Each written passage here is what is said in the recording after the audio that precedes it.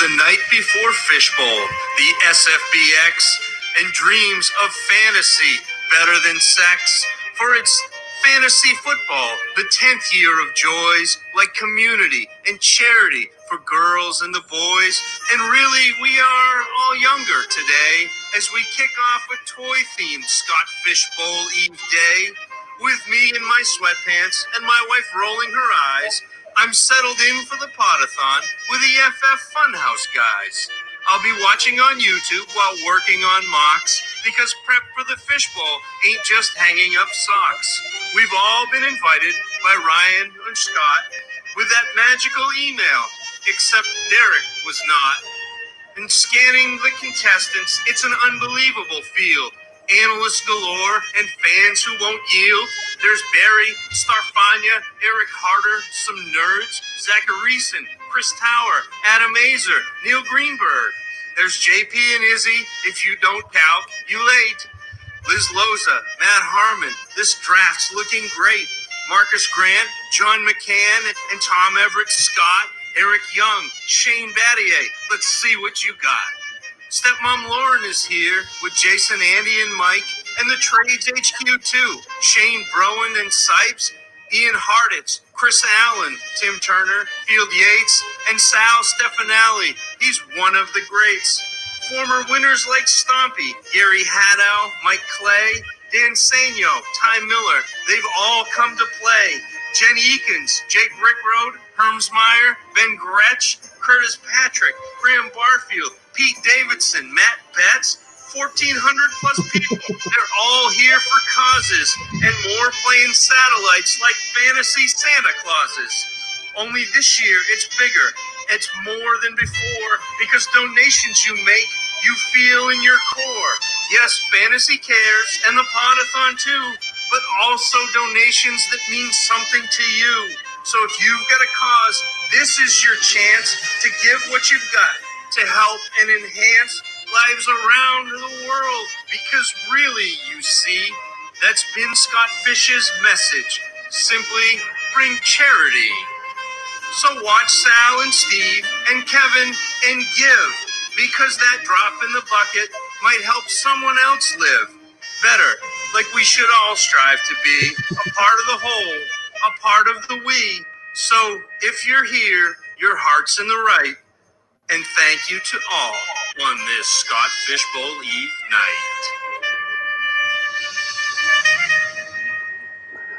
night. Welcome to the 2020 SFB Podathon. Wow, that was a lot longer than I expected. That was from Zach Reed, the Tacit Assassin. Thank you, Zach. Always does wonderful things. Kevin, Steve, you guys did nothing to help me out this year. Welcome to the SFB Podathon. Listen, would you expect any less of us?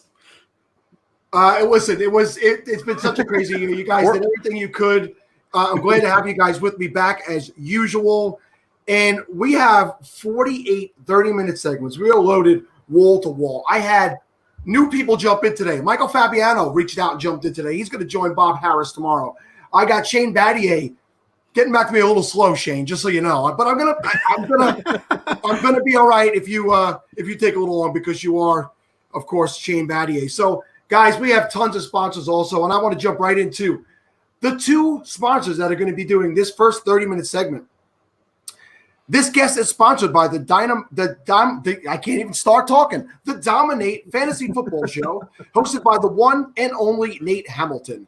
Nate's a grizzled 10-year vet of the fantasy industry, working for sites like the Fantasy Footballers, Fantasy Pros, and Fantrax. Nate lives the grind so his listeners don't have to, and he always backs up his takes with well-reasoned research and analysis. The Dominate Fantasy Football Show will give you that edge over the consensus to help you bring home the title each and every year. Tune into the Dominate Fantasy Football Show on all of the major podcast networks and follow Nate on Twitter at DominateFF today. Zap Draft is a community-first, community-driven fantasy platform, and it all starts with the best of best ball. Founded by Silicon Valley tech and fantasy sports nerds, Zap Draft's mission is to make draft day every day. Zap Draft is taking the best features of season-long, the draft, and your favorite parts of best ball to bring SFB Podathoners a tech-first, user-friendly, and innovative platform that focuses on the community. Zapdraft.com, draft day every day. All right, guys, we are not going to waste any time. We're going to bring in our first guest. Wait. Before Heath Cummings jumps in, I have to ask a question. This is an over-under for the next 24 hours. How many times are we going to mention Cam Newton? Oh, plenty of times, because Cam Newton is my favorite. And I hate the fact that he plays for New England, but we're going to mention him a lot. But all right, sorry, Heath. I didn't mean to steal your thunder. I had to ask. We've already taken up 5 minutes of Heath's time. He's been gracious enough to kick the show off with us. Heath Cummings from CBS Fantasy. How are you, sir? Well, I think the first thing we should do is debate the guy on this shirt, Gardner Minshew, and Cam Newton. That's right where I'm at on my rankings. I got Cam top 15. I've got Gardner Minshew 10 spots higher than anyone else anyway. But, Gardner Minshew or Cam Newton in the Scott Fish Bowl. It's Cam Newton all day long for me. No question. Wow. Hands down, no question. Heath, Kevin is a New England Patriots season ticket holder. Well, it's been a nice decade for you, I guess. I was kind of hoping that your team was going to suck for a while. I know. But they're not. No, they're not. And you know what? In all honesty, a lot of the people that are here kind of wanted them to suck for a year. To be quite honest, like if Brady wasn't going to be here, we all thought, all right, let's take a back seat and get some draft picks and reload. But I guess they thought they had enough to go for it. Well, we know what New England. Steve very rarely talks, Heath. So we're going to that's about the best you're going to get out of me right now. So you better take it while you can. New England has built up everything in the last 20 years that they can afford to take a year and just absolutely suck, and their fans will not care. They're not going to care if they suck for a year. They've built up enough draft stock and stock in the league that they don't care if they're going to suck for a year. So I can understand why they would be okay with that. But now that they've got Cam, I think that they're going to be right back up there again as well. All right, are we done? We're done with the Cam talk now. So Heath, who are you taking? Minshew or Cam? Where are you at? I will take Cam, if only like the tiebreaker in this. It's not really a question of who do you take, Cam or Minshew, because in this type of league, you might want both of them. I do want both of them, and there's no question Cam Newton's going to get drafted before Gardner Minshew. Everywhere you look at ADP, Gardner Minshew's at like QB 23 or something. There was this period in time at the beginning of the offseason where we had to draft Minshew as if Jacksonville might sign Jameis Winston. They might draft a quarterback in the first 2 rounds. They might sign Cam Newton. None of those things happened, and his ADP didn't move an inch. I'll gladly take Cam first, maybe in round 4, and then Minshew will still be there in round 5 or 6. Well, let's look at what we have up on the screen right now. We have somebody who says Carr over both. Now, this is very interesting because I'm seeing a lot of Derek Carr love this year. People thinking that if he, for the Scott Fish Bowl, that is, if he can keep the job, keep Mariota at bay, that Derek Carr is a good choice at a Scott Fish Bowl. What are we thinking on that? He's better than most of the bad quarterbacks. I don't think Gardner Minshew or Cam is bad. But Derek Carr, it does get elevated in this format because of his Tom Brady-esque not throwing down the field. That's something I never thought I would hear in my life is a comparison of Derek Carr and Tom Brady. So I appreciate that. Look, I'm with you. I think that Cam's going to go first, but that's actually I'm an admitted Minshew hater. I'll be the first to say it. I just don't like. I don't know. He's good. He's got the job, so at least there's that, right? You can't miss with him going to be starting for the year. But at the same time, I don't know. He hasn't impressed me, but that's not a bad pair because you can get Minshew so much later. So I'm with you. That's a decent pair in SFB. Just want to point out, guys, which we didn't discuss the donations. The whole reason we're doing this podathon is to bring in money for Fantasy Cares. And I would be remiss if I didn't mention right off the bat that we're over $24,000 raised already for the SFB podathon. Beyond my wildest expectations. Scott did not open his Fantasy Cares link this year, and I think a lot of people came over, and we are the benefit of that. But yeah, Heath, I just want to bring up that you have done some shopping the last couple of years with the money raised by Fantasy Cares. And you last year were the first person to reach out to me to come on the Podathon the minute I opened it up. And this year you responded quickly to come back on again. Tell us your history of working with Scott and doing the stuff with Scott and why it's so important to you. I just feel lucky, and I think most of the people in the industry feel this way, that they get to be associated with Scott.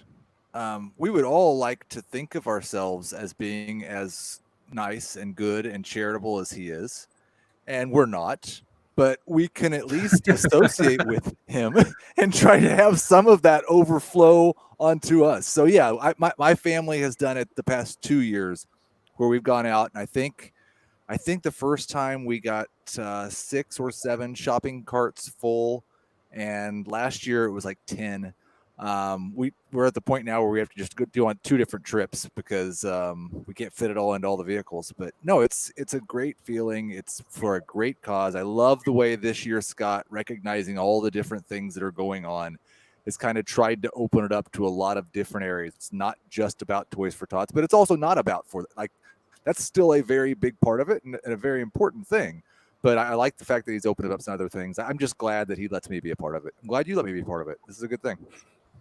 Yeah, no, we're ecstatic that you and some of the bigger people from the known networks come help out us little guys. But it's really about the community and giving back. And now that I did all that stuff, I'll let you guys get back to that SFB talking. I'm going to keep all my stuff close to the vest this year. Well, I just came, the main reason that I responded so quickly is I need someone to help me because I'm quite possibly the worst Scott Fishbowl player in the history of the Fishbowl, at least amongst names that you might, some people might know. I've had terrible luck and terrible decision making on my part. I've decided this year I've not tried to make projections for the Scott Fishbowl. I'm not altering my projections for this format at all. I'm not even going to look at my rankings list. But I had a strategy in picking 6th, and I thought, I will either get one of the 2 top quarterbacks or I'll get one of the big 4 running backs, and I'll have a good second-round pick. I'll feel good about that too. And then I realized I'm going to have to choose between Travis Kelce and Alvin Kamara, and I'm going to choose Portland. Do you have a lean either way? Probably the running back because I know what's going. I've done enough mocks and I've seen enough. ADP doesn't matter, but I know how things are going in 2020 fantasy drafts, and all of the running backs are going to get drafted in the first 3 rounds. And so I'm going to get to round 2, and Tyreek Hill or Julio or Godwin's going to be there, and I'm not going to be able to pass on them. So if I don't take a running back in round 1, I'm probably not taking a running back in the first 5 rounds. So if you get to round 6 and don't have a running back, who do you go with? Who's your targets at that point? Well, that's scary. It's terrifying, and then you just have to just draft nothing but running backs for about 6 rounds. But I think I do think and this is a discussion that we'll have all throughout the rest of the summer. But the time when we decide that you can't do that anymore because all the good running backs are going too early is when it probably makes sense to do it again. There's going to be a bunch of the guys, Damian Williams, Kerryon Johnson, Marlon Mack, that everybody is just assuming is going to lose their job in this abbreviated, maybe not even happening preseason. And I think those guys will probably start off the year okay. And so if you hit on a couple of those and then you have some of the Tony Pollard, Chase Edmonds, Alexander Madison, Darrell Henderson, those guys in the later rounds, you're going to have to get a little bit lucky, but you always have to get a little bit lucky for this strategy to work. I also think Jordan Howard, Matt Breida, Tevin Coleman, also good guys for if you end up in that strategy. So you brought this up, Heath. You mentioned the preseason maybe not even happening with everything that's going on with COVID-19, all of that. Do you expect if there isn't a preseason, do you expect that to have a big impact on any of the players once the regular season does start? If that were to start on time, are you expecting any type of slow starts out of teams because they don't have that very important prep time? I only have theories. We have no experience with this, and I try really hard, even related to the disease itself. We don't know anything at all. So my theory would be that defense is probably going to not be very good if they don't get to tackle. My theory would be that the rookies are probably going to be a little bit slower getting into a full-time role or winning jobs. It might take these rookie running backs a couple of extra weeks and most of them I think will eventually supplant the starters, but it might. You draft Jonathan Taylor in the 3rd round, you might have to wait a month before you really feel great about starting him. And that doesn't feel great with your third round pick.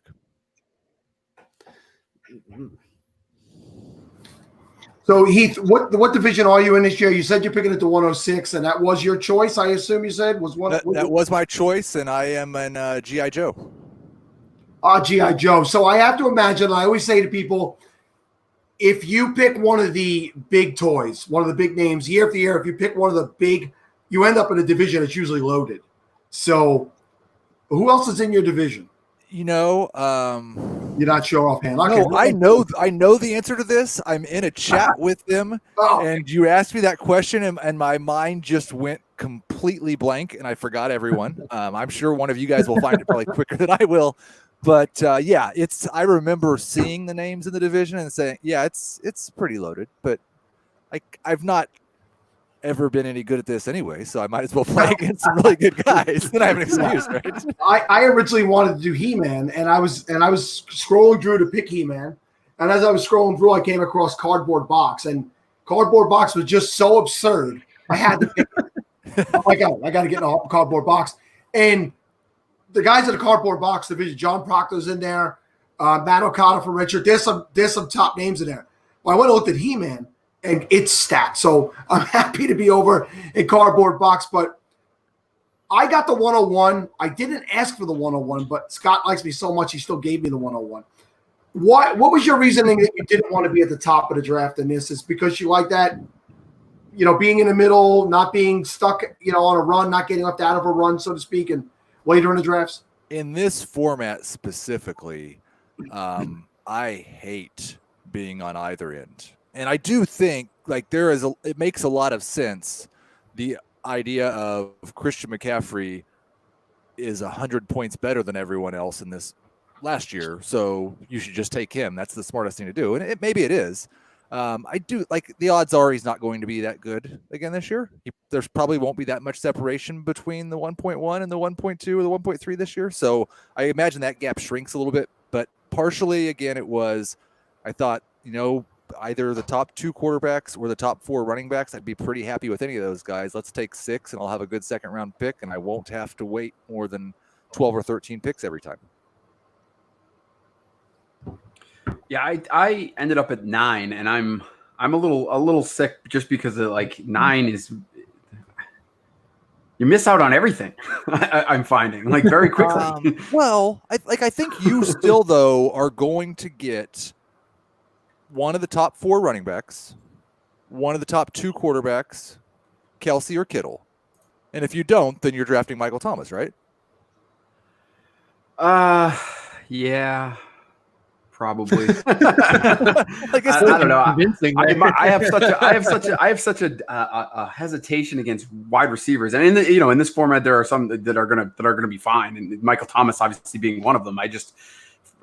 My dynasty brain just takes me away from 1st round wide receivers for some reason. I just hammer running backs constantly, and that's just me. I think the first I went a little risky. I think in the first mock I did and took Dalvin Cook, and that's scary because because it's scary because who knows if he's going to play. Well, and I try to stay away from the whole injury risk thing and speculating on who's more likely to get hurt than anybody else. But I think Dalvin Cook has to be the most likely guy in the 1st round to get hurt. Yeah, probably. Yeah. But I was looking at McCaffrey, Barkley, Elliott, Kamara, all gone. Mahomes, Jackson, all gone. Mm-hmm. And Travis Kelce was gone. So I don't know. It was Michael Thomas or Dalvin Cook, really, to your point. So I went running back. I feel, and it felt gross.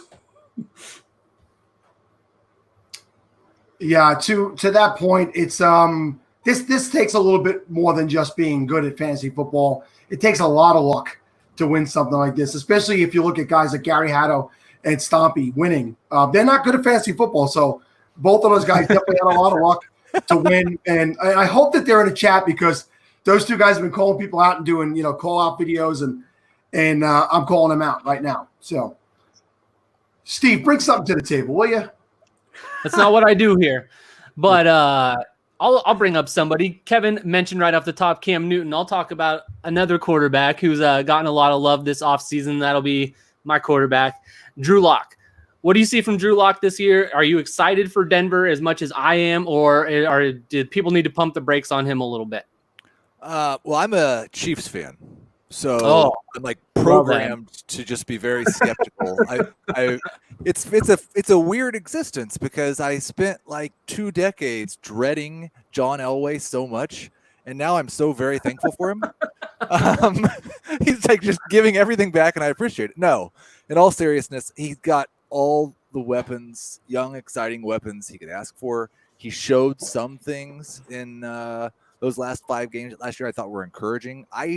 This will maybe get me booed off the show, but I still prefer Minshew to Drew Lock.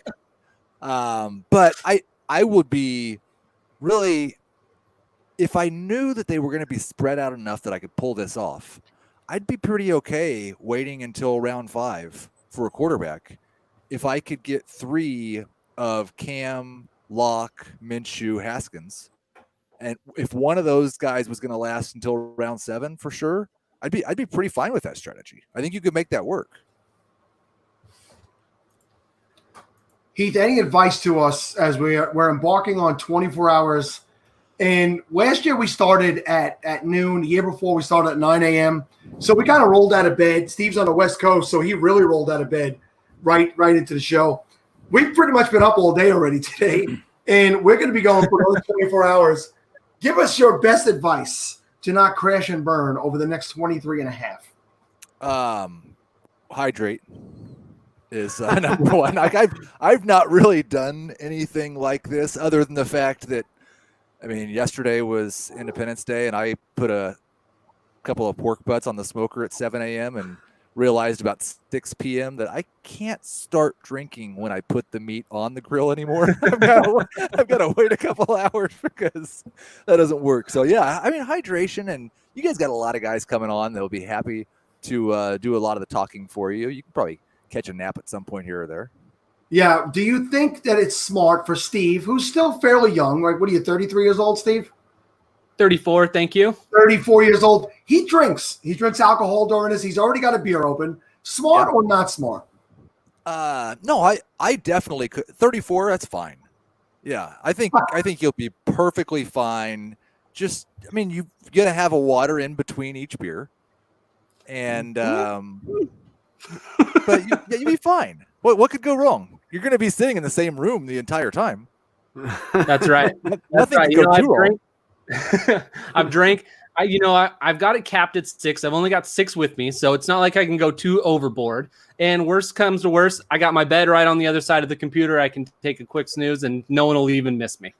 Yeah, I think this is a great plan. Sounds like you thought it all the way through. I can't imagine what could go wrong. If there's anything Steve can do, it's put together a good plan. I have full faith in him for this. Emily Anderson Saul is asking, who's your favorite contrarian pick this year? Man, it's so hard because there's like this industry, and this whole thing kind of shows it how massive it is now. And there's nobody that you guys like that somebody else doesn't also like.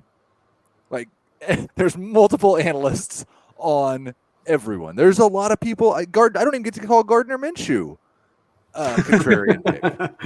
That doesn't work. I think my contrarian take, or maybe it's Damian Williams. I'm not convinced that Clyde Edwards-Helaire comes in and starts week 1. I'm not convinced that he starts unless Damian Williams gets hurt. Now, I think he could still be good in fantasy and a good number 2 running back, but the Chiefs are giving every indication, and literally the dude should be the reigning Super Bowl MVP, so it shouldn't be that contrarian. I think you're going to be happy to have him as one of your starting running backs. What are your feelings on that in Dynasty rookie drafts this year? So who would have been your number 1 running back? I've gone back and forth on this since the draft. Before the draft, it was not much of a question to me. I thought it was Jonathan Taylor. And initially, I don't love it for this year for him because, like, with Clyde Edwards-Helaire, Damian Williams gets hurt and he might be getting 20 touches a game.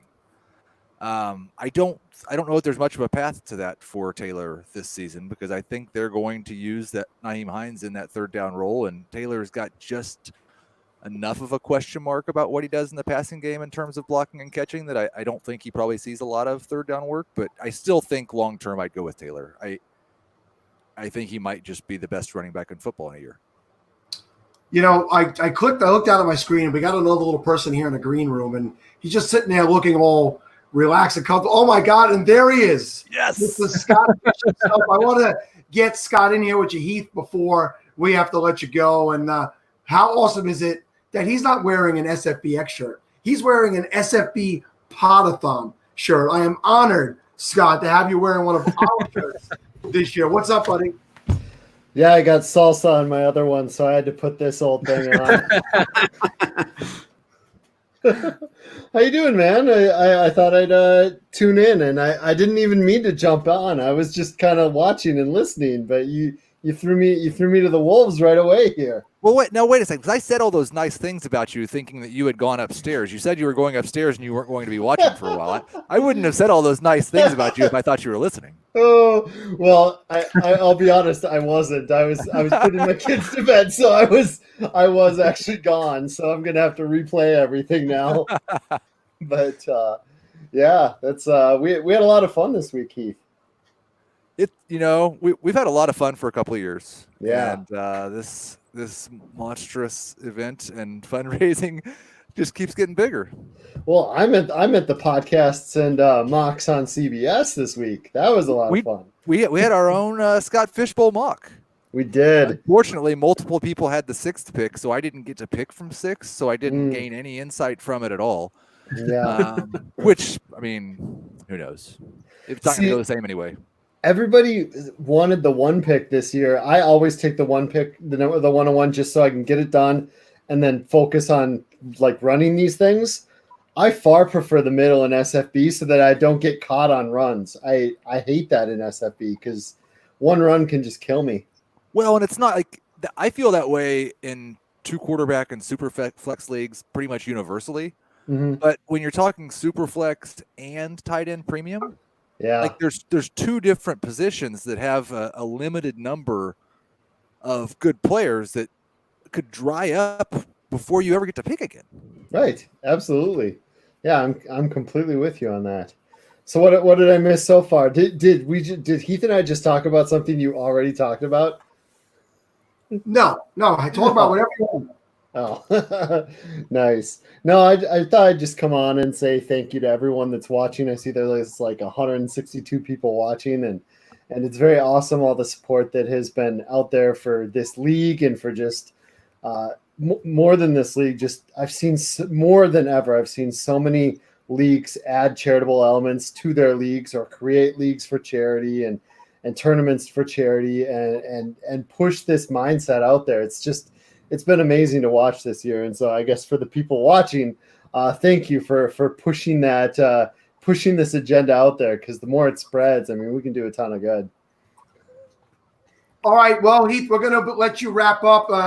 Why don't you give your parting words to the SFB Podathon watchers at home? I'll echo every single thing that Scott said and just say, you know what? Why don't you guys donate a little bit more money? Like, there's no reason. I don't want to seem greedy, but I'm not getting the money, so it's not great. Like, there's no reason for us to stop at 20,000 or 25,000 or 30. Just go, do something big. I agree. Awesome. We always appreciate you coming back year after year. And we'll be following along to see what you guys are doing over at CBS. As always, one of the tops in the industry. And we'll be checking in with you and let us know how your draft is going tomorrow. Tweet at us, and we'll post it. Like we have a bigger audience than you. Tweet at us, so we can post it. Yeah, I'll just tag you guys. If you could just retweet my tweets, so everybody could see my pick. And tell me how terrible my team's going to be in advance this year. Which player is going to hold out or get hurt in the preseason? Looking forward to it. All right, pal. Have a great night. See you guys. Thanks, Heath. Bye, Heath. Later. All right. Well, the next segment is brought to you by yardsperfantasy.com, a game-changing platform with a singular mission: bring fantasy football players closer together. Yards Per Fantasy believes fantasy football is more than a game. It's about the people. Yards Per Fantasy wants to give players of all experience levels a place where they can learn strategy, player value, and a chance to connect with each other. Yards Per Fantasy offers superior content via the Feed Me Fantasy podcast, articles, rankings, and YouTube videos that cover Dynasty, Redraft, Devy, and DFS. Follow founder Alex Johnson at _JohnsonFF and visit yardsperfantasy.com, where fantasies are measured in yards. It's also brought to you by FanDuel and Draft. I'm sorry, I screwed that up. See, Sal, you're not the only one to screw up. This is great. Are you part of the 90% of FanDuel and DraftKings users that lost money last year? Occupy Fantasy co-founder Brian Jester wasn't one of them.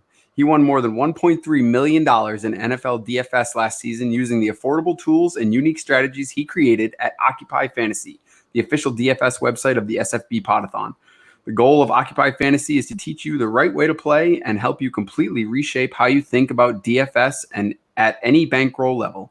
Subscribe to Occupy Fantasy for their informative ebooks, live player models, daily write-ups, and soon-to-be-released smartest lineup builder in the industry. Visit OccupyFantasy.com today. So I'm waiting on Evan Silva. I did hit him up. He did know that he was coming on at this time.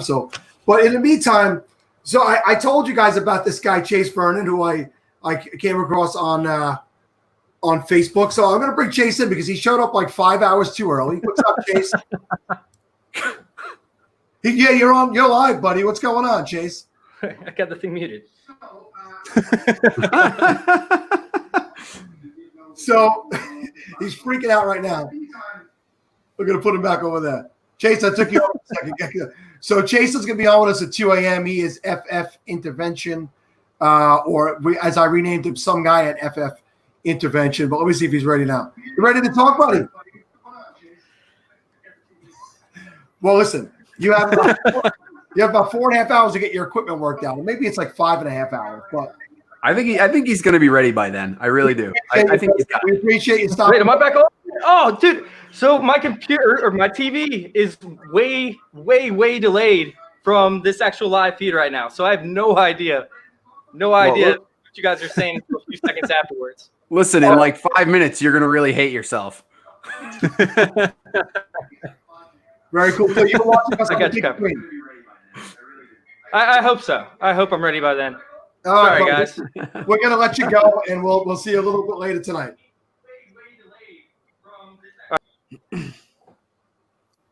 All right, guys. We got the green screen again.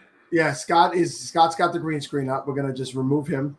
And well, I hope Evan shows up before the half hour is up, but this gives us a little bit of time, guys, to do what we normally do at the kick at the top of the show. And that is to talk about SFB, about this podathon and what we do. Guys, we just talk about Steve's chops. Oh, Evan's here. We don't have to talk about it because Evan. Oh, good. Thank God. We'll get to him. Yeah. We'll get to him, guys.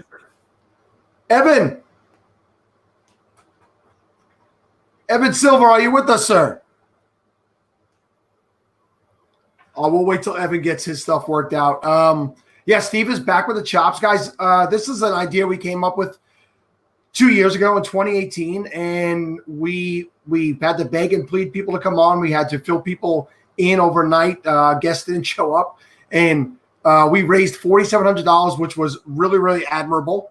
And last year it got a little bit bigger, and we raised $6,200, and it's absolutely insane what happened this year. We might be over $25,000. The thing is going off so often, I don't have the time to stop and look at it. But did you ever think that 2 years ago that in this short of a period of time, the SFB Podathon would become literally a staple as part of this event. No, I mean, for sure, I did not think that, when you, and full credit to Sal, because Steve and I can't take any of the credit. Sal came to us and said, hey, I think I'm going to do 24 hours on a pod. And then almost immediately after said, by the way, you guys are going to do 24 hours on a pod. And it wasn't really even a question. It was more just, we're going to do this. So full shout out to you, Sal. But no, I mean, when you said that and when we got to the first, through the first one, with 4,700, I was just amazed at the outpouring of people that were willing to donate. We had people coming in and donating regularly throughout the night. We kept kind of moving the bar with the goal because I think we thought we were going to raise like 3,000, and then it was 3,500, and then we fell just short of that $5,000 mark. So it was awesome. But I don't know how anyone could have predicted this. So. No, Kevin definitely said it. Sal puts in a ton of work in this year. He knew that Kevin and I were worthless, so he enlisted some help from some other guys, Tim Torch and Dave Wright. Those guys had also done a ton of work for this year, so a huge shout out and thank you to them. But yeah, it's just absolutely amazing to be scrolling through Twitter and randomly seeing SFB Podathon popping up over and over and over again, and just to be a part of it, is really amazing. It's one thing a year, or that I absolutely 100% make sure that I've got all my ducks in a row to make sure that I can be available for this, because it does such a good thing for the community. I know our podcast that we have, the Fantasy Football Funhouse, last year, we all got super busy. We weren't able to do that as often or, basically ever, save for the Festivus show that I wasn't even on. So, I mean, this is something that's obviously very, very important to us. And I just it is awesome to be able to be a part of it. Dingus just posted we're $96 shy of $25,000. So, I mean, we have a legitimate shot by the end of this 24 hours to be over $3,000, because we've almost gained $6,000 today alone. So to even be thinking about $30,000 and how we're going to be able to donate that to the Fantasy Cares for Toys for Tots and then the Equal Justice Initiative, that is absolutely amazing. And I, again, just am happy that I get drugged along, even though I'm being drugged through the 24 hours during the Podathon. I'm happy to be here. Was there any doubt that Sal was going to put up a post that just had hearts in his own name at some point tonight? Well, you can always guarantee that Kareem, that's Mr. Showtime 2144, Kareem will show his love for me throughout the 24 hours. That's my man. It's a little disturbing, in fact. Brother Roz said, don't forget the FF_Spaceman. Some of us got drilled by him. That is David Wright, or Dave Wright, not David Wright. That's Dave Wright. And Steve did mention him. Dave has been tremendous. So let's see. We got Evan back up again. And let's see. Evan, are you there? Hey, can you guys hear me? We can, sir. How are you? All right, good. I would flip on my video, but I'm driving right now. So. Oh, okay. Well, be safe for sure. Yeah. But no, it's good to be on with you guys. And I don't know, for whatever reason, I couldn't make it happen last year, but I'm really glad that we're able to do it this year. And let's talk some ball. Yeah, absolutely. So Evan Silva of Establish the Run, establishtheRun.com, doing amazing things. Evan, it's a year into that business, and while it's been a different kind of year these last few months, how are things going over at Establish the Run? Is everything you thought it would be when you ventured out on that a year ago? Yeah, I mean, everything and more. The best decision of my life, and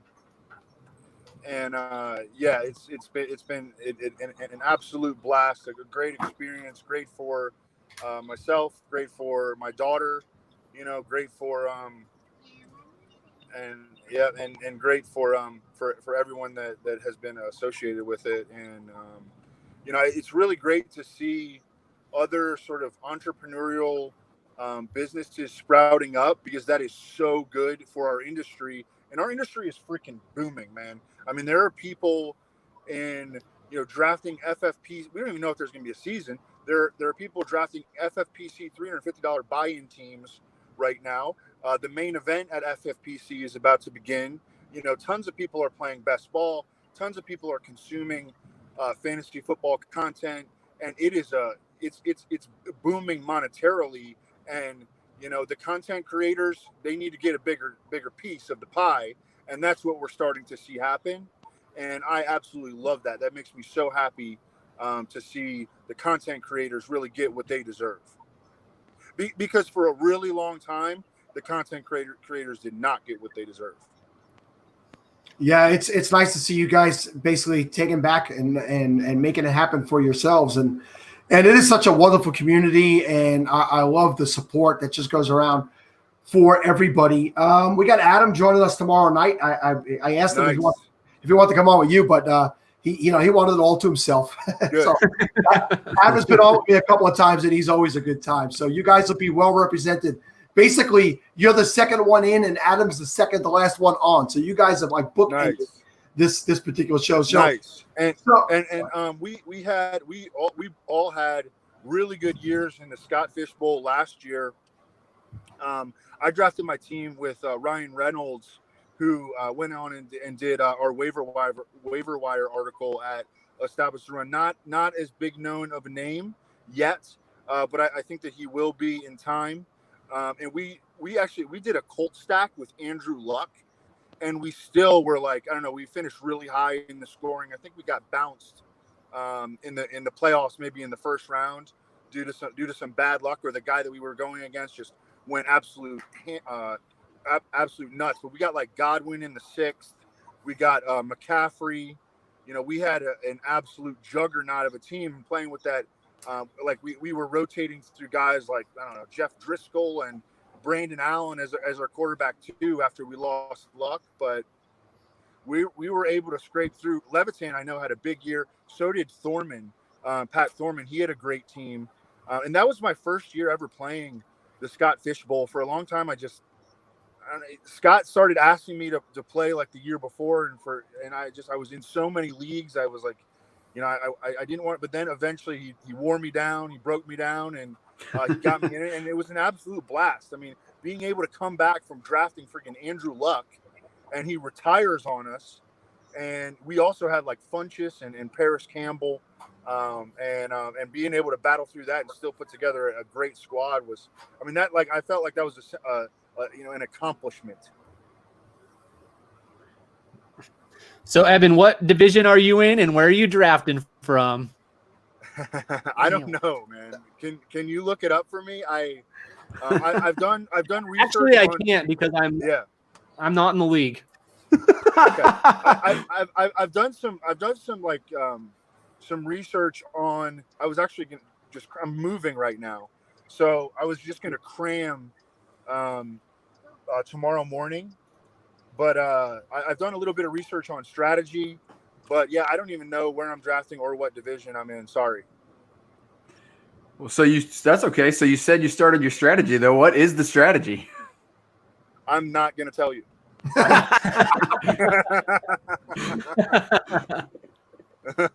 Well, all right. It's fun having you on. We can talk players.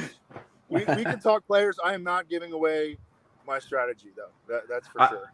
I don't blame you there. If you you got a strategy, you hold on to it, because I don't think any of us do anyway. So okay.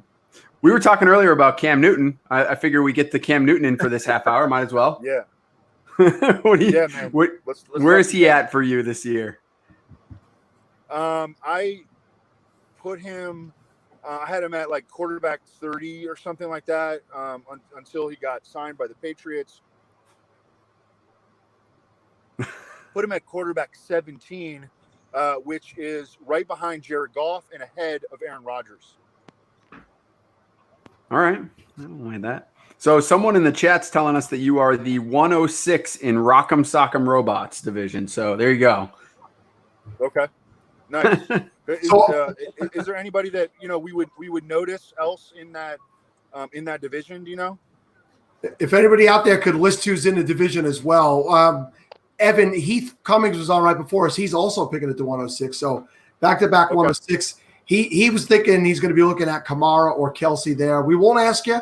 I won't ask you who you would pick out of those two guys, but that seems to be the consensus, because the top four guys or the top five guys sound like they're going to be in some order of McCaffrey, Zeke, Barkley, Lamar Jackson, and Patrick Mahomes. That seems to be the consensus. Okay. So you're probably looking at one of those two guys in that spot. And it makes it interesting because of the tight end premium that Scott puts into these leagues. heavily values guys like Kelsey, who he was equivalent to a wide receiver 3 last year. All right, so let's see. Wait. Travis Kelsey was equivalent to a wide receiver 3 last year? The wide receiver 3. The wide receiver overall. Okay. Yeah. Okay, I was like, whoa, that would be a massive strategy, sort of, an element of strategy there if that were true. But yeah, all right, yeah, that sounds about right. And Kelsey didn't even score that many touchdowns. He had 5 touchdowns, and know that's going to positively regress. I think Kittle is going to go absolute bonkers this year. I mean, just a monster year where he scores like 14 touchdowns. Evan, is there any low key tight ends that you would think might be later on in the draft that you'd be taking a shot on if you do miss out, or if you do wait on tight end? Who might you be looking at a little later down the line? Yeah, there's a bunch of them. I mean, there's a big group of tight end 2s and tight end 3s that I love. I like Irv Smith. I like Blake Jarwin. I really like Eric Ebron. I mean, you could get him in every draft easily. He's like, his ADP is like tight end 22. He's going to score, I think, 8 or 9 touchdowns with the Steelers. Ian Thomas, I think, he's a really good athlete, and he's been good in his spot starts historically whenever Greg Olsen was out. The list goes on and on. I think that there's a great group of tight end 2s and tight end 3s that that's really the argument against taking Kelsey or Kittle. They're so special though that they're like, almost, unto their own tier almost, that you can take them and then you don't have to take another tight end for, a really long time. You might not have to take another tight end at all. But I in my drafts, like if I take like Zach Ertz in like the 4th, which I've done and then felt really good about it, and then by the end of the draft, like I'm like, I wish I would have just not taken Ertz and waited and taken Ian Thomas and Irv Smith, or Blake Jarwin and Irv Smith, or whatever, and my team would have turned out better. So I'm really big on that big cluster of tight end 2s and 3s. Yeah, we had a couple of people checking into the chat with Jarwin and Janu Smith, and we got another Jarwin season. So people like him. There's a Gazeki. I held up a picture when you mentioned Kittle going off this year. I have an autographed picture of Evan Ingram here, which, by the way, that's going to be a prize given out to somebody who donates to this podathon. It was donated by someone. Where do you see a guy like Ingram, Evan Ingram, if he could get healthy this year? Yeah, I had him jumping into the upper echelon last year, going into that season, and he looked like he was off to that start, and then just can't seem to stay healthy. So, do you feel like if he stays healthy, he could make that leap? Oh yeah. I mean, he's 240 and runs 4.4, and when he's been healthy, he's been very productive. He's a dynamic playmaker. He's just a big wide receiver, and if he's used correctly, that's really the thing that scares me about the Giants, is that Jason Garrett is their play caller, and how is he going to design plays? And they're undergoing a lot of like coaching staff change in a year where there are no OTAs, there's no June mini camp, there's how many preseason games are we going to get? 1? I know they said the league said 2, but then the players were like, no, we don't want to. So, and they're going to be essentially learning a new offense in Zoom conferences. So that scares me a little bit. I mean, you need to practice, man. Like, how does anybody get better in this league? Like, they form rapport with each other, and it's like the ultimate team sport. And removing practice from the equation is really, really scary for teams that lack continuity. So, Evan, we were talking to Heath about how he is so much higher on Gardner Minshew than everybody else. Who is somebody that you see, blowing up that everybody's talking about that you are so much far lower on than everybody else? Someone that I am way higher than consensus on? Someone that you're way lower, that where the consensus seems to be way lower? going way higher than it should. Yeah. Leonard Fournette, I don't know what people are thinking, like with Leonard Fournette, because he goes in the third round every single time that I'm in a draft. I'm like, he's not on my list until like the 7th round or something, because I mean, he's in just the worst spot that you could ever think of. Another offense that lacks continuity at offensive coordinator. 5 minutes.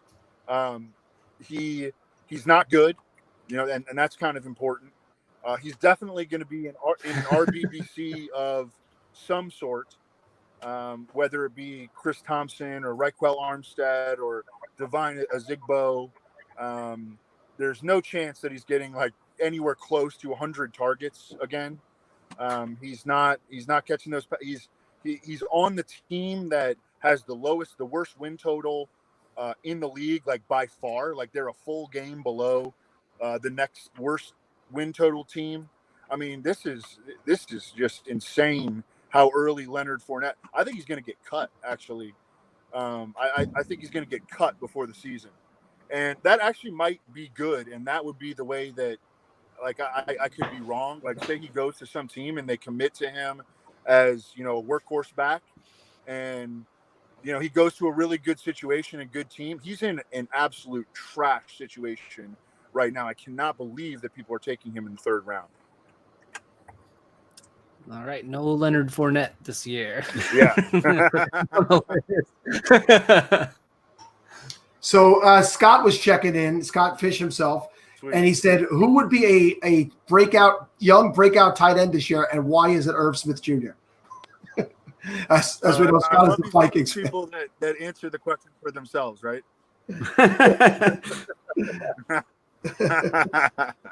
Good stuff from Scott.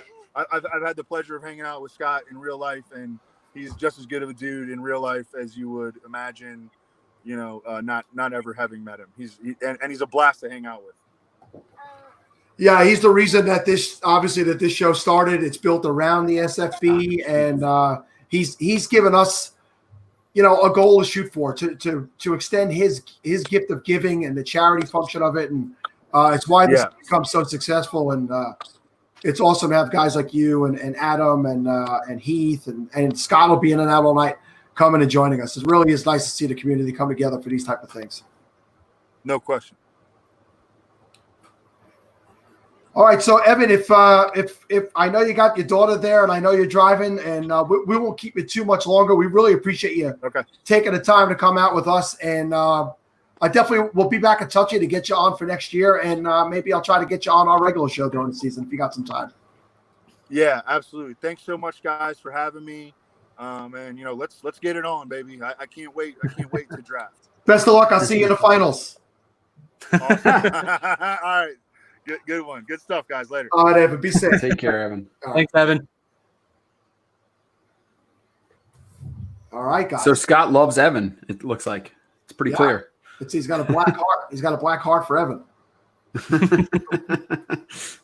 So that was good. Man. I didn't want to keep Evan. I knew his daughter was in the background and he was driving. I wanted to make sure that he was safe. And hey, checking in, Waz, checking in with us. What's up? Hey, studs. What's up, Waz?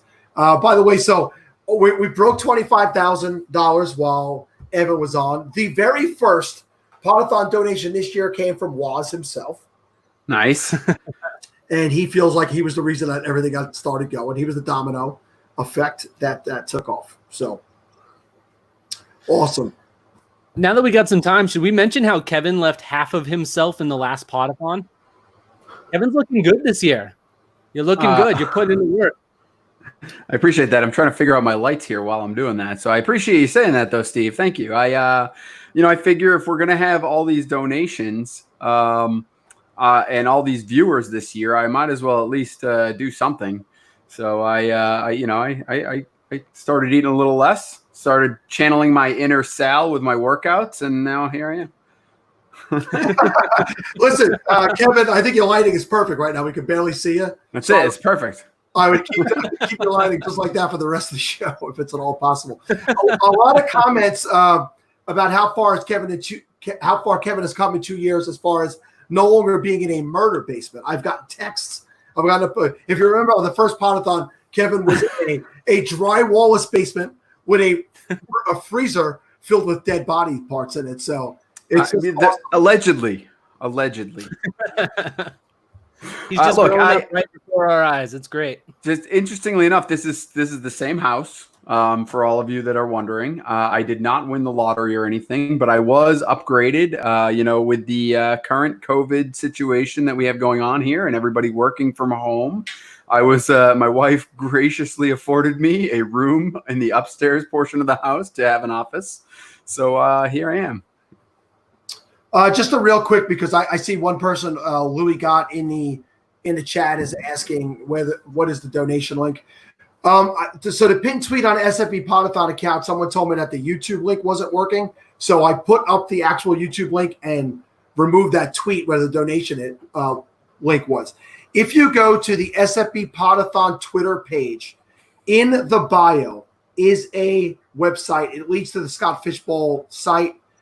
It has our entire list of all our guests for the next 23 hours, and a donation link is there as well. So go to SFB Podathon or even Salito FF, my account, and the links are there. I believe it's up on Steve's page, at Sid Skeet, in the pinned tweet, and I don't know what the hell Kevin does on his page. So I'm getting called in. Hold on. We're getting called in by this guy right here. Can you hear me okay? Yes. All right. I'm going to make it so scottfishbowl.com/podathon goes right to the donate, or scottfishbowl.com/donate. We'll go straight to the donate link. I'll do that right now. Okay, fantastic. So if you heard that, Scott's going to do that right now. scottfishbowl.com/donate. I'll just do that now. All right. All right. Have a good one. All right, guys. So just a few more minutes. We're going to be bringing on Curtis Patrick from RotoViz. I had a question here, and I wanted to get to it before we moved on, because I would draft. That was not it. I would draft Fournette with Sal's last pick. Guy is a total sucker bet this year. That's Josh, and he's in my division. All right. So, guys, Steve Munger is asking, for those of us in the SFBX satellites, could you talk about how the best ball format might change the draft strategy versus what we're going to be doing in the main tournament? Thanks. So, guys, as we know, the satellites this year will be best ball, and that's just to make it a little bit easier for the guys preparing them. And, Steve, what would you do differently in the best ball as you would opposed to in the normal Scott Fishbowl? Well, best ball is obviously very different. So you can take bigger chances on guys like your boomer bust guys like Will Fuller. Will Fuller, I know, is a very popular guy in SFB with the departure of DeAndre Hopkins from Houston this year. But in a best ball format, he really, really, really boosts the value of your team. Now, because of him being valued a little bit higher this year because of DeAndre Hopkins not being there, that also could make him a little more risky, because we all know that he has had a ton of injury issues. And so you might be able to, pass on someone like him and look for someone else a little later in the draft. It really changes, going from best ball and doing a regular draft are usually so much different. But in SFB, you need those big scoring guys. You need those guys. And so I'm not entirely sure that there is as big a difference this year between those two because of the scoring, because of how crazy it is.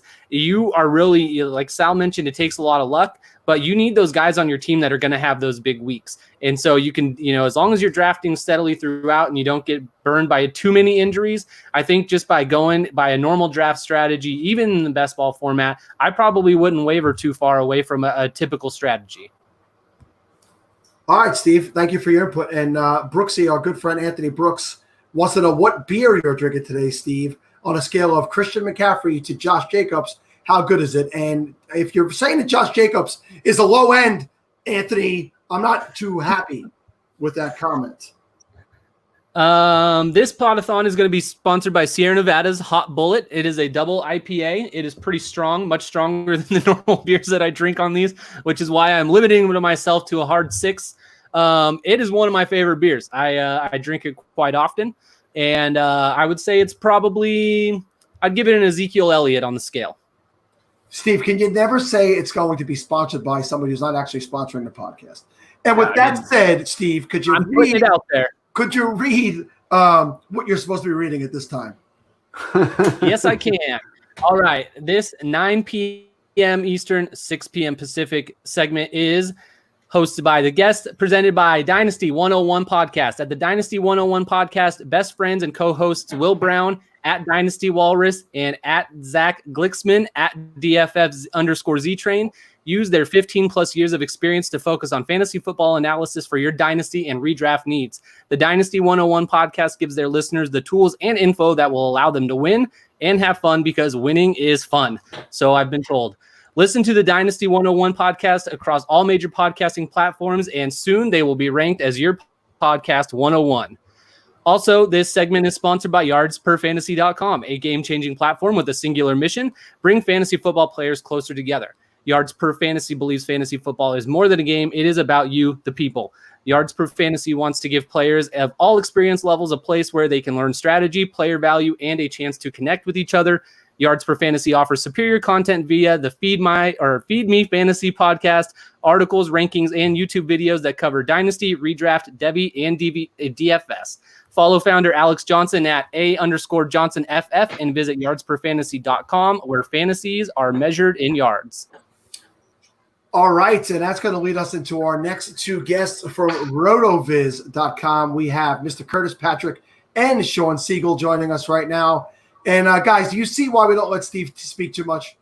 The hot bullet, that sounds atrocious. I would never put anything called a hot bullet in my mouth. But hey, Anthony, I saw you were asking about the beer. Once you're trading the beer for a bourbon, I got some bookers going tonight. Ryan McDowell dropped it off to me when I saw him a couple weeks ago. So anyway, hey, thanks so much for having us on, guys. It's a real privilege. No, I mean, we're excited that you guys answered the bell. You know, it's good to have you guys on, and we got Rotoviz represented throughout the Podathon. We got you guys being followed up with another group of guys, and then Colm Kelly will be with us tomorrow. Colm was with us back for SFB Podathon 1 a couple of years back. Wow. On the overnights, because we try to get all those foreigners on in those nights where that's the overnight when everybody's sleeping. So Colm is he's an awesome dude, very knowledgeable dude. We're happy to have him back. Michelle is asking, what is the record for the amount of money raised by the end of the Podathon? This is it, Michelle. We've already got there. We have listen. Tripled. We're going into quadrupling. This is insane what we have done this year. And I want to give a shout out to Curtis for a tweet he put out about an hour before the Podathon, where he wanted to be the guy who brought us over 20,000, and we blew past it. So he said, I want to get $1,000 raised on our segment. He put up the first 250. And I think within 10 minutes. Hey, we've got 1275 so far by my count. So let's just go for $2,000, guys. Double it up. Rotoviz, we help you double your money. So just give a little bit back. I'm sure, the guy next to me here on your panel, Sean Siegel's won some money for you with his great advice over the last 5 or so years. If you've been subscribing to the site. So just give a couple bucks back for the kids. We'd appreciate it. $2,000. Let's go. Yeah, that's a great point. Go ahead, I mean, you're making the money, so I mean, the least they could do is give some of it back. That's a great point. We should be pointing that out all night, because everyone that's coming on tonight, I mean, they've all made people money. I like it. Presumably. Well, hey, in this segment, I can say that that's true. That's right. Right now, it's true. Why don't you guys give us a quick rundown of what goes on over at Rotoviz and what you guys have going on specifically for the Scott Fish Bowl? Let me kick it to Sean for that, man. Well, we've got all kinds of great stuff right now. If you've been following, Blair has put out, and Blair's going to be on the next segment. He's my co-host on Rotoviz Overtime. Does a fantastic job. He carried that podcast, so definitely folks be looking forward to him. Blair's got several apps up on the site right now. He's got Scott Fish Bowl Explorer. You can go through, you can look and see what all the different players have scored at different positions with this scoring. So if you want to figure out how the quarterback's going to do now compared to, where you might think they would go in a different format, you can look that up. You can see some of the negatives. We had Scott on Overtime the other day talking about some of the big negative scores the quarterbacks can put up. So look at that. We've also added Fish Bowl scoring to our Win the Flex tool, which allows you to see how players score by ADP. So if you want to beat ADP, or where you think guys are going to go, this is a tool that'll help you do that. Sean, you got a big fan club in the chat. We got Sal Stefanali checking in with, holy shit, it's the Sean Siegel. We had someone else saying you've been killing it for a lot longer than that, and very cool. We're happy to hear all that stuff. Curtis, you and I are both in the 101 chat. In fact, you started and brought it over to Discord because there was so many people we went past 50 in the regular Twitter chat right away. So we are just loaded with the who's who in fantasy football. I said I could have booked this entire podathon just based on the people that are in that 101 chat. Yeah, that's. I mean, we've even got the man himself, Matthew Berry, all the way up to the tippy top in the chat. So it's been really fun seeing everyone's different ideas. Mike Beers, another Rotovizian, has been really active in there, sharing his thoughts, and of course, a couple of them are contrarian. You know, we started that discussion, and everyone was looking for the reason not to draft Christian McCaffrey in this format with the points per first down, and Mike's made some pretty interesting points that even with less than 24 hours to go before the draft at this point, I'm only 90% sure what I'm going to do. We've done some mocks, of course, you know, a lot of different people in the industry putting those up. And I wish my mock could be my real team. Isn't that the way it always goes? Because I took CMC at 101, and then I was able to hit Drew Brees and Deshaun Watson at the 2-3 turn. And I just feel like I could log out if that happened. And the real thing, but there's no way. I've been scouting my division, as I'm sure you know many listeners have, and all of you probably have. And this Rubik's Cube division is going to be a tough one. So I doubt they're going to make it that easy on me. Sean, what division are you in? I'm over. I got the 109. I'm in. I believe the. I'm in the Vortex division, so that's going to be certainly a challenging one as well. Yeah, Kevin. So Sean, I'm 109 as well. And I'm lost. What are you doing? What are you doing at 9? Well, I think at the 9 spot here, it's kind of a fun one. One of the things I always like to do in the fishbowl is to grab some guys that I don't normally get, and because of the scoring here, I think you can do that, right? And so we're in a situation we potentially can go tight end. We can get some of those quarterbacks if they fall. It'll be interesting to see because we know that running backs can really dominate in this format. If they get those carries, they get those first downs. But I'm going to be looking to go in a little bit different direction, see if I can get some of those top tight end QB combinations. Hassan had a great article on the website for us looking at some of those contrarian types of plays that you can do. Obviously, we had a little bit of a branded element there with showing how you could use your running back in this format, especially if you have one of those picks, I think, where we are more toward the end. Yeah, so I was mentioning earlier when we talked that it was, you know, for me it's tough because you see the top 4 running backs go, maybe 5 if you're including Kamara, and then you see Mahomes and Jackson go, and then probably Kelsey, right? And so that's why like 109 for me is super hard because I think like I'm lost there. Maybe it's Kittle. Is Kittle the guy? I mean, but that's where it gets tough for me. So I think that's why I'm struggling so much at 9. But I think you're right. I don't think I've ever taken a tight end in the first round. I think on another podcast I mentioned I probably wouldn't take a tight end in the first round, but might have to there with Kittle. Kittle would be a great selection. I think the 49ers are going to pass a little bit more. Certainly with Samuel out, you could see even more of that going to Kittle. Well, we could see a record-breaking type of season from him. And if we do, I mean, he'll put up huge numbers in this format. So we got a question coming in from Sal Stefanali. Question for Curtis and Sean. Who's the best backup QB to draft late? And Alex Smith does not count. Alex Smith, yeah. Okay, so we'd be talking like presumably, I mean, well, we could go outside the top 24 if we presume that everybody's going to, you know, start a quarterback in one of the flex spots. So right on the borderline, I really love Gardner Minshew. He's going to probably be in the 23 to 26 range, I think, in most of the mocks that I've seen. I think he's sneaky with the legs. I think he has a real chance to take a step forward. The Jaguars have added a number of additional weapons, including one that Sean and I are very high on in Laviska Shenault. I think DJ Chark can take another step forward. Tyler Eifert comes in already knowing the Jay Gruden offense, and I think we'll be able to help translate some of that, as well as Chris Thompson, another former Jay Gruden player there out of the backfield. So I like Minshew to take another step forward. Always been a very accurate quarterback. I think there's a chance that, you know, he could take a step forward in that category as well. Yeah, Cam Newton kind of creeps in, right, with the points per first down, but I'm a little weary of how much he'll run. And, you know, he's never been the big 66, 67% completion rate guy, which is really important with the way that Scott has, you know, concocted these scoring settings this year. So I would have to go like on sneaky level with completion percentage, maybe like a Teddy Bridgewater if he's outside the top 24. could add a little bit of utility there. Sean, you got anybody that I didn't mention? No, I was just thinking if we're looking at pure backups, at the very end of the draft, then you have Andy Dalton suddenly gets to be pretty interesting. If anything should happen there, the weapons he has. I was hoping that he would be the guy that ended up with the Patriots, but obviously now still in a very good situation if something should happen. Well, trust me, as a Raiders fan, I was hoping that Cam would be the guy that ended up with Vegas. Man. So Cam in Vegas would have been that would be poetry. Wasn't it? I would love it. Evan, I don't understand how they let that get away. I don't know, Matt. Did you see the pictures of him arriving in Foxborough? He's wearing like a jumper that looks like prison stripe.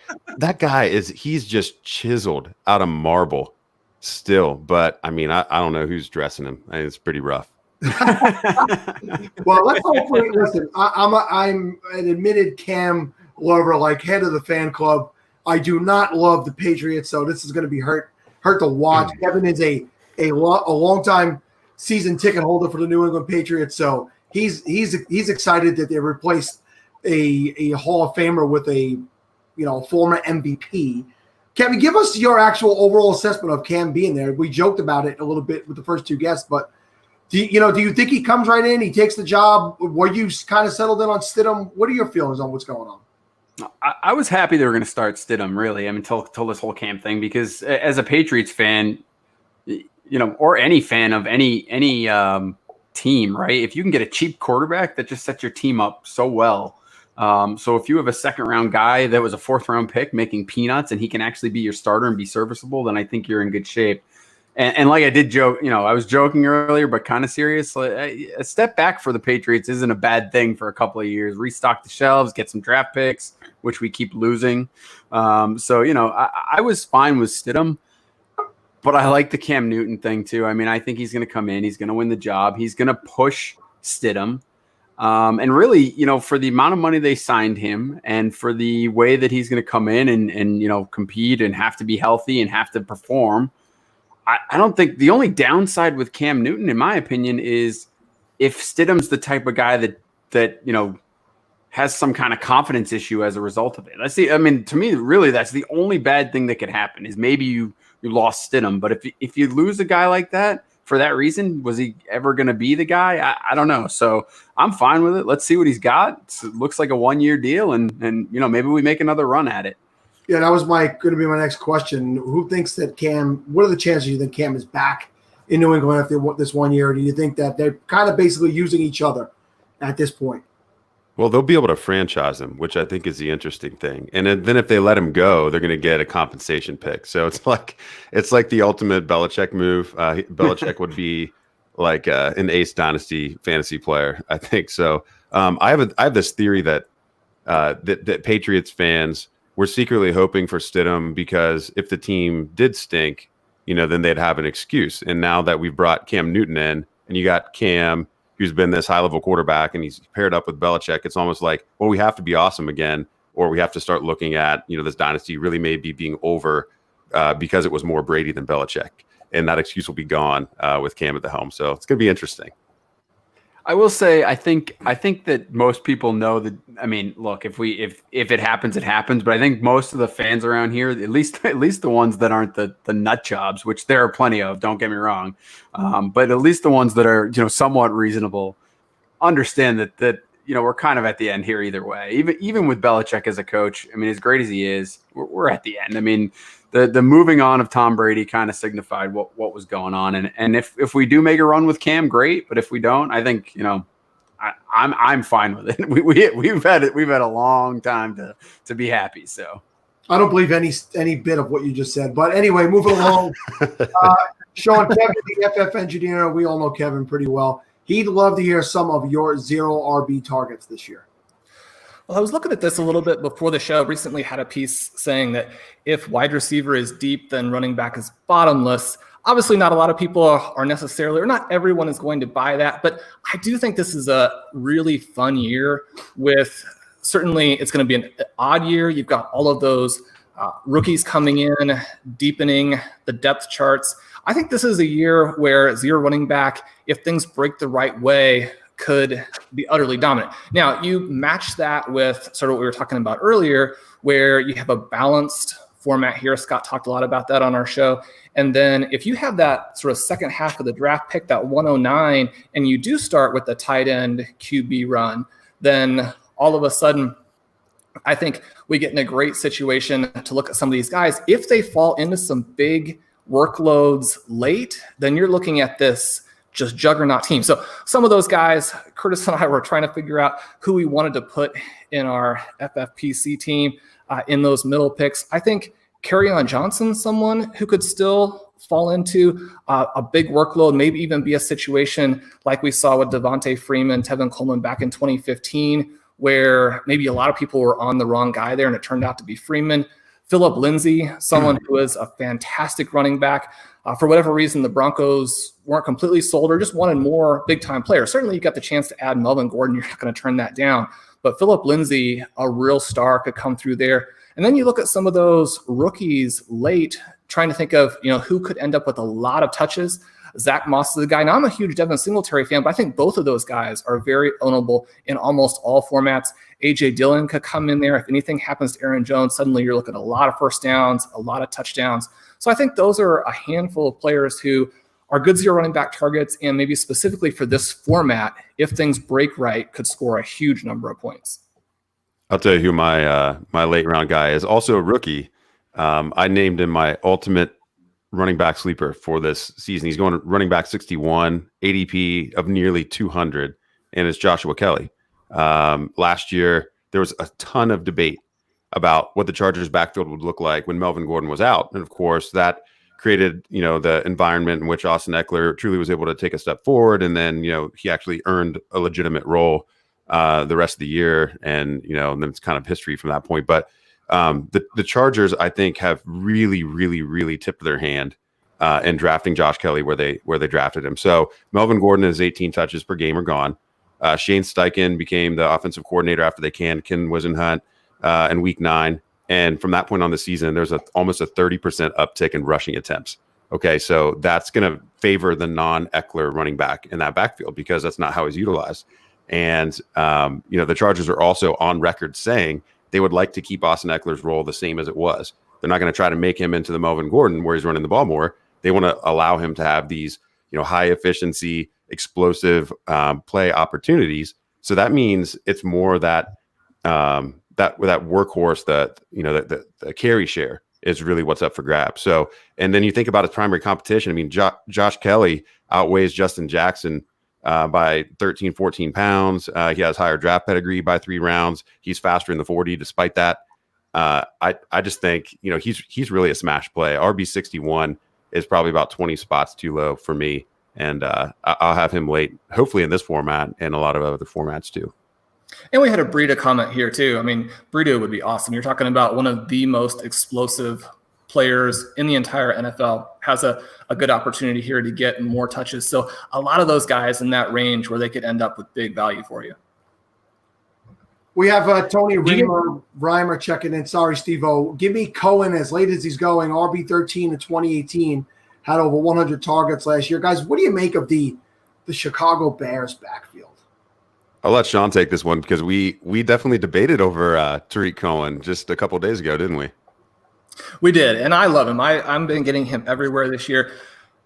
There's a little bit of risk, and certainly David Montgomery probably going to get those big touches. Maybe someone in this particular format you like, but Cohen, the difference between Cohen and someone like Austin Eckler, certainly you look at 2018, you look at their efficiency numbers, you go and you look at their fantasy points over expectation. Last year, big difference there, obviously. But in terms of what they're going to bring to you in the future, I think that, and I love both players. I think they're two of the best players in the NFL, or two of the most exciting players in the NFL. The gap between those guys, pretty extraordinary in terms of what you would expect to get going forward. Definitely take the cheaper one in Cohen. And the bottom line is he's on our Pros versus Joe's high stakes dynasty team. So we had this discussion and we did select Tariq Cohen and add him to that squad. So we put our money where our mouth is on this. All right. Do you guys have anybody in the mid rounds where you feel comfortable drafting them earlier than where they're going just to make sure that you get them? Do you have anybody that you're specifically targeting there and absolutely must have on your team? No, are we talking SFBX or just like in general? We'll talk SFBX. Okay, so especially in this format, it's against some analysis from Dr. Jeff Butoff, which I really hate to go against our medical specialist there. He's an orthopedic surgeon. There's a lot of medical specialists in the fantasy industry, but this is a guy that actually puts knife to skin, and so I really appreciate his assessments on these players. And he's warning me over and over and over again about Evan Ingram because the concussions and the different types of injuries that he's had. And I can't quit him. I've just got this in my head that Jason Garrett is going to turn Evan Ingram into an athletic, non-dad running version of Jason Witten. And look at that beautiful picture. I mean, so I think Ingram, he's just a really wide range of outcomes guy. But in a format like this, where the New York Giants offense is going to undergo kind of that next step in the evolution, we saw a lot of exciting players emerge last season, but now there's a new OC with a little bit different vision. And, I think the pecking order for target share is totally up for grabs. And Ingram, I mean, he's an impressive specimen, and he's been really good when he's been on the field. So I really like him kind of in that hodgepodge of mid single digit tight end mess that we have every year. I like him to emerge, and I'm going to be placing some bets on him. And then at the wide receiver position, really like DJ Chark. I'm kind of valuing him as a really high-end wide receiver 2, but you pay more like low-end wide receiver 2, high-end wide receiver 3 prices this year. So if you're going to take a guy like Ingram, obviously with the medical advice, against medical advice, I should say, what are you doing to structure your SFB team? Are you going to take a tight end early to sort of offset that, make sure you got a tight end and hope that he pans out too? Or are you going to, how would you handle that? Yeah, so I think, well, first off, I'm not going to draft him at ADP. And so that's what I've told myself is like, okay, what I'm going to do is bump him down from where I'd have taken him if I hadn't got that great advice and read that great article. And so I have adjusted him down about a round to a round and a half in my own rankings. But in my SFBX mock, for example, at the 4-5 turn from the 101, I stacked Darren Waller and Evan Ingram in the format. And then I followed it up with Tyler Higbee in the 9th round. So now I have just an absolute, it's to the moon if all 3 of them hit. But if there's some injury troubles or, if Higbee falls victim to, Gerald Everett coming back and reasserting himself as the primary target on the outside of the line there in Los Angeles, then I've got some protection. So I don't know if it's going to go that way, but I wouldn't want to do something where, Ingram was like my only tight end, and then I ignored the position for the rest of the draft. I think there's a lot of value in tight ends here, and I'm sure Blair Andrews is going to talk to you guys about that in the next segment because he wrote a really interesting and kind of provocative piece on this idea. Oh, we'll definitely get into it with Blair about that. We have up on the screen thoughts on Carlos Hyde. He's basically free in drafts. Let's talk about the mess that is the Seattle backfield traditionally. What are you guys' feelings on Carlos Hyde? Well, this is a guy here where we've actually been fighting about him at the tail end of our pros versus Joes. And he was somebody else I thought, I don't like him for our dynasty team. Mm-mm. But for this format, again, specifically, if you're talking about someone who could get a ton of first downs, who could end up being even a low-end RB1. Now, Curtis is telling me he's going to be a running back 2, especially if anything happens to Chris Carson. I like him for this a lot more than I like him for almost any other format. Yeah, so I think so I named 4, kind of ultimate sleepers at the running back position for this year. And Carlos Hyde's one of them because Rashad Penny's going to start the year on the physically unable to perform list. And, the Seahawks have, traditionally just plugged that next guy in and given him the lion's share of touches when the starter goes down. So Chris Carson coming off of his own hip injury, and Carlos Hyde had the first 1,000-yard rushing season of his career last year. And so, Seattle just has this antiquated approach to offense, but it's really good when you're looking for somebody to break out. And so even people who are frustrated, with Rashad Penny's rookie season after 2018, they were rewarded if they had the guts to start him the 2 weeks that we thought he was startable last year because he just absolutely smashed. And so I can see a scenario where, either the team pampers Chris Carson a little bit with this weird offseason and coming off the injury and splits some time. And Carlos Hyde's never had the fumble issues that Chris Carson's had. And, maybe something weird happens. So, he's basically free. His ADP is like 200. And we got a note from Scott here. So let me tie this up so you guys can address this. But anyway, don't overpay for Carlos Hyde, obviously, but in a format that rewards the chain movers for sure. I mean, he should at least be on your draft list. Yeah, Scott very coyly put up, yikes. Seems like there are more open spots than we thought. I hope Sal doesn't put this up on the screen, and I hope people don't read this, tweet this, and realize we'll give out some on the Podathon. So, guys, last year as well, the final spots for the SFB 9 were given out on this very show, and the same thing we've done this year. And across the top row is the three guys hosting the show, and the one in the red shirt we call Steve, he's not in. He has not gotten an invitation to SFBX yet. So little Steve is hoping by the end of this Podathon, he's going to get called in, tagged in. Hey, Steve, at least you didn't get the invitation. I mean, that's that was special for Derek. That's true. Hey guys, we just got another $100 in on the Rotoviz segment here just a minute ago. So we're at $13.75 for Sean and I's segment. I issue the challenge to the other guests over the course of the next day. See if anybody can top that. Okay, it'll be good for everybody if somebody does. Curtis, I like how you're giving out like bedtime, messages for people to donate. That's just fantastic, right? You say goodnight to people, and hey, listen. I mean, if it's for you or your wife, it doesn't really matter. You can save it. I'll send something, personal through DMs. I'll read whatever you want if you give $100. Guys, one last question before we got your next group of Rotoviz guys come in. Kent wants to know who is the biggest bust candidate in the first two rounds, and that could be SFB or, in general, what the ADP is looking like for regular drafts this year. Curtis, you got somebody here? Yeah, so it's also a guy. I think he is just a really wide range of outcomes guy for the first two rounds, and so I have to include bust within that range. And I'm going to say Kenyon Drake, and I really like Kenyon Drake, and I really like pieces of the Arizona Cardinals offense. But the bottom line is on that, and I mean, feel free to fight me. All three backs who had games that they started last year absolutely smashed. David Johnson was, tearing up the fantasy landscape through the first 6 weeks of the season. Chase Edmonds came in and just looked absolutely fantastic for a week or two in kind of a complimentary role, and then blew up in his one start. Unfortunately, gets hurt, and then Drake gets the whole backfield to himself the whole end of the season, and he was not as consistent as people would have you remember. He had a couple really huge blow-up games, including both of the fantasy semifinal and final. So I think that's what people are remembering. But he also had some RB3 weeks in there, despite a really, really high-value role. And so I'm a little bit worried with Chase Edmonds coming back healthy and having looked good, and also a guy that a lot of our Rotoviz tools like and had a huge receiving market share in college at Arizona State, Benjamin.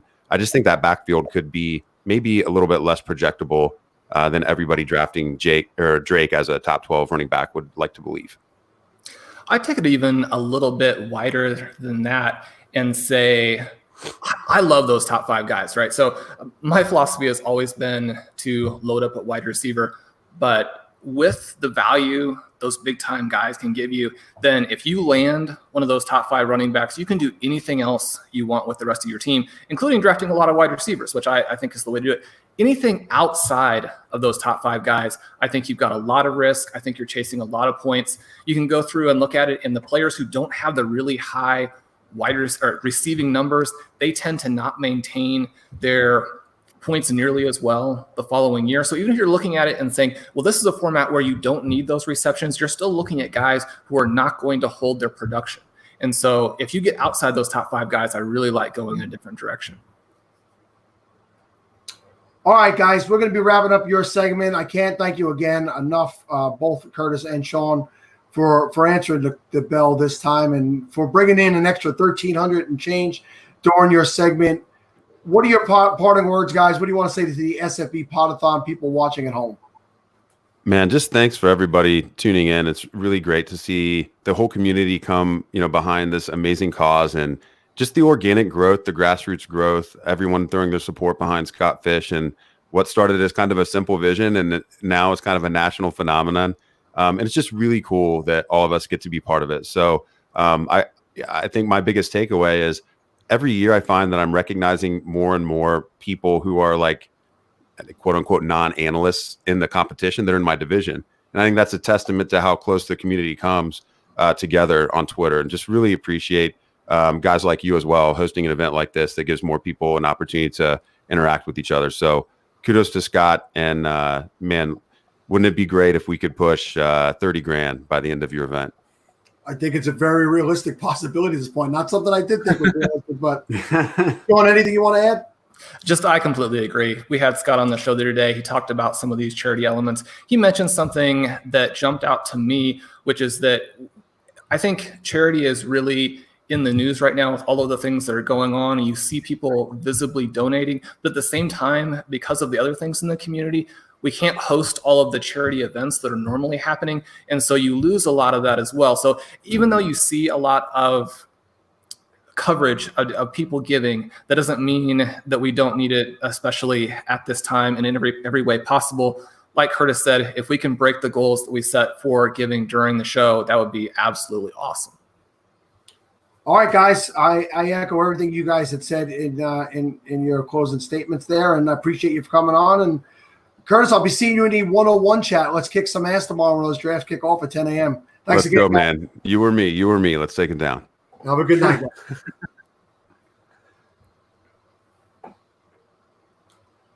All right.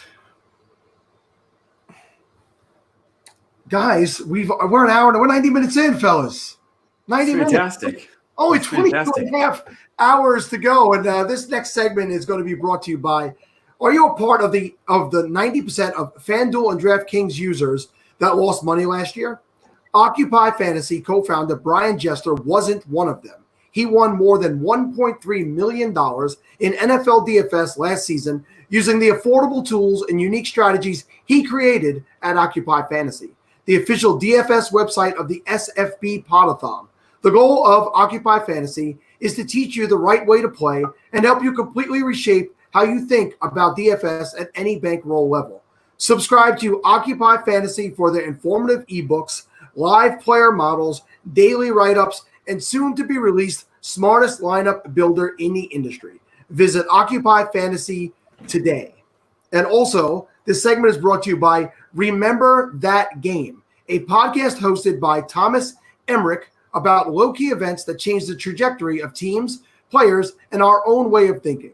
Emmerich and guests including Sigmund Bloom, Rich Rebar, and Denny Carter find games submerged in NFL history that reveal inflection points relevant to today, painting a picture around a moment in time.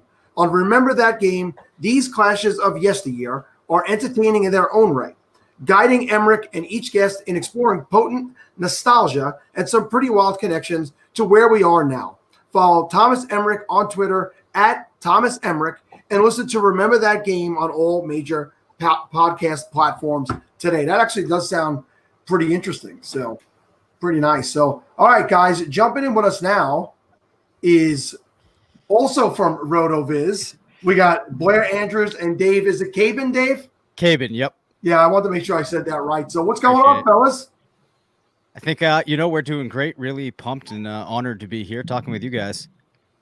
Yeah, you got to follow up the big guy, Curtis Patrick. You know, he jumped in. He grabbed 3 RotoViz slots. I had like 4 slots left in the show. He's like, I'll take 9:30. I'll take 4:30. I'll put this guy here. It's like, all right, Curtis. All right, I don't want to step on anybody's toes here, but yeah, it's awesome to have you guys. I don't believe I've ever gotten to speak to either one of you. So one of my favorite parts about doing this podathon and just doing any stuff around SFB is getting to meet new people in the industry. Totally. Yeah. Exciting to be here. Can't wait to get into it. So before we go anywhere, Blair, are you the real Blair or no? Because it's up for debate, I guess, right? So just so you guys know, Blair's Twitter handle is "Am I the real Blair?" So I figured I'd ask because it seems like there are some imposters out there, but I think I am the real one. So Kevin's got a very original dad joke that he made up here tonight. Is that what you telling me? Yeah. You're gonna get more and more of that over the next 90 hours. 90 minutes in, you turn into dad jokes. We got 22 and a half hours, and this is the crap we're gonna have to put up with. Can you please bring something to the fantasy table, Steve? Nope. What division are you guys in, and where are you drafting? So I am in the wiffle ball division, drafting out of the 111, which I think the 111 is kind of like going to be a tricky spot for me. But with some of the research that my good friend Blair here has done, I think I might know how I'm going to pivot. But what about you, Blair? I'm in the Hungry Hippos division, 112, which I secretly kind of love. I mean, I was asking for an early spot, but but I'm really happy with 112, to be honest. Yeah, well, I've actually always, like, regardless of format, enjoyed drafting somewhere around a turn because I think it helps me plan, and it also removes some of those considerations that I have about being concerned with how other people are building their teams. But if there's going to be 20 plus picks between you and your next pick, you can kind of throw some of those considerations out the window. So in a tournament like this, I think, it kind of allows you to play your game a little bit too, beyond being worried too much about like the crazy way ADP might shake out. So, Also, did anyone else see that cat? What's that? I said, did anyone else see the cat? I just Oh yeah. So I've been away for 5 days, and I got home about a half hour ago.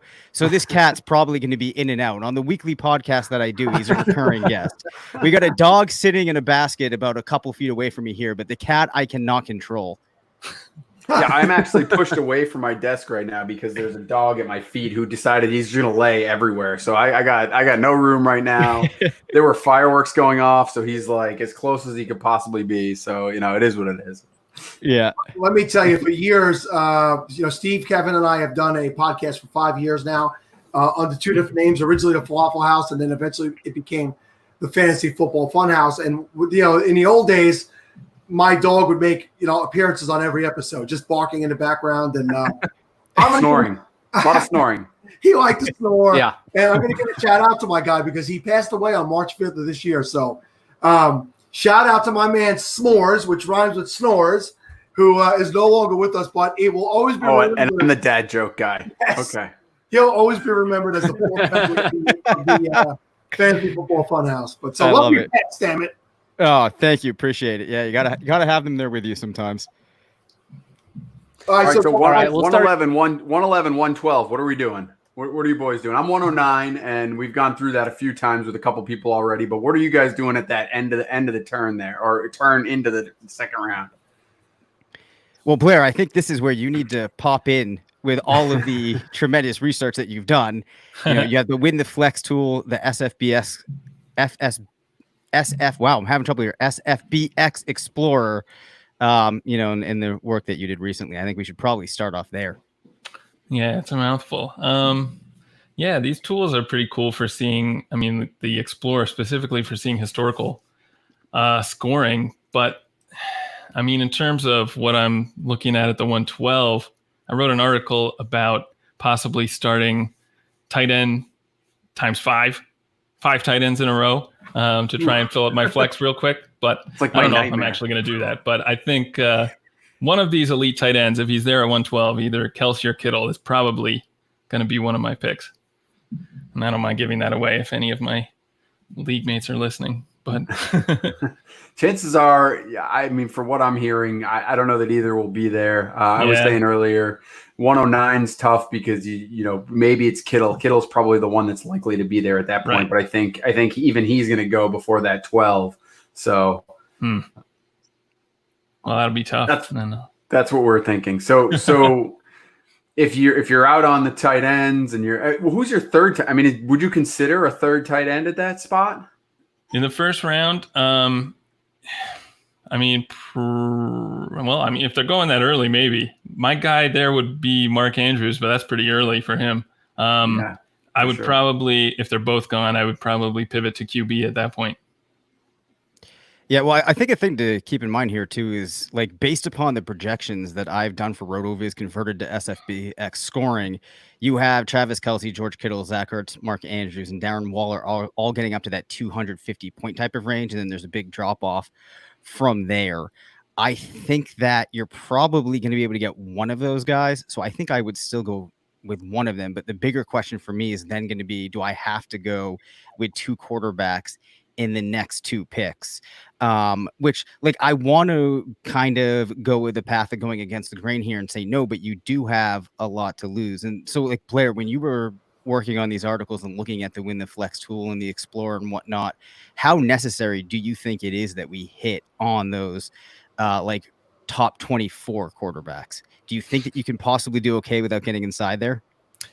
I mean, yeah, that's interesting because there are a lot in this scoring. It's possible that your quarterback will be someone you won't want to start necessarily. Yeah. Because they can go pretty deep into negative. I think Sam Darnold had like a almost negative 30 points 1 week last season, or last season 1 week.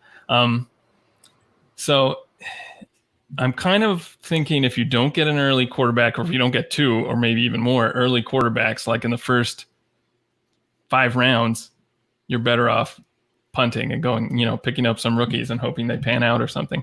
That's kind of my philosophy going into it. But yeah, well, so like one of the interesting things that I was looking at was if you just looked at 2018 and the way that season played out and the scoring for that alone, the QB1 that season, 29.5 points, QB6, 21.5, QB12, 19.8, QB18, 17.9, QB24, 13.4. So there is a really huge drop off. At least there was in 2018. If you look at the other seasons, it seems like that's going to hold. So that's something that does kind of concern me a little bit. In years past in the tournament, I've tried to get a little tricky, not buy into quarterbacks, but I think that that's a proposition that I don't want to try to tinker with this year. Yeah, well, since you bring that up, I've been seeing a lot going around in the chats, people saying they feel more than ever this year that you could probably get away with starting one quarterback in this tournament each week and go with a different player at that super flex position. What are you guys' feelings on that? And you're still going to want to have, 2 good quarterbacks, even if you're not going to play one every week. But do you feel like there's a need to get that third starting quarterback this year, or can you just pick up some guys really late that might get a shot at some point? Yeah, I think that's definitely viable to start another position in your super flex. And that's really what I was kind of trying to explore with the 5 tight end start. And, that's an extreme way to go. But if you, with the way wide receivers in particular are probably going to be falling down draft boards, it might be possible to get a wide receiver who would score as much as your QB3 or whatever that you could get at the same ADP, or probably not even at the same ADP. So I think that's definitely a viable thing to do. So just so you guys, a friend of mine is checking. He's telling me I should get a fancy mic like the other guys. My mic is just off screen, and it's over here, and it's not fancy. But I got a pop filter, which is cool. So shout out to David Sullivan checking in, telling me my mic's not fancy. I just don't keep it in front of my face because I don't want to keep the world from this, So sorry. Back to the fantasy. If you could find a way to put it in front of your face, we'd all be grateful. Also, to answer a question I just saw in the chat, the cat's name is Henry, if anybody's interested. That's Henry the cat. Is that like Derrick Henry? Because that dog bulldoze your dog? Yeah, actually, that cat is a huge cat, so you could say it. The cat weighs 18 pounds. My dog weighs 6.5. So when they scuffle, the cat just dominates the dog. That's amazing. Yeah, videos. That would be awesome. Yeah, I'll have to work on that. So we had a question from the chat. Fantasy Football Nation wants to know who is your guys' what's your best second-year wide receiver? Who are you looking at there to have a second-year breakout? Blair, it looks like you're loaded up there. You want to take the first pass, or you want me to? Oh, there's so many guys. I mean, obviously, I guess you would say AJ Brown has already had a breakout, so he wouldn't count necessarily there. I mean, McLaurin is the guy I've been drafting a lot, and I'd expect him to take a big step forward. That's the first name that came to mind. I mean, he already was really close to having a breakout season, so maybe he doesn't count either. Yeah, actually, let me think about that more if you want to take it, Dave. Yeah, well, I was going to say, I was actually just going to start off by talking about A.J. Brown because it feels like he is the obvious answer. But one of the things that does concern me a little bit when you start looking at this Tennessee offense and the way that the pacing could work and you start looking at projections, it's hard to get him north very realistically of like 120 or so targets. So let me real quickly just pull that up because I think it's worth talking if we're talking about second-year players here a little bit quickly. So I have him around 118 targets with 9 receiving touchdowns, very healthy total, over 1,100 yards, but still, though, that's not even putting him near the wide receiver 15. Now, of course, it's just a projection, but I do think that when you start looking at other players that you might be drafting around his ADP, it makes you kind of question how much of a step he really can take forward in year 2. I think he probably is the most talented wide receiver of that grouping, of that class from last year. But I do have some concerns related to that offense. So Brown is a guy that I have trouble really projecting for a lot of growth in year 2. And despite the situation in Washington, I think you could somewhat make a more compelling case for McLaurin moving forward. Those are probably both of the most obvious choices that you would have. Outside of them, though, Blair, is there any name that really comes to mind as a standout? Well, the one guy I was thinking, and someone in the chat just said this, N'Keal Harry is the correct answer. And, he's obviously coming off not the rookie season you would hope to have, but he's not that expensive to acquire now. He's got the great pedigree, great profile coming out of Arizona State. So I'm excited for what he might be able to do, especially with Cam now. I think, though, also another answer that might make a lot of sense, especially now that there is going to be a decrease in his ADP, is Deebo Samuel. Before we had this unfortunate injury, which I do often worry about drafting players that are heading into the season with an injury. I think he is a player that would have come to mind a lot quicker. It's probably going to benefit, I think, Kittle more in the short term, but I don't see another receiver on that team really stepping up and taking enough of his workload that when he does get back into the 49ers lineup, it's hard for him to just instantly reassert himself back. I was really impressed with what he did in year 1. I think it's possible that we see that San Francisco offense start to click a little bit more in the passing game. So I feel really good about him too. Guys, I have a question up on the screen. It says, how possible is it that Tennessee shifts its offense to feature A.J. Brown? Now, A.J. Brown is a guy I have 0 dynasty shares of, and I'm very sad about that. It hurts me. On the contrary, I have probably 9 out of 9 Derrick Henry shares. I just always was the Derrick Henry guy. But I can see him being a featured wide receiver on the team, obviously, but I can't see them shifting to him being the feature on it because then they would have to rely more on Tannehill. And I think Tannehill is a guy that they want to manage the offense, make things happen. But I think it's going to still be a pretty favorably run heavy offense with that mix in there. But what are you guys' feelings about Tennessee's offense overall and A.J. Brown's, year 2? Yeah, I think the one thing that might be good for A.J. Brown is that it's going to be hard for Tennessee to recreate the same efficiency they had running the ball with Henry that they did last year. So that probably leads to more attempts overall, not necessarily that they would shift the offense to feature A.J. Brown, although I think Dave and I have talked about this a little, and I think he's probably still too conservative on A.J. Brown's targets. But yeah, I think there are some good reasons to think that they might be forced to move more toward Brown and the passing game. Yeah, okay, so that's true. However, though, let's keep in mind that per 60 minutes played, so per game last season, right, Tennessee only passed 26 times, very close to the bottom of the league. They did have, great play volume overall, which you expect from teams that are winning teams. But, I think that to expect that you can get enough of a shift in total play volume for them without a huge so let's say even like can you guys see the cat? Is he on? Oh God, there he is. Oh yeah, there he is. Oh boy, Henry. So I'm just going to make my point short and sweet here. I think it's going to take a big change to the way that they are either separating between rushing or passing plays or their overall volume to get Brown, an extra 3 targets per game, right? Like, are you that far off? Are we that far off, Blair, on that? Probably not. I just, I'm the opposite. I own A.J. Brown on almost every dynasty team, so I'm a little bit biased here. All right, fair enough. We got Kyle Point checking in with. I think Terry Godwin will be the best 2019 wide receiver because he is basically half Terry McLaurin and half Chris Godwin in name only. But if it's toys, that we're going, basically mixing two toys together and creating, why not? We can live with that logic. I think it makes complete sense. Heard it here first. Yeah, Terry Godwin. There it is.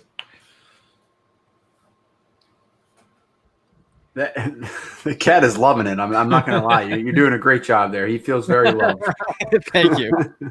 That is a big cat. Yeah, so this is what you call a ragdoll cat. It's a breed that has been bred since the 70s, where the goal was to get a very large, well-mannered cat that liked to be around people, as close to like a dog of a cat as you could get. And I will say that it did work out pretty well, as you can see. So we have a slew of cat-related Dave's coming in. FF Spaceman, who is Dave Wright, who's helped out with the Podathon's wife, stayed up just to see her cat make another appearance. Russ Fisher, the Dynasty Outhouse, wants to know, will Henry the cat be available at the 108? I imagine that he will. He's been actively seeking a contract.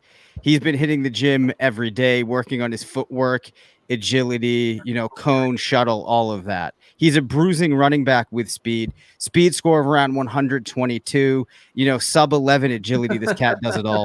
Well, if nothing else, there's been a request for him to take over Steve Square. Probably have some more intriguing questions. Guys, is there anything else that RotoViz in particular you guys want to get the word out on that you're working on? Well, I mean, there's a million things. Blair, I don't know if you want to tee up, though, your specific things that you've been doing here. I mean, I know we touched on them, right? We're talking expound on these more. We're talking SFBX. We've got two tools up.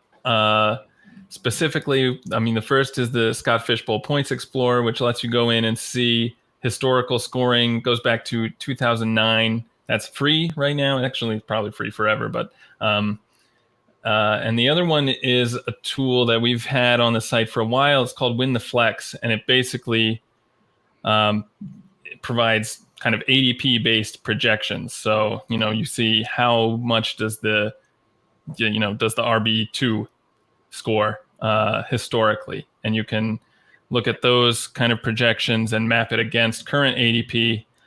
So we have that loaded up with Scott Fishbowl scoring now, and so that is also, I think, free at the moment. So definitely want to check these two tools out. They have been really helpful in trying to plan out at least the early rounds of my draft. So yep. And then the two big tools that I've been working on here that would kind of be applicable. The first is called the Range of Outcomes app, and what I'm doing in there is finding the stats that correlate with fantasy scoring and carry year over year, and putting those into this tool for a particular player. It's looking at those stats, matching them up with players that acquired similar stats in a 2-year stretch in their career, and then using that to build a range of outcomes for the next season, where you can see what percentage of players that match scored 10 points or what percentage scored 12 and on. So you can kind of get a sense of where most players that had historically produced like that player did landed in their subsequent season, and then also the players that did well in that matching, just how well did they do, or just how poorly did they do, and you can get a sense of what you could realistically expect. And then we have some visuals that let you go in and kind of explore that a little bit more. So it's kind of like a neat way of finding a different projection. And we also have up a draft dashboard tool, which would be perfect for something like the Scott Fishbowl to help you follow along with your draft. You have your RotoViz rankings in there. It has some algorithms that it's doing that are letting you know which positions are getting scarce, given the makeup of your team and your preference, which positions you should go after in your draft. So we have a bunch of cool stuff like that. And of course you have all the best ball tools that Mike Beers is doing, which some of the win rate stuff there is probably worth looking into, as you gear up for 2020. Yeah, so just to be clear, anyone playing in SFB, don't go over to RotoViz. Don't even bother. We just leave that to us. We'll check it out and go from there. You guys get too much stuff to help people. Yeah. Mike Beard joined us. I did a 12-hour stream back in March for Feeding America, and Mike really wanted to come, but I know he's traveling and busy this week. And the guys in the Mike Beers Fantasy Celebrity Eliminators, they pounded the donations. Those guys were sending in hundreds of dollars at a time. So Mike and his group of merry men and women contributed tremendously. Guys, you both mentioned you were working with specifically Tool Tools, and I also work with Tool Tools, Kevin and Steve. So I want to thank you guys for coming on, entertaining us, entertaining the crowd at home. If you have any final parting words about the Scott Fish Bowl and the community and the charity aspect of it, why don't you go ahead and say them now, and then we'll let you guys get on out for the night. Yeah, well, no, I mean, we really appreciate, being able to come on, get Henry the cat on here, look at this face and think about that, and then go donate some more. Just really, it's just actually like incredible and amazing when you look at the story of how much like the Scott Fish Bowl has just grown and grown every year, how much people are really getting involved. And then I think, I'm not a super active person on Twitter, but when I start seeing the energy and enthusiasm every year and just so many people talking and getting involved, like it kind of really just drives home what so much of this is about. So, just awesome work, guys, and everybody involved, and everybody out there, donate as much as you can. Yeah, Dave said it well. I think before we came on, Curtis issued a challenge, and I don't know if we got quite there, but hopefully somebody does, because it's definitely worth giving to, and making sure we can make this really do some good. Fantastic, fellas. Best of luck in your draft starting tomorrow morning, and we'll be looking forward to talking to you guys again down the road. Thank you again. Sounds good. Thanks, guys. All right, guys. So I have a question, and this guy's been following all of us for a long time, but I don't dare try to pronounce his name on the air. He's asking me how much coffee I'm going to drink during the podathon. I'll probably drink a lot. Right now, I found this today. This is called Uptime. It is a natural energy boosting drink. It energizes the mental, physical, and energy with natural caffeine. So right now I'm going with the natural alternative caffeines. No, they're not sponsoring the show, Steve. I just chose to buy them when I was at the store. Well, I don't care, Sal. I don't care, because there are more important things to talk about right now. I just received an email. I'm in the SFB, baby. I made it. Mama, I made it. I'm in. I made it, guys. Well, you in SFB9? You can't keep me out. I don't know. I actually haven't got the actual invite yet, so I don't know if this is just some cool joke from Scott. But I've got the initial email. I'm in. I'm excited. I put you in a division with Derek that doesn't exist. Hey, Steve, did you read that email? Nope. I had a guest on. Oh, okay. It seems like you didn't actually read the email. Can you share your screen, Steve, and can we all see it? It says that my invitation is pending. I knew it. Now I'm going to drink this beer real quick. Now I'm sad. This is a sadness beer. Bro, you of all people, you went live on air with information you didn't even read the email? I didn't corroborate. Nope, I didn't. You really got to be more thorough with your news. Damn it! God damn it, Scott! Are you still reading the email? No. Oh, I feel like we should. I feel like you know what, Sal. Why don't you put Steve on hold for a little bit and let him read that email? I think you should read that paragraph for them. The first one. Which one here? Yeah, the first paragraph. Yes, it says, "Hello, Stephen Marcus. We at Scott Fishbowl just wanted to email you to let you know your invitation is pending. We have determined that Sal and Kevin would likely need to determine this for us by putting you through a Festivus feats of strength or something else worthy of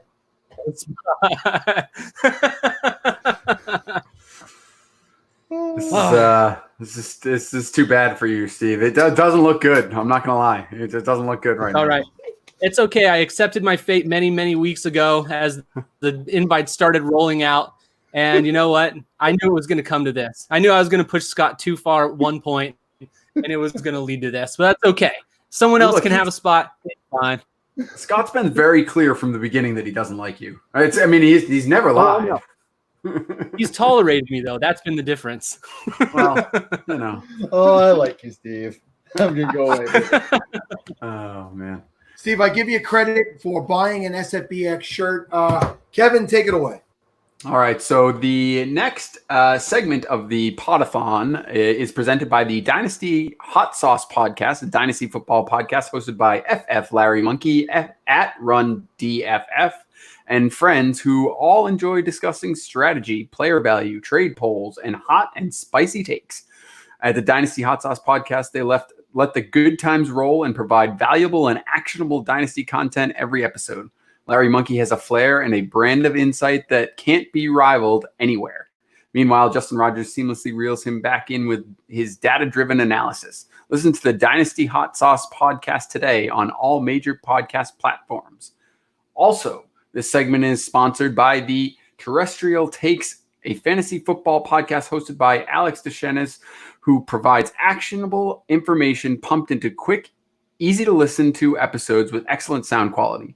Terrestrial Takes uses analytics paired with a rational outlook to cover NFL stories, current events, and compelling dichotomies to give you a sharp fantasy insight from someone with over 15 years of experience. Terrestrial Takes relies on good humor and an unbiased approach combined with the best intros in the podcast game to explore the implications, latest trends, and you'll have on all your fantasy teams. Follow Alex at Duchesne's _ on Twitter and tune into Terrestrial Takes today.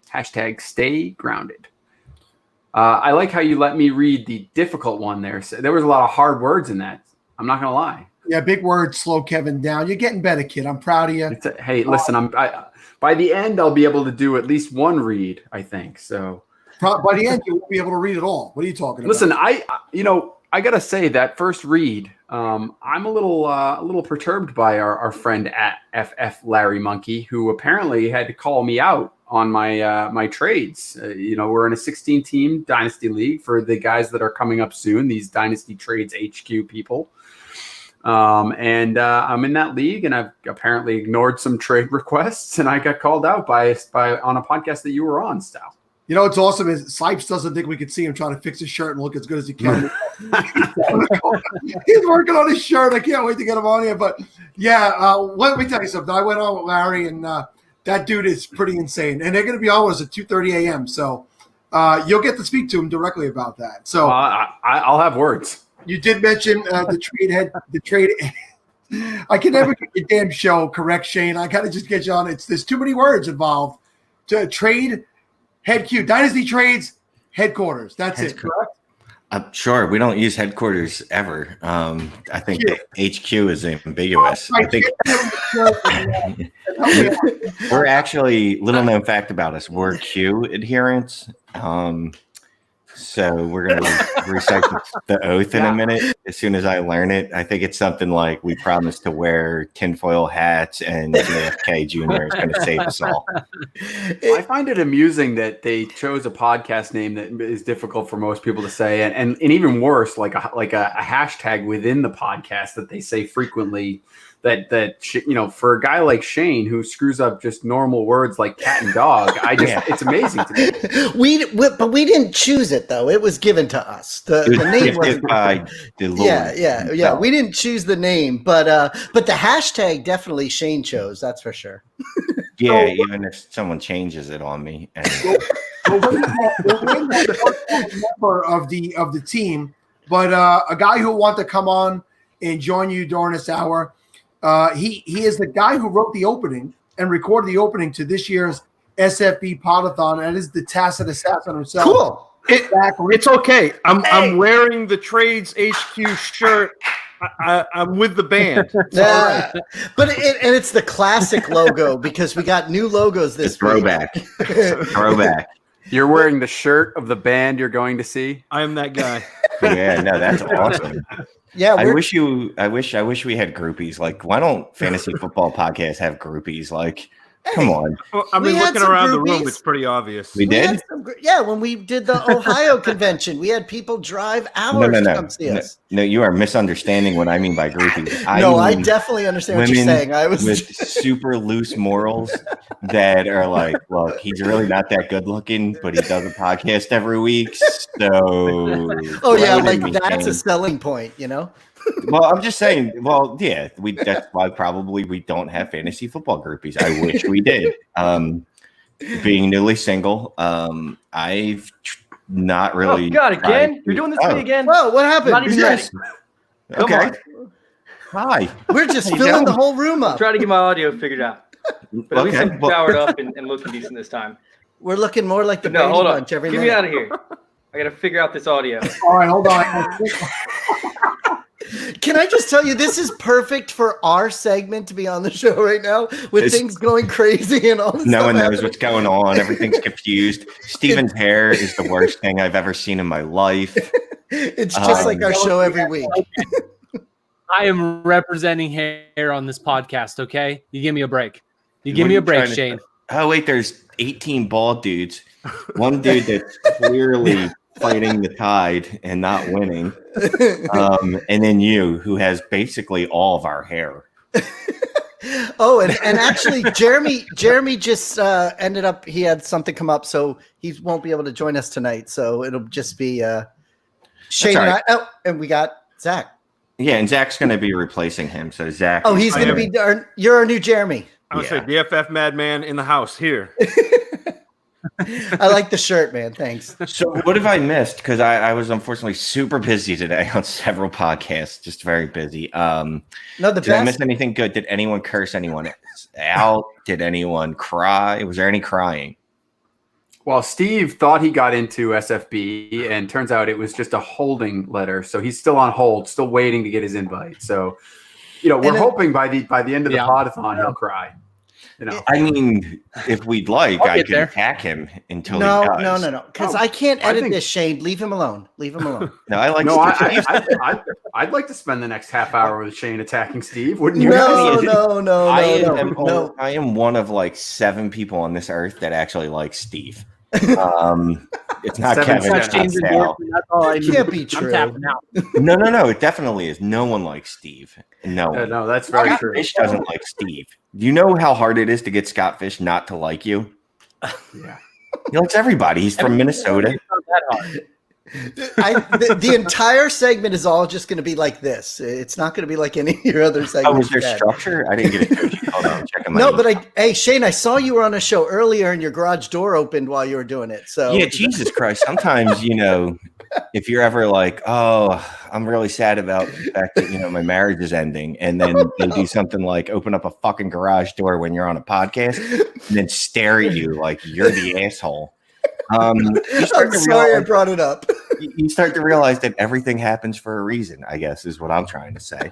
See, it feels like you need the old Full House like red light that so people know when you're recording. You remember that? Like Jesse had a little red light that people couldn't go down in his basement lair when he was recording. That's you need that outside your house, Shane. Based on the way we do our show every week, I don't think that would even work for him. They'd still do it. Well, on the bright side, by this time next year, well before this, the next podathon, I'll be out on my own, living in Sal's backyard. So I think we won't run into that again. It's going to be a couple weeks, not a year, dude. The house that I rent is primo, brother. We got a nice outdoor deck with a TV out there, 2 fire pits, nice pool. I mean, you can live in. Look, we could run the town. I mean, 2 late 40s. What are you in your early 60s? I don't know. We'll just divide it and say 46 on August 6th. You son of a. How old are you? Christ. Be 46 on August 6th. Oh wow. I feel like if we go to the bar, people ask me like why I brought my dad. Shane, I feel like you're missing an opportunity here, though. You're thinking about going to New York City, where basically nothing happens. Instead, you got Zach here. You could go to Maine and live the good life. I offered him a spot up here. He has offered me the lobster He was lobster looking for plant. he said he wanted a place on 95 north of Philly. I said, I've got the perfect spot. 95 right here. We're definitely north of Philly. Come on in. Or you could come down here to South Florida, Shane. You come down to Miami. Everyone's old and dying there. Massachusetts also on 95 north of Philly. If you want to stop by, Shane, you come hang out here. No, I'm good watching the movies because I got to be honest with you. I love movies about Boston, and but the actual people from Boston and the actual Boston, not so much. There's no chance a guy from Philly is going to tell me that people from Boston suck. Well, where did Jack go? Zach. Look, Philly's awesome. I don't know that there's ever been a debate about that. We are friendly. We will give you beers. If you need batteries, we will get you batteries. If you're feeling warm, we'll give you some snowballs. That's what we do. We're givers. That's what we are. Yeah. I do feel like all of those people ask for those things, no question. Well, we are overly friendly, just like Minnesotians, and we just assume like, oh, this guy could probably use a beer from across, 80 yards. So maybe I'll throw this at him and he will catch it. It's like if they took Minnesota and put it in a dumpster. That's like I gotta be honest with you. And then set the dumpster on fire. Right. Yeah. So SFB 11. I was just gonna say that's our time. Thank you. Dating app divisions. Sal will be on Tinder because he's a pro at this. I'm still feeling my way. I'm working my way. You got to start out at Plenty of Fish. That's the real bottom of the barrel, and it's appropriate because it's the Scott Fishbowl. POF. I started on Plenty of Fish. My account was hacked almost immediately, and a bunch of gentlemen started sending me messages. Do it for free. That's why it's so low rent. So he does it. He does it during the show too. We'll be doing the opening, and he'll be like, "Oh yeah, this one's good." Like we're trying to do the show, and he's on his dating app. Well, dude, to me, it's kind of like it reminds me of fantasy football. Like I'm always working looking the waiver wire. Yeah, I'm like, all right, he's okay. Working the waiver wire. Like we might come back. I don't think anyone else is going to grab her. So I'm gonna just put her over there for now, right? Oh, but I can you're bringing up leftovers. Is that what you're saying? I wouldn't imply that about another human being, and I think that's disgusting that you would. And some of this stuff is the stuff that we would edit out of the show. Only the patrons would get to hear it. Well, this is all for charity. Okay. All right. In case you weren't aware, I want to shout out to Larry Monkey Hot Sauce for sponsoring us. Apparently, he owns us now. I think that's how it works. We're his bitches. I was wondering how that works. I saw what he wrote earlier. Yeah. I got a question. Did Manscaped actually sponsor anyone's hair? Speaking of Manscaped, you could bring them up. Since you bring them up, I do want to tell people that Manscaped did give us a nice big prize package. I posted it on the SFB Podathon. Cool.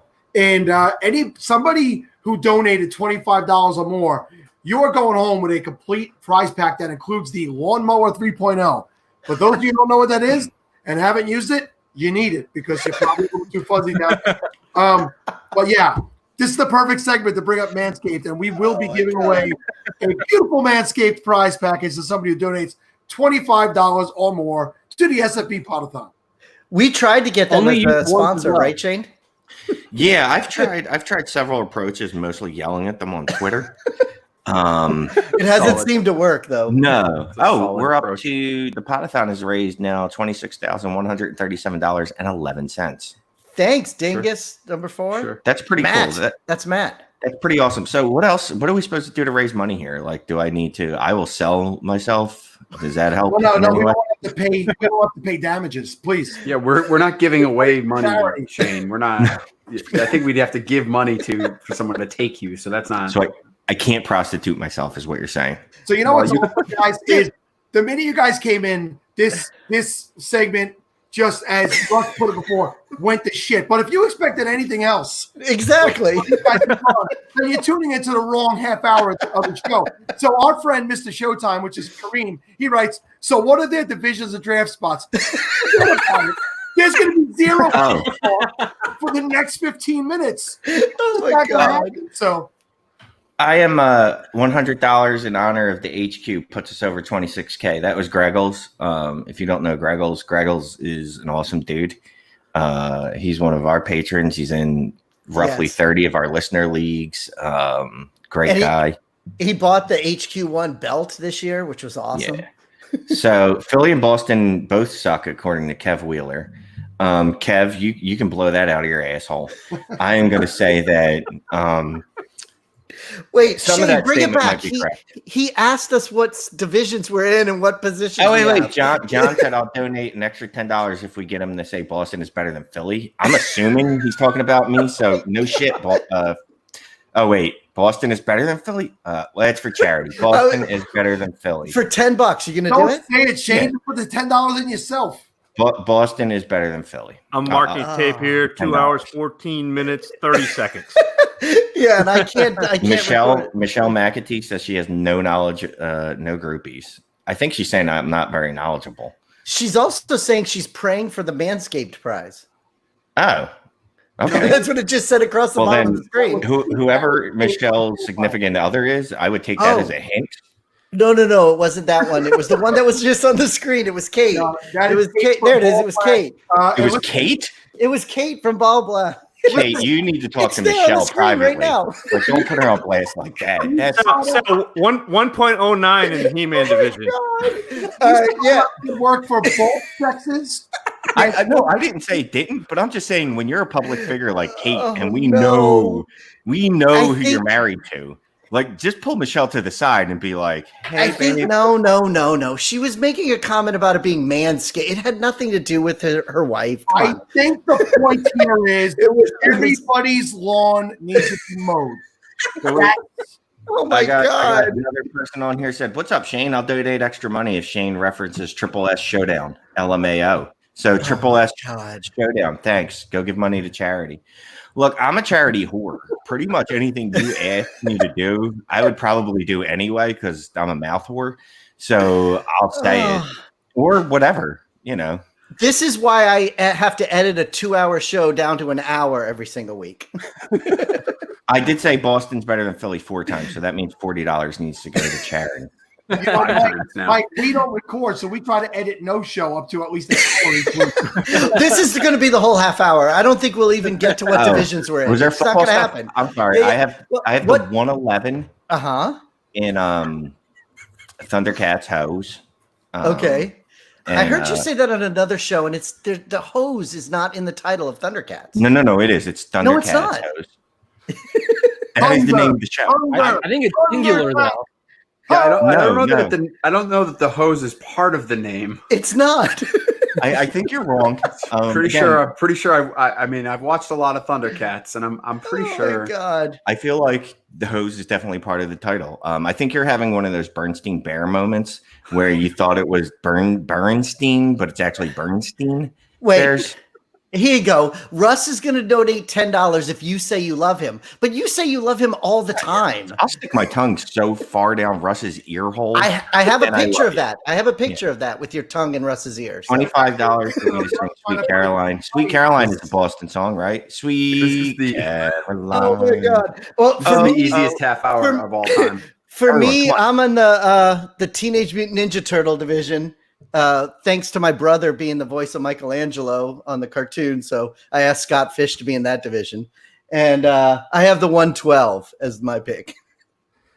And Zach said he has the 109. Yeah, I think he said 109. 109 in the He-Man division. And Steve will be in the division Steve's that not he in sets one. up with his own family. He's in the division with Derek, the one that doesn't exist. No, it's not Yeah. Kyle. It's not Thundercats hose. Oh my God. It's Kyle, I hose. tried to get it steered it away. Yeah. So Oh my God. yeah, no. I remember this distinctly and vividly as a child. My mom would be like, "What are you watching?" And I'm like, "Thundercat hose." And So you were saying hose to your mom then, because the Feels hose like was you were not in calling the your mom a title. hoe. whoa. Miss Manila is a wonderful woman. Please don't talk about her that way. I'm not. God. I'm concerned for you and your family relationship here. I don't think they watch it. I got to be honest with you. Like they all pat me on the head, like fantasy football, good for you. But I don't. Oh think my they God. Oh, Ross, I love you more. Go give $10 more to charity. Yeah, and we have to do this 3 more times this week. We have 3 more appearances this week to do. We do? Look at your face. Yeah, just check our calendar. I'll talk to you later about it. So yeah, football. So at the 111, I am pretty much the Mandela effect. That's exactly what it is. Oh my God, why don't we have live comments during our show? We really should. Incredible. Look, Kate's talking about skinny tongues. This dude needs an HBO special. He's talking about Zach. Yeah. 250 to the Manscaped Fund. Someone gave 250 to the Manscaped Fund. That's the best. Hollywood Titan is writing "laugh my ass off," but he's probably really laughing right now. He's probably fucking hammered right now. I didn't want to say that, but you can say it. So Shane, I think he'll be on at like 3 in the morning. You better sober up. Oh no, I think I figured out why you guys don't have comments though. This is it's a little distracting. I'm not gonna 3 more. So he is already so distracted when we do our show normally. If we had comments running the whole time, we would never get anything done. This is the greatest thing I've ever seen in my life. These comments. These are the comments we're getting now. People can't even make words out anymore. It's 2.5 years doing this with him, and this would be. We only got 10 more minutes, 3 more. So Scott, I noticed was on right before us, and then got off immediately as soon as I logged into the room. But he's commenting right now. He's commenting. I think Scott can't legally be in a like a chat area with me because it will affect his brand. So we got a lot of people asking Shane. I probably don't know who Shane is. The guy's got 10,000 followers for Christ's sake on Twitter. But wow, you don't. Yeah, I'm going to say this. Do you really? Yeah. And you know what's impressive about that is I lose no less than 40% of my followers because they're like, "Oh, this dude is fucked." Like that's not an act. Like, this dude is legitimately not well. But I think it's our show that has 10,000. Your personal one has 7. No. Yeah, I'm only 7,500. Oh, 3,500. But still, it's our show that's at almost 10,000 now. Yeah, that's not me. Louis Gott is hammered right now. Good for him. So hammered, he struggled with spelling "laugh my ass off." Wait, Hollywood spelled "laugh my ass off" wrong? Stop with the Zach Moss love, okay? We get it. You like Zach Moss. I will give you $30 if you draft anyone but fucking Zach Moss. You don't even have to give it to charity. Just keep it. God. Man, I wish we were all going to Canton. That would have been fun. Oh, look. Yeah, there he just commented. Oh, yeah, I did get into it with the Black National Anthem yesterday with a couple people. I got banned the other day, too. You're not allowed to tell people to play in traffic. Are you fucking kidding me? And then you moved it over to our show account and you started blocking people. Just once. I told dude that his mom's a very nice lady and that she also mentioned to me that no one liked him. But I was just implying that I had, fornicated with his mother. I want that to be. You blocked him after that. Yeah, no, because I left it up long enough because I wanted him to see it. And I figured like 30 minutes and I was like, now it's time to block you. Yeah, and I get all the alerts on my phone as well. And I'm like, oh, great. We have football questions. McFarland is greater than Moss. That is correct. Hey, I think there was one that just said, "I love you, Shane." Oh, hey. Is it a girl, guy, whatever? I don't care. There it is. Oh, it's Jen. It's Jen. Yeah. I mean, but whatever. It really doesn't bother me. So what are we supposed to be doing here? I don't know. We only have 6 minutes left, so whatever we're supposed to be doing. He said, "Let me come can you with these guys?" So can you please put up Shane's comment, Shane Hallam's comment? Can you throw that up there, please? Because I'm pretty sure that's accurate. Oh, no way! No, we gained money. Well, if anything, I should be an example of why you should give to charity. You don't want children to grow up. Really? Oh my God! I mean, do better. Do better, society. This is what you've created. It takes Kyle Lebrecht says Rojo is better than Moss. Absolutely correct. Absolutely correct. Kate swiping left on my take. Can you explain that to me? What? Kyle also. Wait, how is it you see the comments before they're on the screen? I don't see them before they're on the screen. So if you hit live comments, right? Oh, I have it on private. Oh, okay. I see it live. That's where Kevin and Al and Steve are like, will you please shut up? You call me pop-up again. Oh, Kevin, I see. I'll murder you. My belly is not soft, okay? I've been getting cut up. What is happening right now? They're saying you're. Hey, we've been doing this for 2.5 years. It's happening every single time. Dingus is just throwing out random over underlines. I think he put. Shane, plus I'm gonna be honest. Live show is not your deal. You really need to. That's why I spend hours editing every week. Real quick, Dingus, was that an over under? Like an over under on what? I think he was when the person said that they're losing money to charity. I think he was doing. Yeah, we've actually gained $200 during your segment, Shane. So you are doing something right. Yeah, for the during first time your in life. segment, Shane. During your segment. No, yours. Team. Remember, guys. But listen, I don't think you really want to be involved with this, though. I think joking. let's give it to Shane completely. I mean, I'm just gonna say nice shit. Like, make sure you're giving money to charity. Everyone should donate at least one league entry fee into to charity. I actually came up with that idea. That was my idea. I've never heard it before. I'm nervous being around Shane during this segment. I'm going to put this on. That's hilarious. Oh, remember last year we bid off something. We'll do that again. Yeah, we did. Yeah, last year you guys gave away. I believe you actually podcasted about a league, right? The winner. Yeah. We would rate and help somebody with their entire league, wasn't it? We would go over everybody in their leagues. Yeah, roster. we'll buy a couple things. We'll bid that off. Highest bidder gets a podcast about your league. How about a bidder on? I'll go ahead and do an assessment on your team. I'm not just funny and good looking. I'm actually good at fantasy football. Oh, sorry. Rewind. I was gonna say, yeah, I'm in a lot of leagues with him. One of those statements is probably true. You throw enough shit at the wall, and surely it'll stick. I'll go with the funny thing, not necessarily you winning. Yeah, I'll leave you a voicemail. We'll bid on that. If you're feeling down, you can hold on to that, and I'll just leave you a voicemail to cheer you up one fucking day, tell you how beautiful you are. If you're a man or a woman, I don't really care. I'll drive over to your house. Like I said, I'll prostitute myself. You want me to come over and cook? No one wants that. Shane, again, no one wants you at their house. I'm really trying.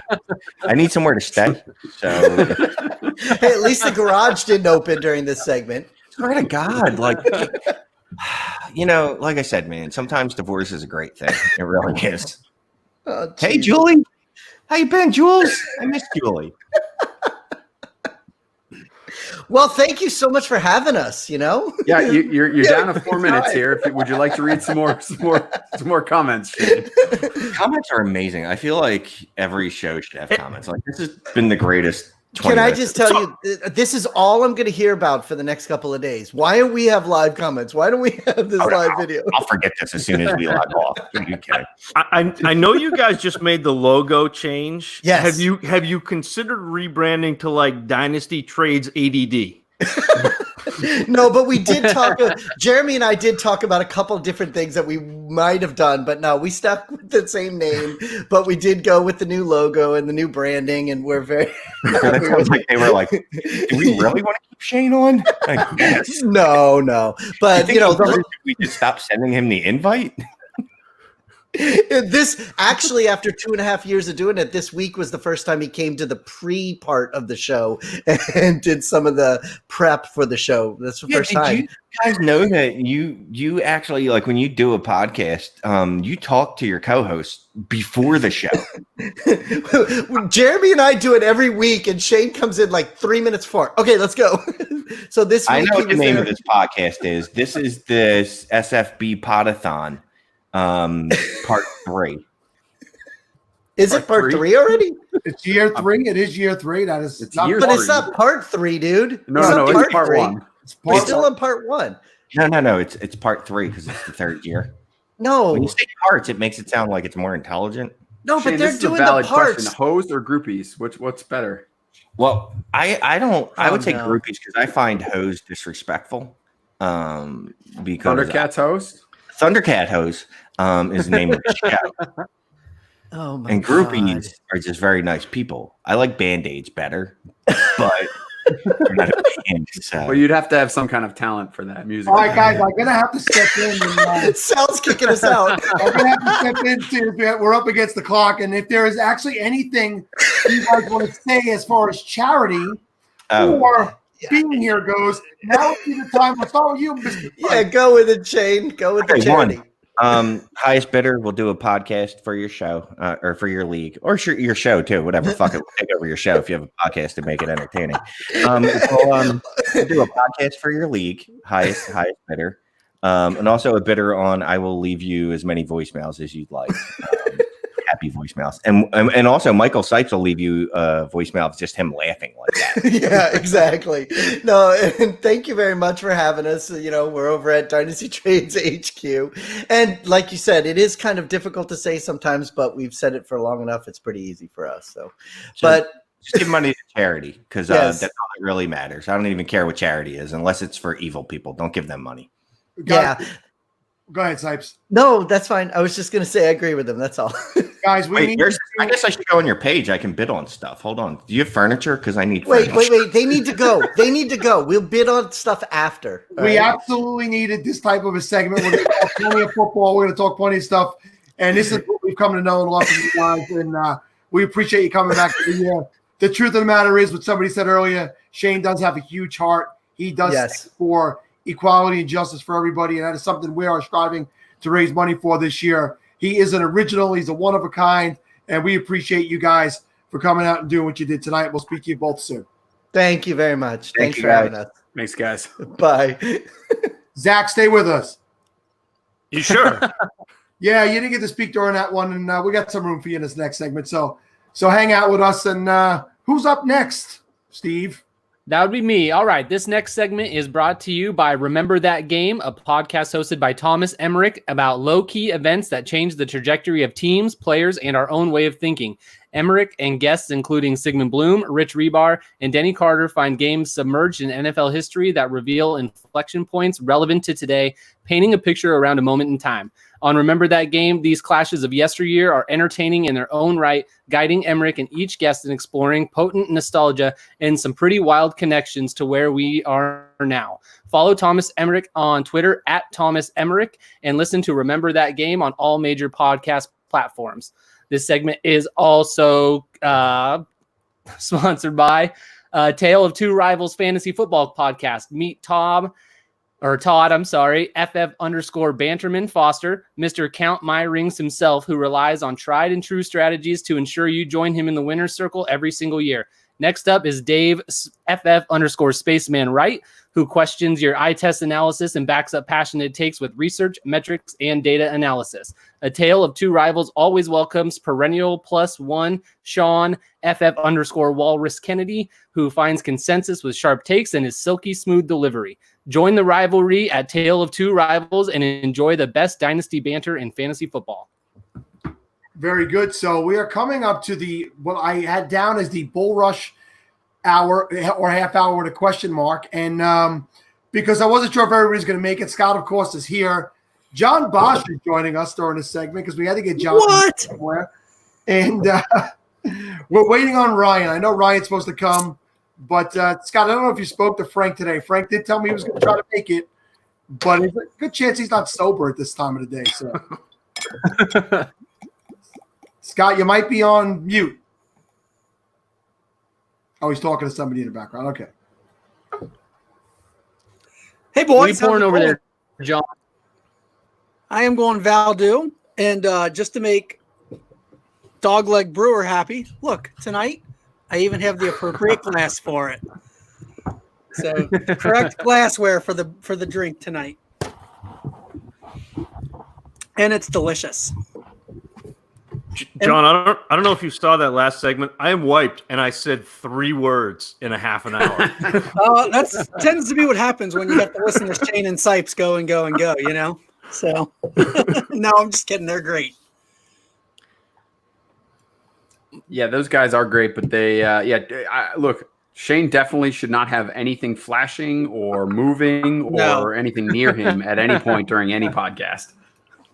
Agreed. Shiny things tend to distract him. I'm a little, a little hurt by you, Bosch. You earlier said you don't trust me. I'm still not sure why. I don't understand that, but I think that was in now you're reference showing to that was in reference to the basement. I'm a far enough distance away from you. I'm not worried about getting put in your basement right now, so we're good. All right. Kevin, you've actually been to my house. I trust you. Jiminy Christmas. That's true. How could you hate a guy who says Jiminy Christmas? Hey, somebody's got to tone down the language after Sal's been around. Dear God, how did you get Sal seven? and Ching? Oh, you can get more on StreamYard now? So, Scott, breaking news. Yesterday morning, I woke up to StreamYard announcing you could get 10 people at once. Oh. Stream. It's brand new, and they did it just in time for the podathon. I believe for us. I want to believe it's for us. Yeah, that tracks. That tracks. Yeah, I can see that. Brian. What's up, guys? Are you all just worn out after Shane? That'll happen. So Shane mentioned something at the end of his segment. He said, "Don't give to evil charities," and it reminded me earlier today on one of my spots. I was on Sirius XM. Do you guys know? You know what Justice League is, right? Like the superheroes. Yes. And then there's Injustice League, which is like the bad guys of those that fight against them in some episodes. And I recommend I mentioned donating to Injustice League on a show earlier today to donate to fictional evil bad guys. Oh, I tell you, you do enough shows and you go a little crazy. Sounds like self-interest promotion there. Donate to Scott Fish, right? Hey, donate to those evil guys. I am only evil when it concerns you, John. I think Derek might have a little bit of it too. No one else, though. You and Derek. No one else on this show at all. No, I don't. Oh, you're actually going to address Steve? That seemed like a slight addressing of Steve. Were you watching earlier when I sent him an email? I did not. I was me and my wife are watching Hannah right now. We're literally in the middle of the finale. I don't know if anybody watched that show's addicting. So no, I've missed a little bit tonight. He sent me an invite, and I got a little excited about it because I've been waiting a little while for this. Did not read it fully, and it was a pending invite. It is not entire in the invitation. So yeah, I'm still waiting anxious. Steve, it's progress, right? I mean, you're closer than you were, a couple hours ago. Dude, you have hours left to go to see if you get in or not. You never know. Yeah, be like, hey, you did this 24-hour podcast. Are you in the league? And I'd be like, no, but I got this close this year. I got super close. So close. I put in all these hours trying to help out, and I so close. Ryan, you removed Steve from the replacement list, right? I might have accidentally. He might be on there. You guys pulled him. No, I got rid of him. Yeah, okay, thank God. Didn't want to take any chances. We should put him on that ban list one of these days. But that ban list. The list with Derek. The problem is I need to save that spot. You never know when like a celebrity is just gonna randomly pop up and want to join the league, and I got to save that spot for the last minute. I mean, yesterday we had one of the members of REM join the league, which is a little crazy. Yeah. Yep. Mike Mills, guitarist for REM, joined the league yesterday. Nice. Wow. Yeah, it's pretty cool. There's a decent amount of celebrities this year. I think Tom Everett Scott from That Thing You Do, and Scott Porter from Friday Night Lights, Shane Battier, and I mentioned Mike Mills. I mean, there's several of them jumping around this thing, so it's getting pretty big, getting pretty fun. Yeah, I can understand how you can't squeeze Steve in. Yeah. It's fair. I get it. It's okay. Understand. Steve can just be out there with everybody hurting. Ryan, how are we going to give away these last spots here? I don't know. We need to come up with something. I can't. The real crazy part is that people aren't showing up. So, I mean, Steve, maybe. maybe, you might have a shot. Yes, thank you, Kyle. Bassist, not guitarist. I don't even know why I said guitarist. Once again, too many shows. So that is the one thing. I did a big tour of shows to represent the SFB Podathon. The level of shows I went on to compare to what Scott went on to this week, I was still happy to be there. I was on CBS. I was on the hot sauce with Larry Monkey. You know what I'm saying?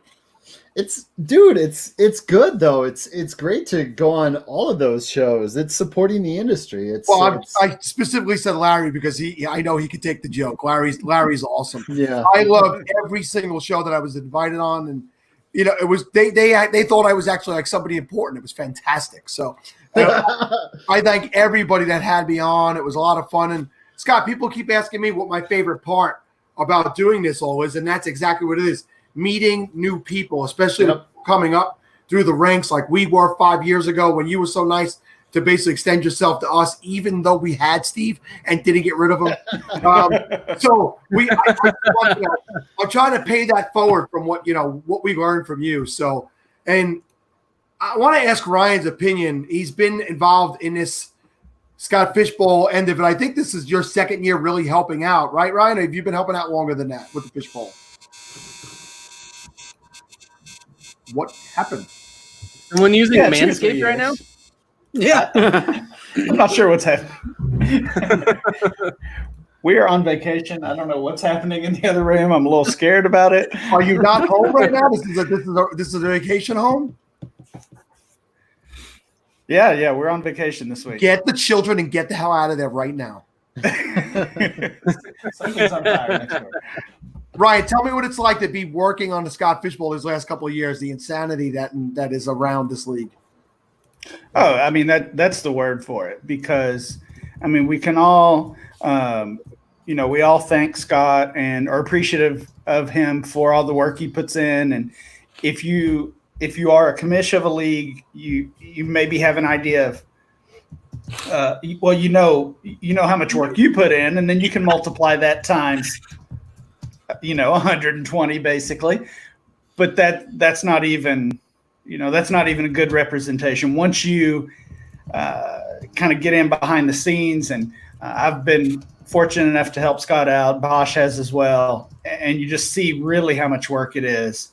It blows you away. And I mean, Scott, on top of everything else, is talented with coding, and if that wasn't the case, Scott, this would take? It would at least double the time, I would imagine. Yeah, I can't even imagine without all the coding that's behind the scenes. I don't even want to think about it.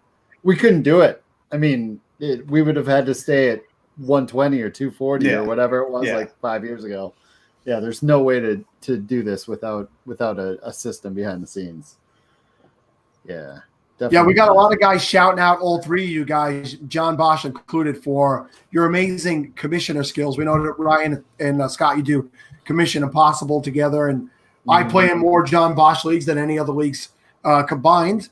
So what is it that you guys like about being a commissioner? Because I have no desire at all to ever commission a league, period. I would never do it. So what is it? I'll go, John, I'll ask you. What is it that makes you want to be a commissioner? I can make sure that everything's done exactly how I want. I'm a bit of a control freak. I don't think anybody else would run some of the things that I run. That's why I like when I find other people that run leagues that are unique and interesting to me. I'm like, oh my God, yes, I definitely want to play in them.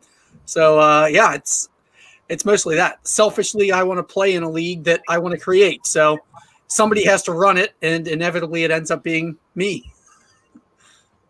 But I also don't trust a lot of people, really. I mean, I'm a little spoiled with my commissions, so I don't trust a lot of people to run things as efficiently as the commissions that I have seen and tried to model how I commish after. Yeah. So, Bosch, your favorite thing about being a commission is when people don't read the rules and ask you questions instead, right? Oh yes, I love when people ask, yes, that and collecting dues. Like, oh yeah, they're just, I love it. No, if I can screenshot the answer from the rules, you know that you annoyed me, Sal, several times. I'm very old, John. I need help. I will find it. I will find it in the rules, and I will send you a picture, and then I will curse you. I do so love when I know I'm irritating John, and he'll send me. He'll just like subtweet me in a Voxer chat somehow. I don't even know if that's possible. Oh, But, it's usually pretty direct. I usually tag you. But I get even with him. If you've seen Mark Hill's latest tweet, I certainly get even with John with the little voice messages that I leave in those Voxer chats. Yeah, Mark did a great job with that. Every year, it's becoming a classic. It's something I look forward to now every year. Mark has just raised the bar, and I can't wait to see what he does next year. We've got a whole year to get some Sal clips from here to then. Speaking of next year, Scott, I know you have a ton of work left to do for SFBX and all of that, but I'm working. You've already while started we're talking. Yeah. That's fine. But you've talked already a lot about SFB 11 next year. What are your plans for that, and what is going to be so drastically different about that league next year? And just talk a little bit about that. The main difference is you still won't be invited. But, actually, that's the same. That's not a difference. Now, let me think. No, I'm just. I don't know what I honestly don't know. I don't even want to get into trying to plan a ton of live events plus online drafts until SFBX is over. Like, or at least started, maybe even. Or started, yeah. I barely. I mean, I've already reached out to some people, some big names in the industry that want to host events in their cities, and I've already talked to people about providing like draft boards and things for those live events and stuff. I've done a little bit of work on it, but not much. I'm just gonna wait. I'm gonna wait till next spring to figure that stuff out, I think. Ryan, am I coming down to Louisville, or are you coming up to Cincinnati? I'm good with either one. Let's do it. All right. Well, as long as I don't have to wear a mask. Steve said to me earlier. Let's hope not. Well, hopefully in a year from now, that's all behind us. Absolutely. Let's hope. It's been quite a crazy year. Steve said earlier that next year we should all be in the same place to draft. And since Kevin and I basically live driving distance from each other, Steve, I'm assuming you're flying across country, right? Because we're still out to California. If that's what I got to do, I would do it. Absolutely. That would be a blast. Scott, make sure you send that invite and then take it away after he has already booked and taken his flight. I wouldn't do that. I would do it just for the podathon. It's okay. I would do it for the podathon. It would be great. I know Sal mentioned the distance. We live a long way from each other. It would be awesome after all this time to meet up with these guys and do something live with them. It would be great. Hi, everybody got any questions for these guys? I mean, they're not even that interesting. I mean, what do they really have to even do with the Scott Fishbowl, this group of guys? Yeah, seriously. We need Frank on here. Agreed. That's up what on we Frank. need. Kick me out. Well, we have room for you, John. They expanded. We could put up to 10 people on StreamYard now. I know we want it to be scrambling on 2021 draft night, trying to figure out how to do the shotcast. That's right. And Scott paid 3 months of Zoom just to air one night of. Yeah. That was beautiful. At least a few of you chipped in, but man, it is what it is. It was a fun night. The Bull Rush is a fun time. The twice a year we can do it.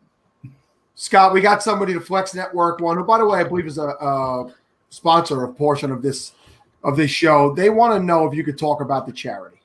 I talk about charity all day long, it seems like. Sure. Yeah, it's mostly Scott, that was great. Mostly at this point, I'm just telling people to donate. Just if you can, where you can, just donate. I know that we're trying to push the podathon right here, but I understand people have lots of passions and there's a lot going on in the world, and wherever you can donate, whatever you can do to get your league involved, your own personal home leagues involved in adding a charitable element to your league, do it. I know Shane likes to say he came up with it. I mean, that was a great idea by him to add an entry fee to your league to charity. It's such a wonderful thing Shane thought of. Well, okay, let's move over to the Scott Fishbowl itself. And while you run the league, Scott, you're in it, and Ryan, you're in it. Everybody here except for Steve is in it. So let's start with Ryan. Ryan, what division are you in? And I know you're at the 101 because you're in the chat with us. So what division? I am in the Smurfs division. Yeah, and I've got the 101. Do you have any of your Smurfs still from when you were a kid? I mean, I collected every one of those damn things. No, I don't. I don't have any toys or anything from when I was a kid. So you're not very nostalgic.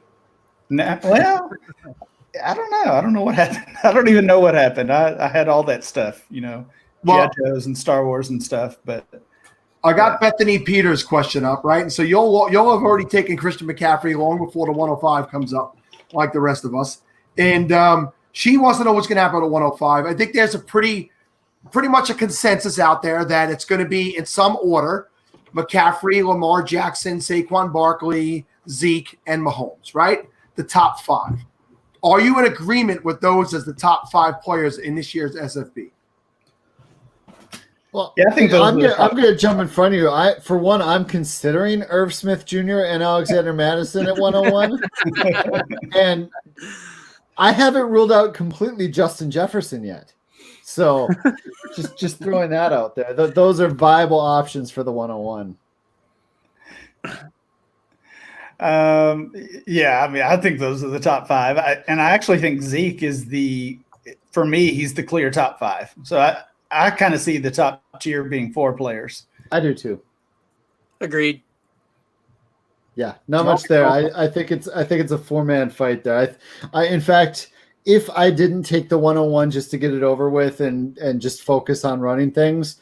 By the way, Blake, I am not going to do auctions. We'd have to turn this into like a 100-team league or something if we were going to do auctions. I can't even imagine running 120 auctions at the same time and all the emails we'd get. I'm in an accidental bid. Can you help me here? Dear God. Can't even imagine. I don't know why this guy is here, but I was going to kick him in here for 1 second. Larry Monkey, what the hell are you doing here so early? Hey. Or something if we were going to do auctions. I can't even imagine running 120 auctions at the same time. Turn off your YouTube. There you go. Man. We gave Larry the chance to get on with Scott and Ryan. He's listening to the podcast. So sorry, Scott. Yeah. Well, it doesn't. What I was going to say is if I didn't take the 101, I'd take the 104 because then the decision's made for me. I think it's that clear cut. Yep. Yeah, I think that's the sentiment that a lot of people have, right? Just being at 104, that way the pick could come around quicker for you in the second round, and you're going to get one of those 4 players. So how likely would you guys be at the 106? So the 106 is where you really have to start. 105, 106. You're looking at Kamara. You're looking at the decision on Kelsey. When I look back to last year, I was talking with Mike Wright when I was making my pick around the 105, and I was explaining to him why I was taking David Johnson over Travis Kelsey. Oh, if I could go back a year. I hope you said it differently if you were talking to Mike Wright about it. I was talking to Mike. Listen, go back. I hope you said David Johnson. David Johnson. There you go. There you go. All right, go on. Go back and watch. But how do you guys feel about the early tight end? I mean, Scott likes to level the playing field here with his scoring, and Kelsey is for me an easy first round pick. But is he a number 5 or number 6 pick? People can't hear you nodding your head, John. I was responding to somebody in the chat who asked if I needed a refill. For me, I think the top tight ends, I can see them going in the first round pretty easily. Like I would probably consider Kelsey that early. He's a game changer in this setup. I think both Kelsey and Kittle are first rounders. The only question is how high do they get up to the, like I could see one of them going as early as 5 after that top 4. I don't know that'll happen too often, but I can see that. It's weird that I was sitting here thinking about the auction thing, doing them all auctions, and I run 30 auctions at a time on safe leagues. Why can't I amp it up? I agree. Why can't you? Why can't you, Scott? I mean, Ryan, ours will be live. It'll be fine. We won't. I think it's mostly just the customer service aspect, the amount of emails that I could foresee coming through on that. But Yeah, I run 30 at a time right now. And why not? It's not happening. People listening, it's not happening next year. I don't think that's happening. He's definitely thinking about it, folks. Don't let up. He is thinking about it. He's definitely thinking about it. Oh, I will tell you, I actually thought about it for this year. I thought about after I made the satellite best ball tournament, I thought 1440 in this, 1440 in that, and now we're at 2880.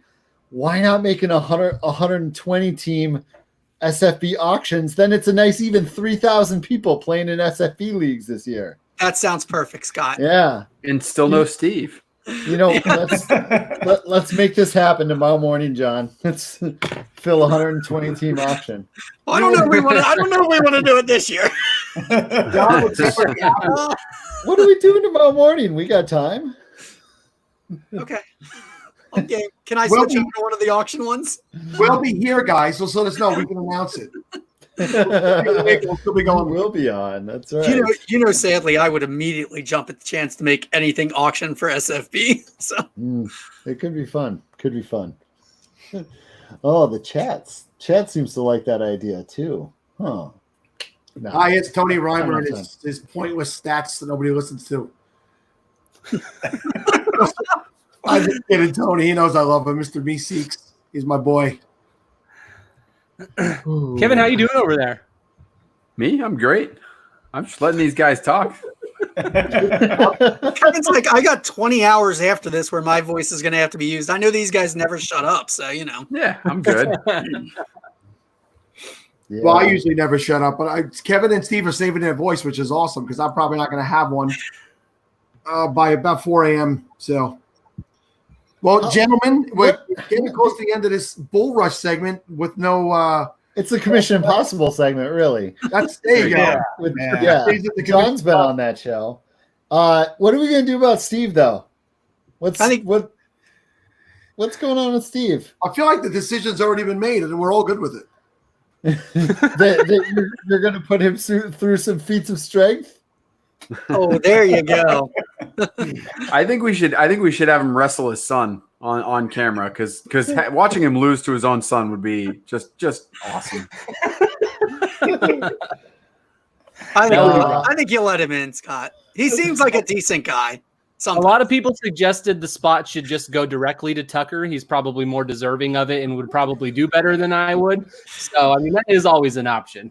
Oh man, yeah, no, I thought it'd be fun and funny to let it go on all the way to the potathon and to just sit and to tease you about it. It's not. It's honestly, it's gone too far. It's gone way too far, I think.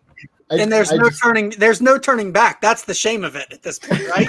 No. I have felt bad long enough, Steve. You can play this year. I'll get you in.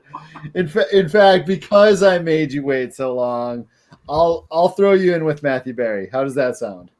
I will take it. I will talk to Matthew tomorrow morning, and I will let him know that he's got a new challenger in the league. It's someone for him to easily walk over. So he'll probably be excited about that. Well, that's why I did it. I want him to be able to do well, and I figured, fill up that division with guys like you, and it would be. And what a fitting division name for me. Sorry. Didn't even think about that. That's great. Yeah, I'll get you in. I purposely left 2 spots open in his division, 1 for you. So I get you in there. Thank you so much. I am grateful as always to get a chance to play. I know there are a lot of people that want to play. So regardless, even if I wouldn't have got in, it wouldn't have been a problem. I know how many people bombard you about this stuff, but I do appreciate it. I like it. And Tony's in there, so look, I won't rest. Yeah, see, he's got Tony and Steve. You really did just give him the AFC East, didn't you? I basically said, Barry, if you don't win this division, man, you won't be able to hold your head up anymore. I mean, that's. I'm looking at it now. Kyla Breck is in there too. Oh my goodness, he's a dummy. Steve, just make sure you draft fast, all right, man. Oh, I got it. We need fast drafters in that division. The first year Barry ever did this league, he was in the third slowest division in SFB history, and I have felt terrible about it since. So, Yeah, draft fast. he spoke about that story, at length on this podcast last year. So I don't doubt it.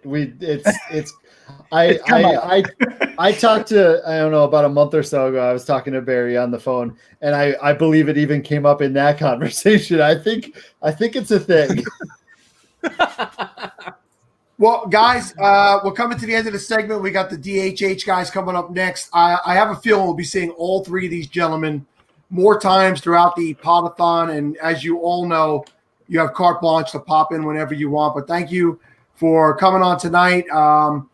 Scott mentioned earlier that there's possibly more spots than he realized open. So it looks like it. Yeah, Ryan's nodding his head too. We purposely saved like one in my division, one in Ryan's division, one in Barry's division for some things, and a few people decided just not to show up and not to reply to our emails. It's pretty crazy. Pretty crazy that people are literally climbing walls. We're talking like 2 or 3 people, but still, it's crazy. That's still more. That's a high percentage as far as I'm concerned. But yeah, guys, we'll speak to you a little bit later on tonight and tomorrow. Thank you all for coming out. Thanks for having me. Thanks, guys. Thanks, Sal.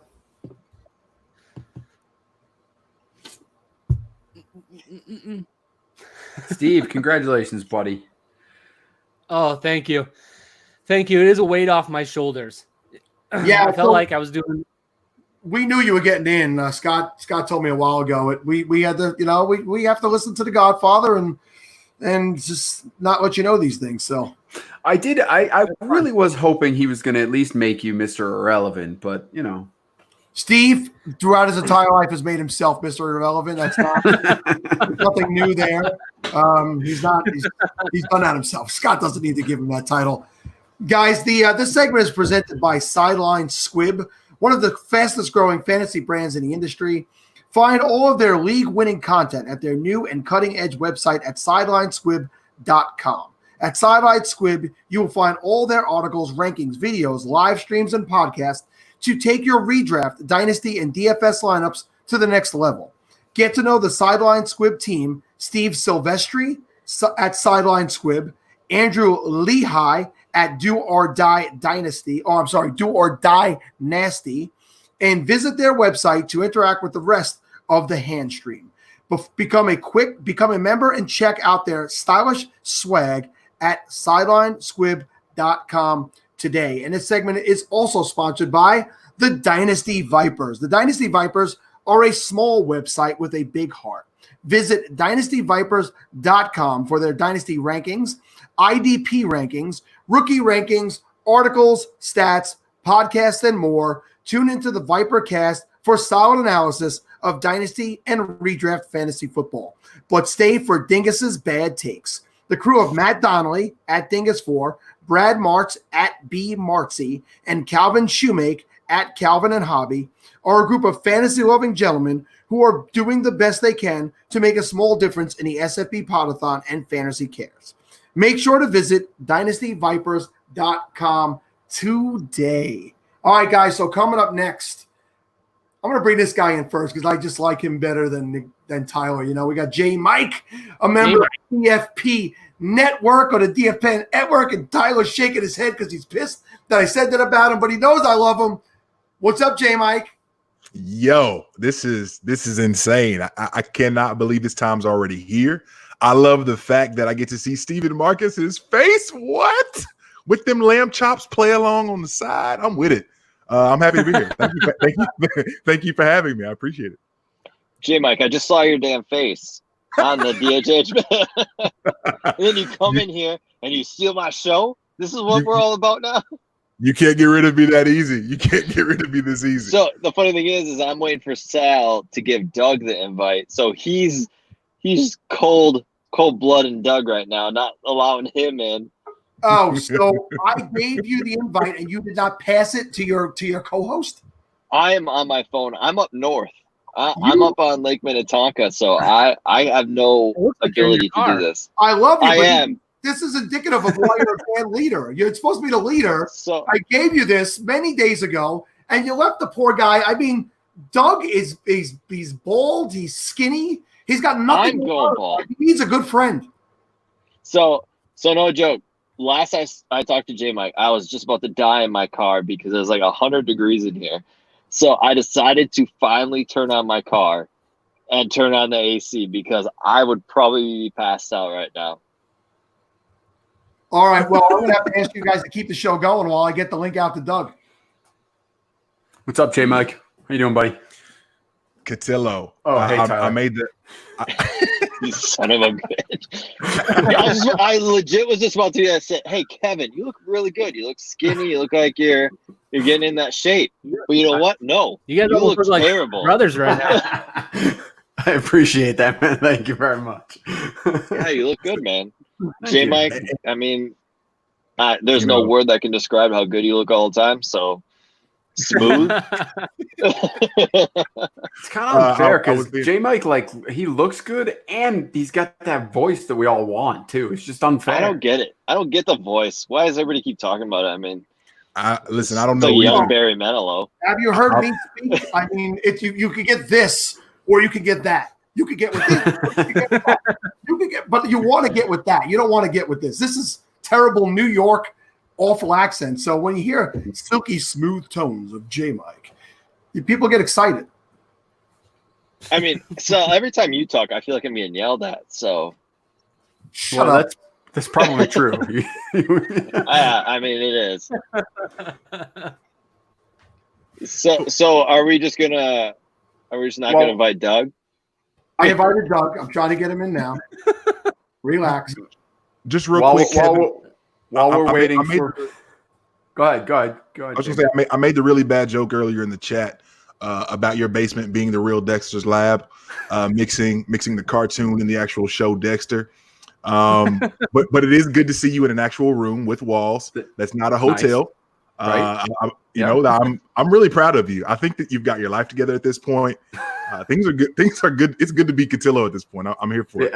Everything's looking up. I appreciate that, and it's definitely when you can have walls and lights and not be have freezers next to you that people allegedly say have body parts in them. I just it's always a good thing. So and you know what? I will say this too. The gentleman who just joined us is actually been to this very house. Fun fact, Kevin lives about 20 minutes from me, and we are in the same Scott Fishbowl division this year. So, Kevin, if you beat me, I'm going to drive down there and put my foot up your butt because I can. So I would say skinny Doug can't beat the crap out of anybody, but Kevin's also skinny, so it'd be pretty much a fair match. Hey, Sal, I have a bone to pick with you. You called me bald. Look at this beautiful frock of hair I'm rocking. What is that? How much did you pay for that? I did. So, fun fact, this is the longest. My wife has known me for 21 years, half of my life, and she has never seen me with hair this long. I decided that, you know what? People are not cutting their hair in quarantine. So, you know what? I'm going to join them and say, I'm not going to cut my hair and see what it looks like. And so far, everyone really likes it. So, I think it's here to stay. Fun fact is DHH actually is sponsored by Bosley, so this is actually paid for by DHH. I use the same guy that Wes Welker uses. Just saying. Listen, that's not true. Doug went hair, and I had to shave mine, so that's the route we had to go. Doug, I'm going to tell you right now, there's very few things that Sal hates more than people who have hair who shave their head. I've heard him go on rants about this many times. I picked up John Bosch about that. I mean, there's no reason to have a perfectly good head of hair and then shave it. It's just easier maintenance, though, when it's now I have to do stuff to it in the morning, which kind of sucks. But I used to love to roll out of bed with a shaved head and not have to worry about it. It's like J Mike. J Mike just rolls out and it's just perfect. I see this guy hanging around very sadly down here, so I'm going to add him back in. What's up, Scott? Do you want to be on right now? Speaking of hairless men. He's actually busy and has no interest in being on right now. No, I didn't. Sorry, I didn't have the post-it on my camera. No, I'm putting people in leagues and stuff right now. Still grinding. All right, Scott, do your thing, partner. We'll check back in with you later. Later, man. How Yes, long is it that I have Scott Fish just sitting on standby? You have him on call. Hey, look, Scott's here. So Doug, on this great pickle dish. Doug, Mark in Michigan said that you made it into this house and out, and he was astounded by that. Did it look like a murder house to you at all? No, it's actually a newer construction home. There's a pool in the back. It's in a nice neighborhood. Like, oh my god, I was surprised it was so The pool nice. I was talk. like, look at Cotillo. He's living pretty nice out here. And the pool talk with you guys is absurd. Just like, yeah. Well, yo, you we need to found get a on our pool. level, Tyler. That's all I'm saying. I got a pool. It's about 4 foot by 4 foot. It's perfectly circle. It's plastic. It's called a bathtub. Both my kids can fit in it. It's awesome. Wait, I have 3 kids, so all 3 of my kids can fit in it. That's Oh yeah, you baller. forgot about the third one. Yeah, it happens. We have lakes. We don't have pools. So, Steve, now is about the time when you're supposed to ask your question.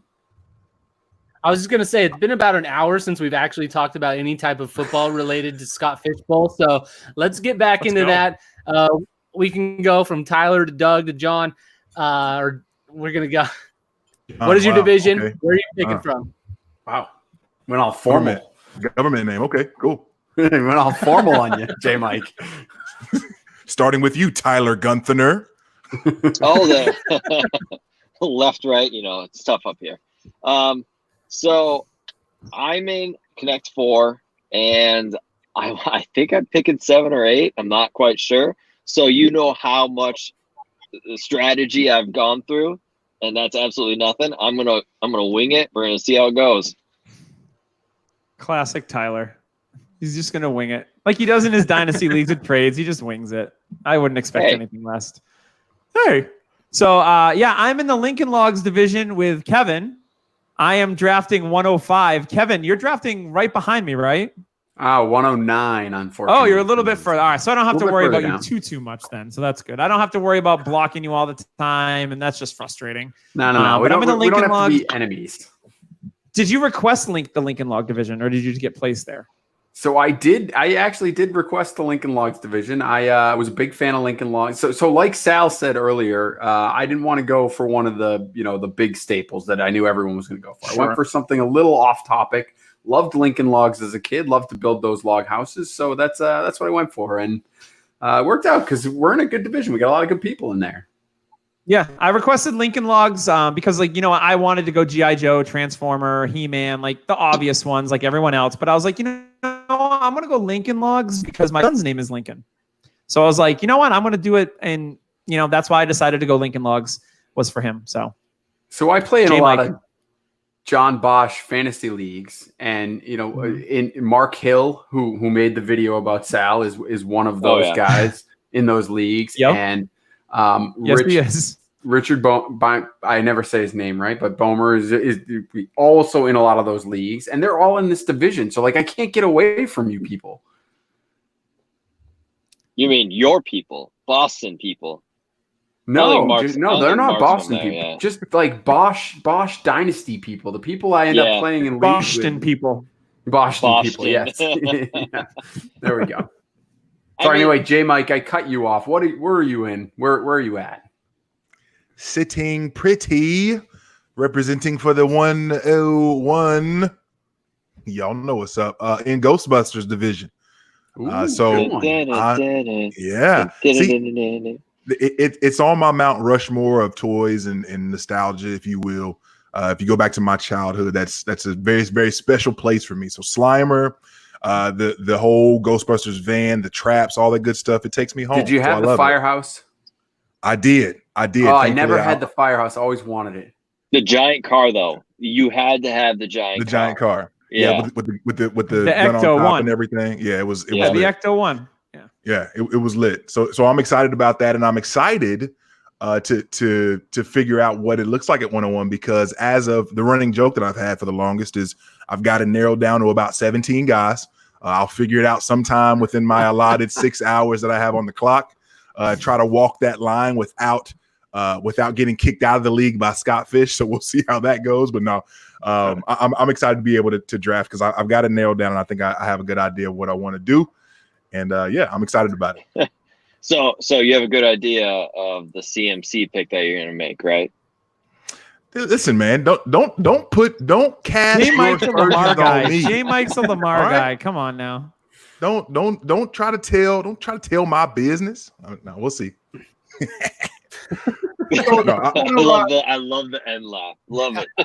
There's nothing better than a 101 who takes 6 hours to make his picks. Oh my J-Mike. God. So true. Stab me in the eyes. You, bud. Oh man, J Mike. No, So I am team slow draft. Shout out to Outhouse, our brethren himself. I'm team slow draft everywhere except for round 1 of the Scott Fish Bowl. Then I will have my pre-draft pick in before I go to bed tonight. So listen, it's a 4-hour timer in the first round of the Scott Fish Bowl. I was using the bathroom, so if you guys didn't discuss that already, remember, it is not an 8-hour timer in the first round.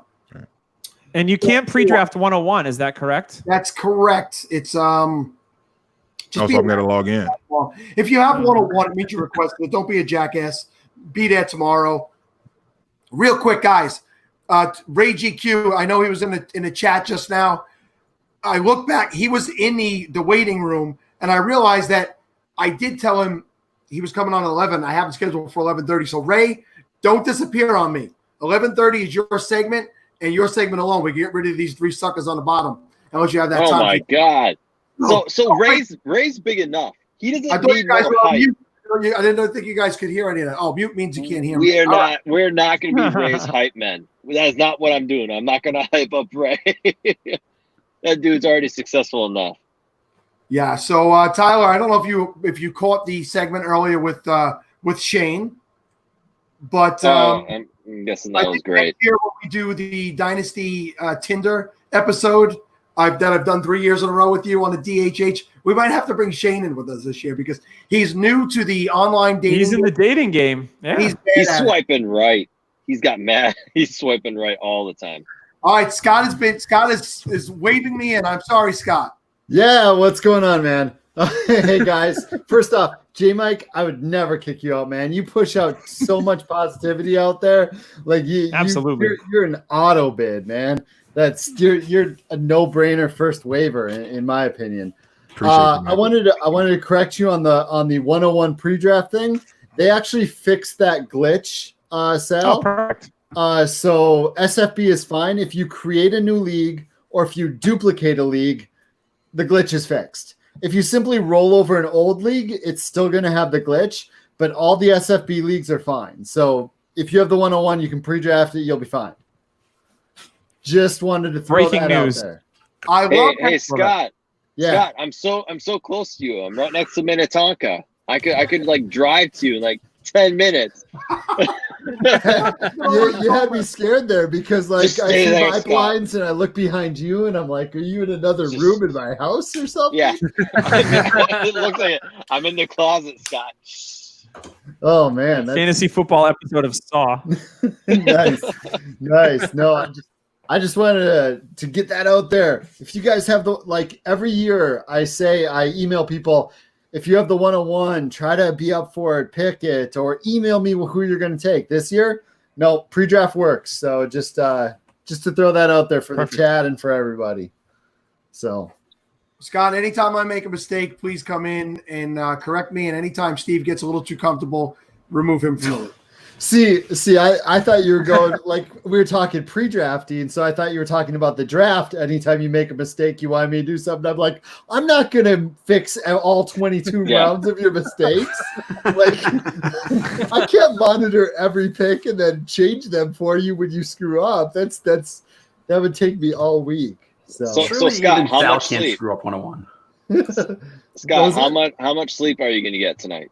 Lots. It sounds even creepier now after this whole entire joke of me in the closet. But that was like legit. Hey Scott, how much sleep are you going to get tonight? Yeah, when are you going to sleep, Scott? Just I might get upwards of 4 hours tonight. I mean, I'm gonna sleep a ton. So you think me, Steve, and Kevin care about Scott's sleep? We're not going to sleep till 9 o'clock tomorrow night, for God's sakes.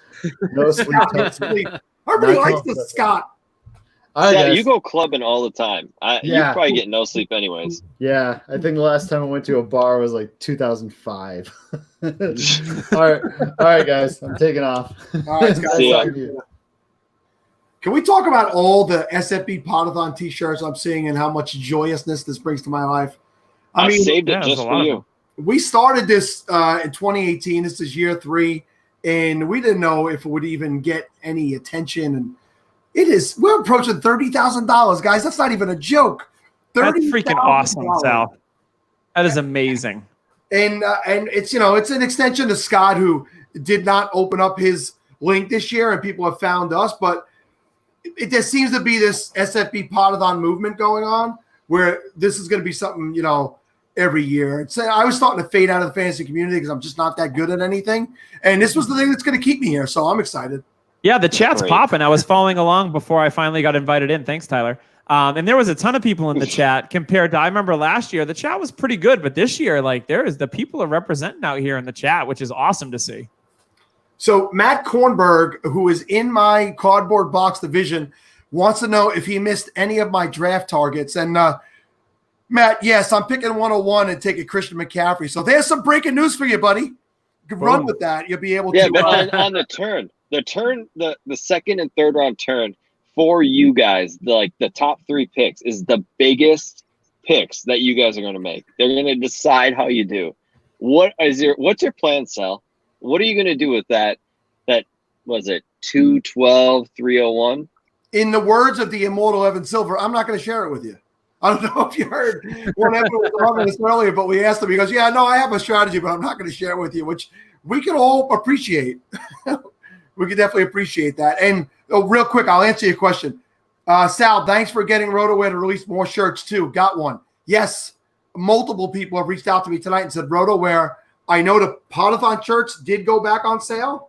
Nice. I'm assuming the other SFB ones went on sale too because they sold like crazy. But you can get another limited edition run of the SFB Podathon shirts on rotoware.com right now. So go, because it is going to be a limited release. And tell them J Mike sent you. Listen, Tyler, I've been blessed to be in the 101 Discord chat with the tippity top of the fantasy football community. Matthew Berry, Curtis Patrick, Ryan McDowell, Kevin the FF Engineer. There's there's so many analytical guys in there, and I don't want to give away too much of what they've talked about in there. But I think position-wise, when I come back around, definitely go on McCaffrey number 1. I don't think it makes any sense for me to do anything different. I think when it comes back around, I'm going to really be looking for the best available running back and the best available running back quarterback, because I won't be picking again for another 24-plus picks. So I got to get at least one quarterback in that area, and I want to definitely get a second running back. So it's going to just have to be about what's available at that point. Yep. I had the 101 last year, and I didn't take a quarterback until the 4-5 turn, and it was Cam Newton and Jimmy G. And they were the weakest part of my team. Obviously, Cam Newton getting hurt, but I went CMC. I got Nick Chubb, and then Kittle at the 301. Me and another owner were the latest to get Kittle in all of Scott Fishbowl last year. I know that won't happen for you, Sal, unfortunately. But yeah, I mean, like I've been saying, we just did our DHH. I was on Trophy Time. We just uploaded our Scott Fishbowl strategy pod. And to me, it's like be water. Like there's going to be some wild stuff that happens. We were just talking about it, J Mike and I, is that we did all these mocks last year for Scott Fishbowl. And once the draft started, take all that data, and it got thrown out the window because all these wild things started happening. And we were like, whoa, look at all these quarterbacks. Like, this is not what I thought would happen. So I'm assuming it's going to be like that in a lot of our divisions this year as well. So prepare for the unexpected. Yeah, in those mock drafts, people like to see, all right, let's see if I do this, what's going to fall to me later. And then the real day shows up, and I'm like, no, there's no chance I'm taking this. I don't want to risk this. They get scared to death. So, yeah, very often I think Kevin, FF Engineers, felt like the mock or the ADP has been pretty true. But, that day there's 120 divisions, and they are all going to look like snowflakes, completely different from one another. Yeah, so I picked from 7 or 8 now in Bosch's eliminator that I'm a part of. I loved my team after I took Kittle. Like a tight end at 108 felt really good. Like I love my outlook. I love my team. I've waited on quarterback. And usually I don't do that because, in dynasty leagues, you need to get your hands on quarterbacks when you have to start 2 of them. But in a situation like this where it's like a best ball type format, well, not best ball, but it's more loose for the starting positions. Or is it 3 wide receivers this year? I don't know. I haven't done any mocks. You have to start. It's a mandatory start 3 wide receivers. Okay, that will boost the receivers up a little bit. So, yeah, Scott has a way of leveling that playing field. So you get the tight end premiums, which brings them up, but you have to start 3 wide receivers. So while their scoring seems to be the lightest of all positions, you have to play 3 good ones minimum each week. And we know that you're going to run out of running backs to use in flex positions. And with so many flex positions, you're going to be filling those out with wide receivers also. So wide receiver will play a bigger role in who wins this thing than people expect, going into the drafts. So whoever takes Terry McLaurin in like the 6th or 7th round is going to win it because he's going to dominate. And it looks like Doug is your guy. Rob Van Dam. It's going to be Terry McLaurin all day long. And that is unless Kevin drafts him in front of me. God, why did I even say that? So Taking him at stupid. 109 now. So stupid. Taking him at 109. Good draft pick. Great. Yeah. Right. So guys, I'm sorry, Kev, did you have something to say? It was important or no? No, not important. I didn't figure it was. Guys, as I said, I'm going Christian McCaffrey at the 101. The fantasy football show, I don't know. It says Schmitty on his hat, but he's checking in. He said, ask him, why not Mahomes or Lamar at the 101? Listen, I thought about Lamar, but I just can't go away from the amount of points that Christian McCaffrey put up last year. Now, we know pretty much every year the number 1 running back does not repeat as the number 1 running back in fantasy, but I think he's the safest play. Mike, give me a reason why I should go with Mahomes or Lamar at 101. Can you give me a reason? I was just about to say it. This is something that I discussed with Doug earlier as well. Mm-hmm. One of the reasons why doing a mock is so crucial is that it allows you to be able to see the landscape and put yourself in different positions to just think on your feet as the actual process goes. So it's not necessarily all about seeing the players that may be there, because again, every mock is going to be unique into itself, but it's about having the ability in those moments to pivot in different spots. In the mocks where I took quarterbacks at 101, what I found was at the 2-3 turn, I'm immediately putting myself in a box, because now I'm looking at this wonderful group of running backs that are flying off of the board, and I find myself in a really weird spot at RB1. And if I feel like I'm behind the 8 ball at my running back spot, I feel like I'm probably chasing that for the majority of the draft. And now all of a sudden I've gone and I've taken myself from a position of strength in terms of dictating the pace or dictating things within the draft. And now I'm just playing catch up, because now, while I do have an awesome quarterback, everything relies upon him staying healthy and being fantastic, and it gives me no flexibility throughout the rest of my draft. And if I take that quarterback and then maybe 1 or 2 quarterbacks go off basically from the 1 or basically throughout the first round through the second round, I found that the quarterback room or the quarterbacks in my draft have now been devalued to a point where I actually lost value by taking that quarterback at 101. So I don't love that look, and I don't love the position that it puts me in at 2-3, which is why I'm likely not going in that direction with my 101. But hey, I'm not mad at anybody who does. Go for it. Do what you do. Yeah. Or you could have Andrew Luck. You could draft Andrew Luck and then he retires right before the season starts. That's also possible, which happened to me. Mike, I gotta say, I have a problem too with that. I mean, I'm at 109, and I think for me the decision isn't obviously so much the quarterbacks, because I think both Mahomes and Jackson are gone at that point. But for me, it's that second tight end, because that's the area where Kittle is, and I've said it a couple times tonight already that I guess Kittle seems like the right play at 109, but then I feel like I'll be chasing that running back. And to me, I don't want to be in a situation where I'm chasing running backs. And, luckily with 109, you get another pick in that second round a little bit before you do, obviously. But I still I feel like I'm really hoping one of those running backs drops and someone reaches for a Kittle.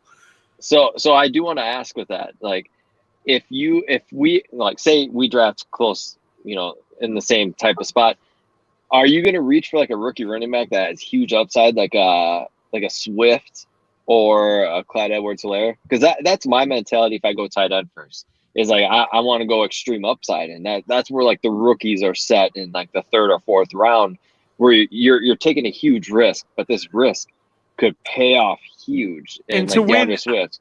And I think the thing too, like you got to remember, like to win the Scott Fish Bowl, like you're going to have to do some things that are outside the box, that are going against the grain, I think, to set yourself apart in the long run. So I could see making moves like that, Tyler, is like maybe reaching on guys that like, based on the ADP that you're seeing, you're like, you know what, I'm going to go for these guys instead and kind of go against the grain.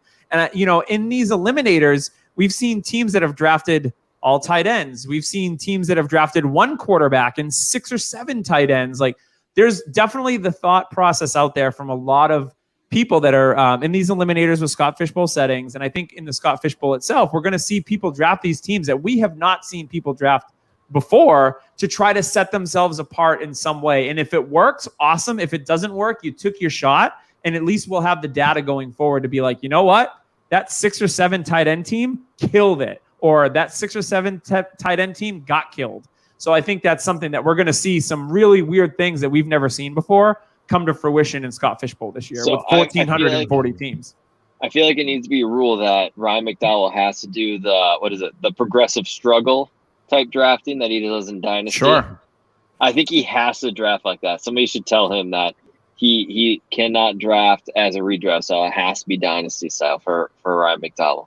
All right, fellas, listen, I hate to cut you off, but we're right up against 11:30, and I do have another guest waiting to come on. Great segment. All three of you guys, 3 really, Doug is called the Godfather. I mean, 3 great guys in the fantasy community. Appreciate you all. J. Mike, a part of the DFP, and at work. I think he might even coin that phrase. With me and Steve and Kevin over in that group. But thanks again, Dynasty Happy Hour. Check them out, guys. We'll speak to you soon. Thanks for having us, guys. Hey, Doug, Appreciate hit me it. up. We'll talk about pool chemicals. Absolutely. Tyler, but out of that, you don't know anything. I get called the old man. Kevin's over here talking about pool chemicals. Let's head up. Let's head up to the next segment. All right. Yeah. So this next segment's brought to us by Reality Sports Online, the powerful fantasy sports platform where GMs get to build and manage their fantasy team like an NFL general manager. Reality Sports Online offers free agency, multi-year contracts, multi-team trades, franchise tags, contract extensions, first-round rookie options, automated contract and salary cap functionality, and more. At Reality Sports Online, fantasy doesn't take any more time than your standard league. It just requires more strategy. Haven't tried it? You can test out your general manager skills for free in a mock free agency auction. Use the promo code PODATHON to receive a 10% discount on your team or league today. Fantasy just got real at realitysportsonline.com. This guest is also brought to you by the Fantasy Football Roundtable, a fun fantasy podcast with outstanding advice on major formats, including redraft, dynasty, and Devy. The team at Fantasy Football Roundtable includes at SportsFanaticMB, Matthew Brunning, at Culture_Coach Dennis Bennett, at Nighthawk7734, Matt Fox, and at Commissioner Mr. Tony Dyer. Their years of experience will help you with one of the hottest fantasy formats sweeping the industry in campus to Canton leagues. Listen to the Fantasy Football Roundtable across all the major podcasting networks where you can enjoy fake football in real time. Oh, Ray, I know it was hard for you to listen to Kevin get through that, but man, listen, these guys paid for their podcast sponsorship, so we got to read these reads. What is up, Ray GQ? Thank you for joining us on the SFB Podathon. Man, this is I'm just going to tell you, I've got to say this, that I was feeling good. I was feeling confident. And as I'm listening to these guests, and especially J. Mike break down the reason why you shouldn't go QB at 101, I've gotten my notebook out. I'm like taking notes, watching the show. And then I saw Sal say like, hey man, I got you on at 11:30. and I'm kind of like, man, I really like, I want to go on, but I need to stay and listen to learn, because I did this whole no prep thing, and I'm regretting that decision right now. I'm truly regretting that. I'm taking notes. Well, listen, I don't know if you saw the Dynasty Trades HQ with Shane earlier. Yes. If you want to just be insane and say insane things for 30 minutes, people love the hell out of that segment. So just create a diversion. If you create a diversion, people think, wow, that was entertaining. What the hell did I just – it's like a Tasmanian devil rolled through the show. But no, man, listen, you are a guy we have not had the opportunity to speak to yet. You blazed a trail in the past year in the fantasy community. You have your show is called Destination Devi, correct? And you just got hired by FTN. Am I correct about that also? Yeah, Fade the Noise, Brad Evans, Jeff Ratcliffe, Elliot. Yeah. Elliot will be on with us tomorrow. Elliot has been with us since before he worked anywhere. We had Elliot coming on back when he was just Elliot from New Jersey. And now look at him now. So it was amazing to watch your rise in this last year. And you grinded, you worked hard. So we know that you're a smart guy who puts the time in. So you're just trying to be a little modest right now. I say this all the time, and I mean, I appreciate that first and foremost, but I mean, I'm listening to all these other brilliant minds in the fantasy industry and what they do.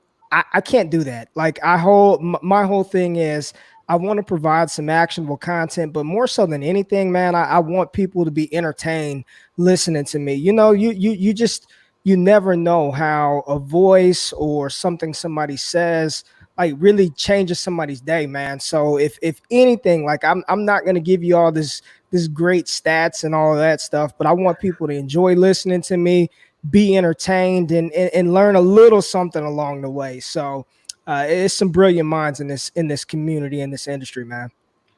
I think you align perfectly with us because this is something we've been podcasting for 5 years now. Me, Steve, and Kevin. We started out as the Falafel House.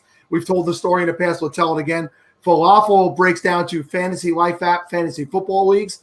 We found each other on Matthew Berry's Fantasy Life app. We had never met before.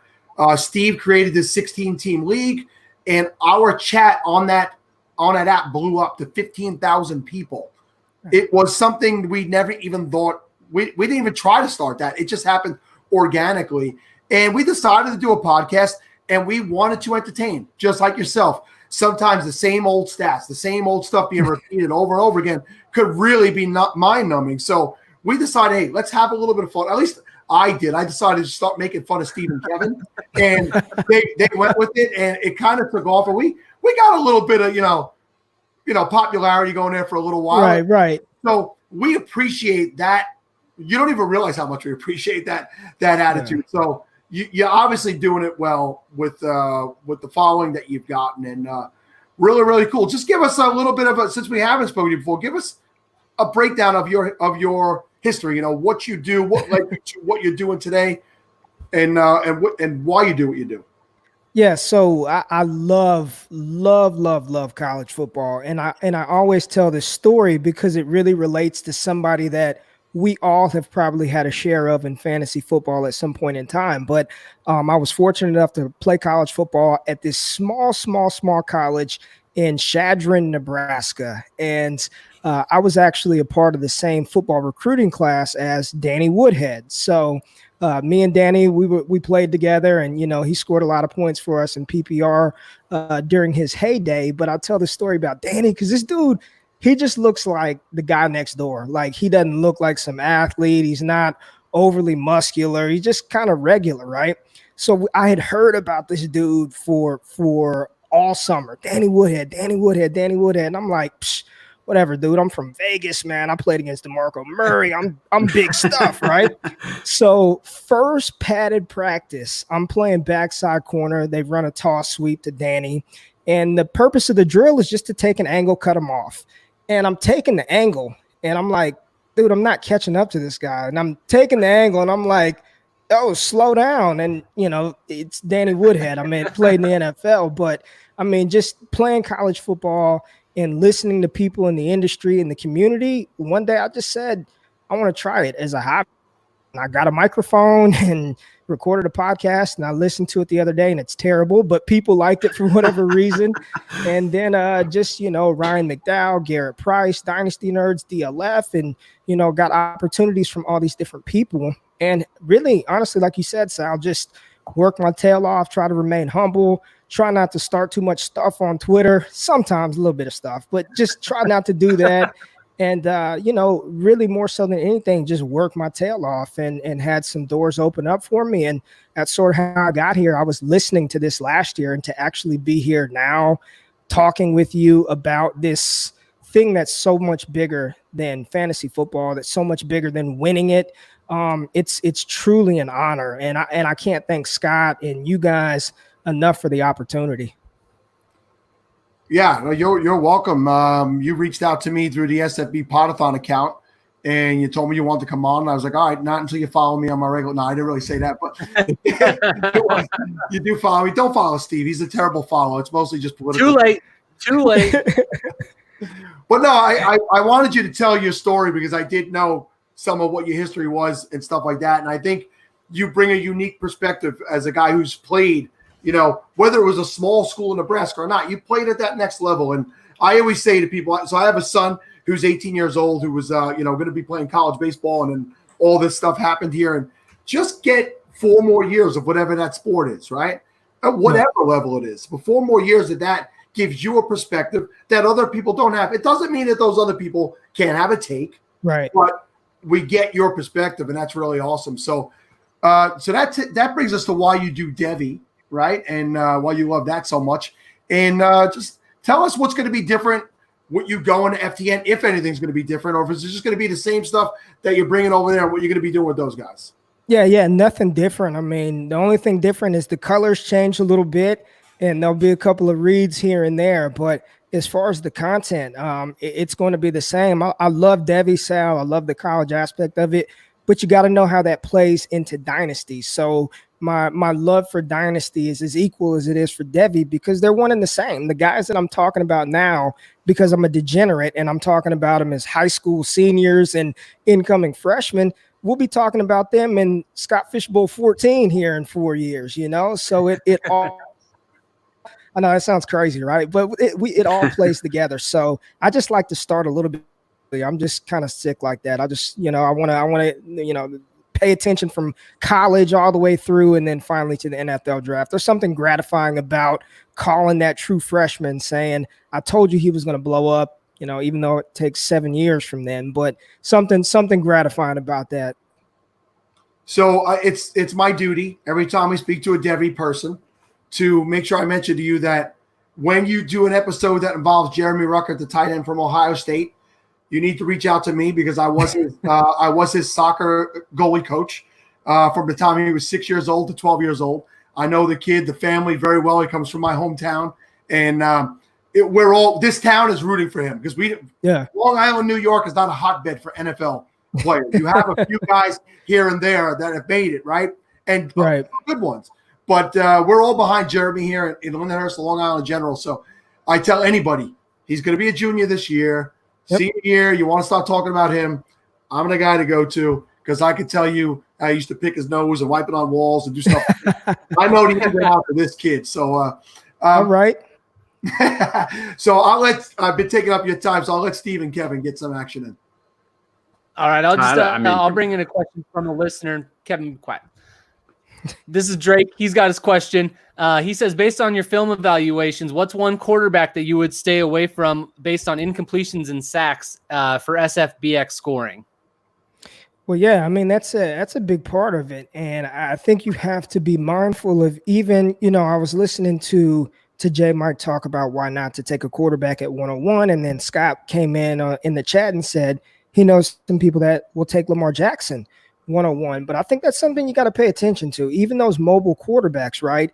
Tendency to get sacked, incompletions if they're not very accurate, So when you kind of take all of that and put it into one, I think, a player like Josh Allen, while he provides that rushing upside, that Konami code, if he doesn't take a step forward in his accuracy, which do you really want to risk that right now on a Josh Allen? the fear of him throwing multiple incompletions, plus scrambling around trying to extend plays, taking a sack here and there. I'd be mindful of those quarterbacks as much as I'd be mindful of the pure statutes that have no mobility. So you definitely want to make sure you're getting an accurate quarterback and a quarterback that's going to get the ball out of their hands and not take those sacks, which sometimes Russian quarterbacks hold it a little bit longer because they have that ability to extend and make plays. So not some big knock against the Lamars and the Kylers and the Daks, but just something to be mindful of if you're not that accurate and you have a tendency to kind of stay in the pocket a little too long. Yeah, when you said that, the first name that popped up for me was Kyler Murray, because a lot of people are expecting him to take a big step up this year. But with the offensive line issues that Arizona has, that could be a big deal for him. So that was just the first person now it's going to make me think. Now that I'm actually finally in the league, I have to actually start thinking about what I actually want to do and people that I might be taking. So now I got to start writing a bunch of shit down because I, like you, did not have any reason to need to do any type of draft prep until today. So, yeah. That's a thick notebook, man. That's a lot of notes. Well, there ain't that many at the beginning, Sal. I mean, it's just a notebook. It just looks good. It looks like I'm doing a lot of work over here. It's definitely pretty. Is that leather bound? I mean, that's nice. It is leather bound. It is leather bound. Feels good too. It's soft. It's a high quality notebook, man. When I tell you that this thing has endured a lot, it is of premium quality. So it's legit. Look at Ray's trying to get us some new sponsors. I love it. Yeah. Reach out to our feed. We make it happen. There you go. So Ray, you're obviously a big Devy guy. So a lot of the Devy guys that graduated this year and became pros, coming into the season is going to be a little bit difficult for them with the all that's going on. Camp's going to be a little disrupted and a lot of changes to the league this year. Are you worried about some of these rookies, or are you going full in with some of these rookies? What do you think about the incoming class? Yeah, I think you got to think what we've missed. We've missed right after the draft, it's like rookie mini camp, and then you've got OTAs, and then you've got the there's a lot of stuff that's been missed. And the preseason is it gone now, or it's about to be gone? I know they cut it down 2 games, and then I saw something else, but Now you're talking more practice time missed. Training camp is going to be modified to some degree. So everything that, these NFL teams have been accustomed to is altered. And for incoming wide receivers, that's often a losing bet right away as a rookie wide receiver, right? If you're drafting CeeDee Lamb, expecting him to be a top 15 wide receiver right out of the gate, you're tripping, man. So not only have they lost that practice time, I mean, just getting acclimated to the offense. Of any year, I'm really weary of the rookie wide receivers. The running back is a little bit different. I mean, ultimately turn around, hand the ball, run ball. Yes, I understand pass protection and things of that nature, but ultimately at its core, it's a little bit of an easier transition for a running back than it is for a wide receiver. So as high as we are for the Jerry Judys and the CeeDee Lambs and the Ragers and the Jeffersons, I think proceed with a little bit of caution, especially this year early on with these rookie wide receivers, all of them.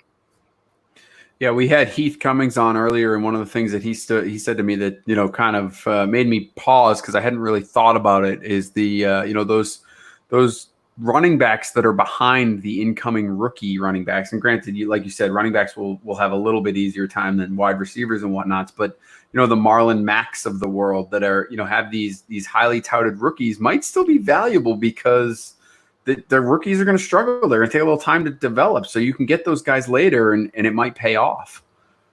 100%. Marlon Mack's not going away. And as much as we love Jonathan Taylor and the outlook that he has behind that Colts offensive line, I mean, he is behind the curve. Yes, turnaround handball, Jonathan Taylor, he can do his thing, but all the other intricacies that position requires, they pass protection, understanding blitz pickup, when to release, things of that nature. I think some of these incumbent starters, Marlon Mack, and there are some people who are really high on Anthony McFarland in Pittsburgh, but maybe James Conner and Benny Snell. I know it sounds gross. Maybe those players have a little bit of a leg up, 100%. I think it affects, and then we haven't even talked about the quarterbacks. Now we know Joe Burrow is going to start hell or high water for Cincinnati. But Tua in Miami, what happens with that situation?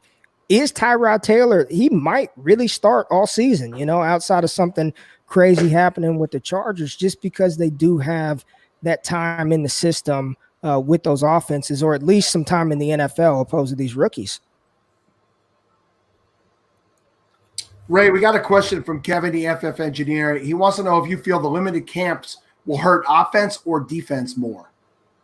I think somebody who's a lot smarter than me, who's got those spreadsheets and does stuff like that, tweeted something out the other day talking about, the last time that we've seen something like this was the lockout season of 2011.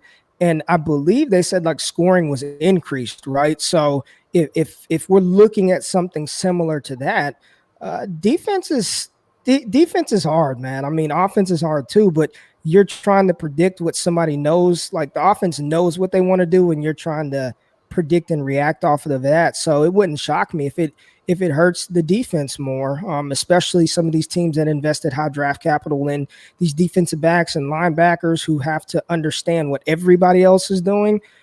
So I would say it hurts the defense more, but for fantasy purposes, we want those wide receivers, and I think it really, really hurts the wide receivers for fantasy football. Well, if it doesn't hurt the defense more, the NFL will make rules by week 2 that will hurt the defense more, because when in doubt, make the defense, at a disadvantage. I think that's the way it goes. Yeah, for sure. I think that's a good point, though, when you're talking about the defenses and struggling a little bit more, at least earlier on or even throughout the whole season, is those defenses that are more established, that are not depending on younger guys, will probably be the better defenses in the league, right? I mean, the ones that know how to do what they're doing and have been around for a while. Personally, the Patriots come to mind because, obviously not a lot of younger guys on that team. I mean, the talent on their defensive side of the ball is very, established. So I just think that's a point that people should, particularly when you're setting lineups, right? You need to pay attention to which defenses are going to struggle. Yeah, it is a good point. I didn't even see I said it, and I didn't even think that deep into it. I just kind of like answered the question, and I was like, yeah, if you wouldn't have said that, I literally wouldn't even have thought of that. So there you go. I mean, you're yeah, I just entertain. I don't actually retain the stuff that I say. I'm pretty sure it's somewhere in the middle of that notebook that it said everything that you just said. Hey, I got to give a shout out to Matt Goodwin. He'll be on with us tomorrow from the Reality Sports Online guy. He sent me, Steve, and Kevin 2 containers each of these red vines, Ray. Look at the size of these things. Each one of us has 2 of these. And I know he was mentioning before with the red vine situation. As you can see, Matt, this is not full. I've eaten some.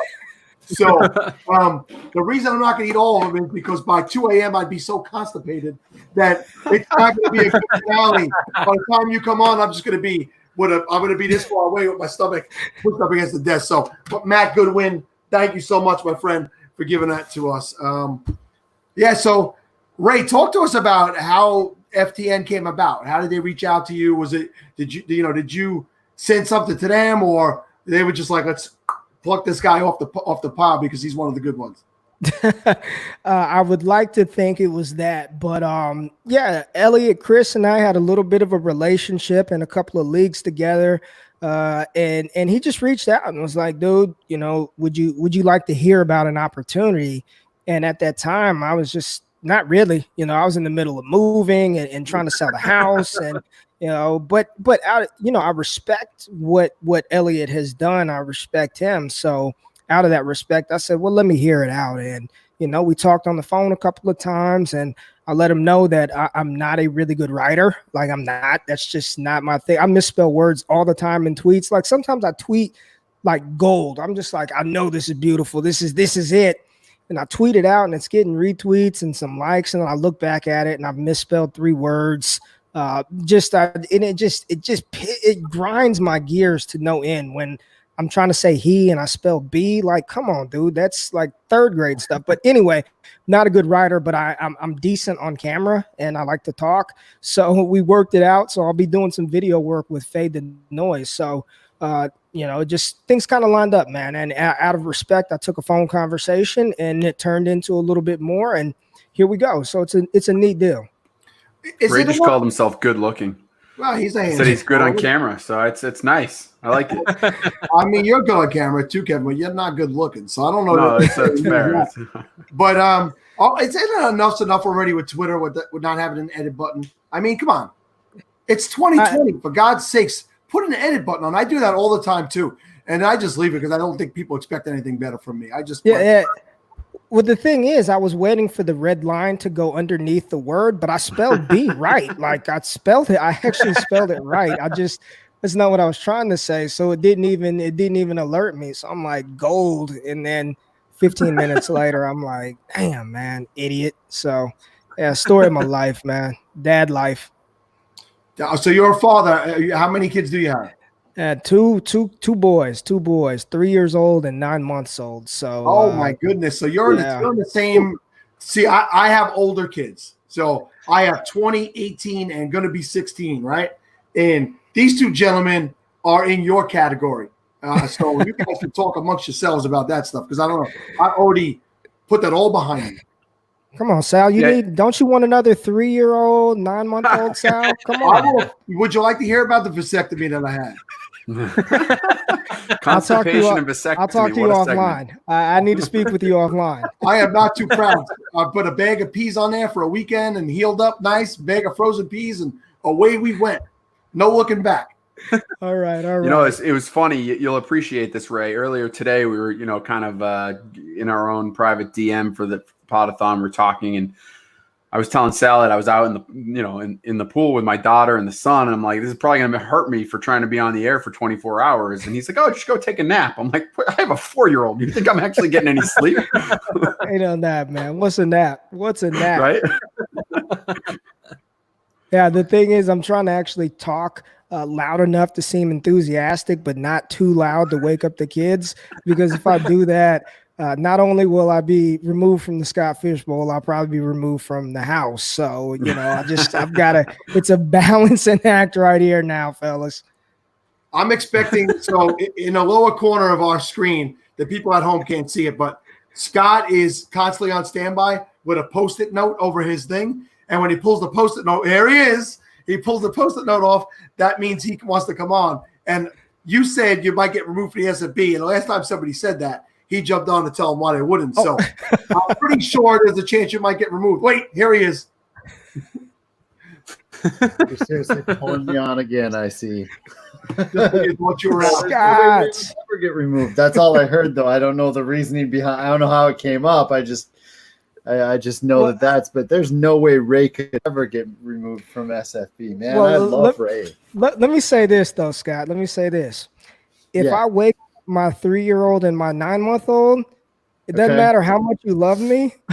My wife will kill me, and I will not be able to because I won't be able to pick within my 4-hour allotment. So then, I'm just letting you know, she trumps you in this situation. So I've got to make sure that they don't get up.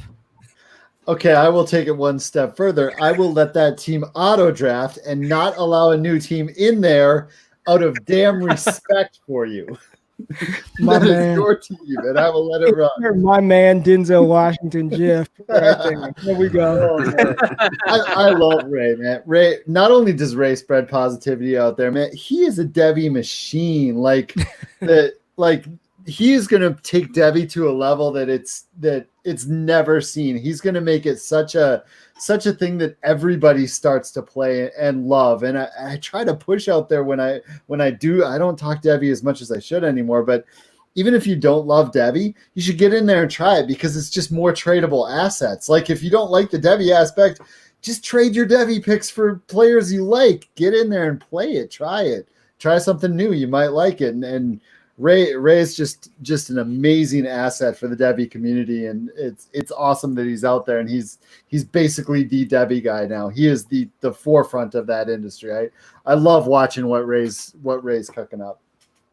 Appreciate that, Scott. You're the OG, man. So I'm just trying to follow in your in the path that you had laid for us. So it is fun, man, and it is another layer. Like if you love to trade. Now you get to trade your picks, your Debbie picks, Debbie assets, your NFL assets, everything. Like it's fun, man. Yeah, it absolutely is, and I will say, as OG as it seems that I started playing Debbie in like '99 or whatever. My skill level was never even in the ballpark of what you got going on and what many of these Debbie guys got going on at this nowadays. I think back then it only took a modicum of like research because no one else was doing it. So you were the only guy in the league doing a decent amount of research.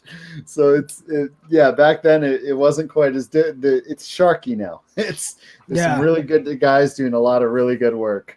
Steve's Googling modicum as we speak.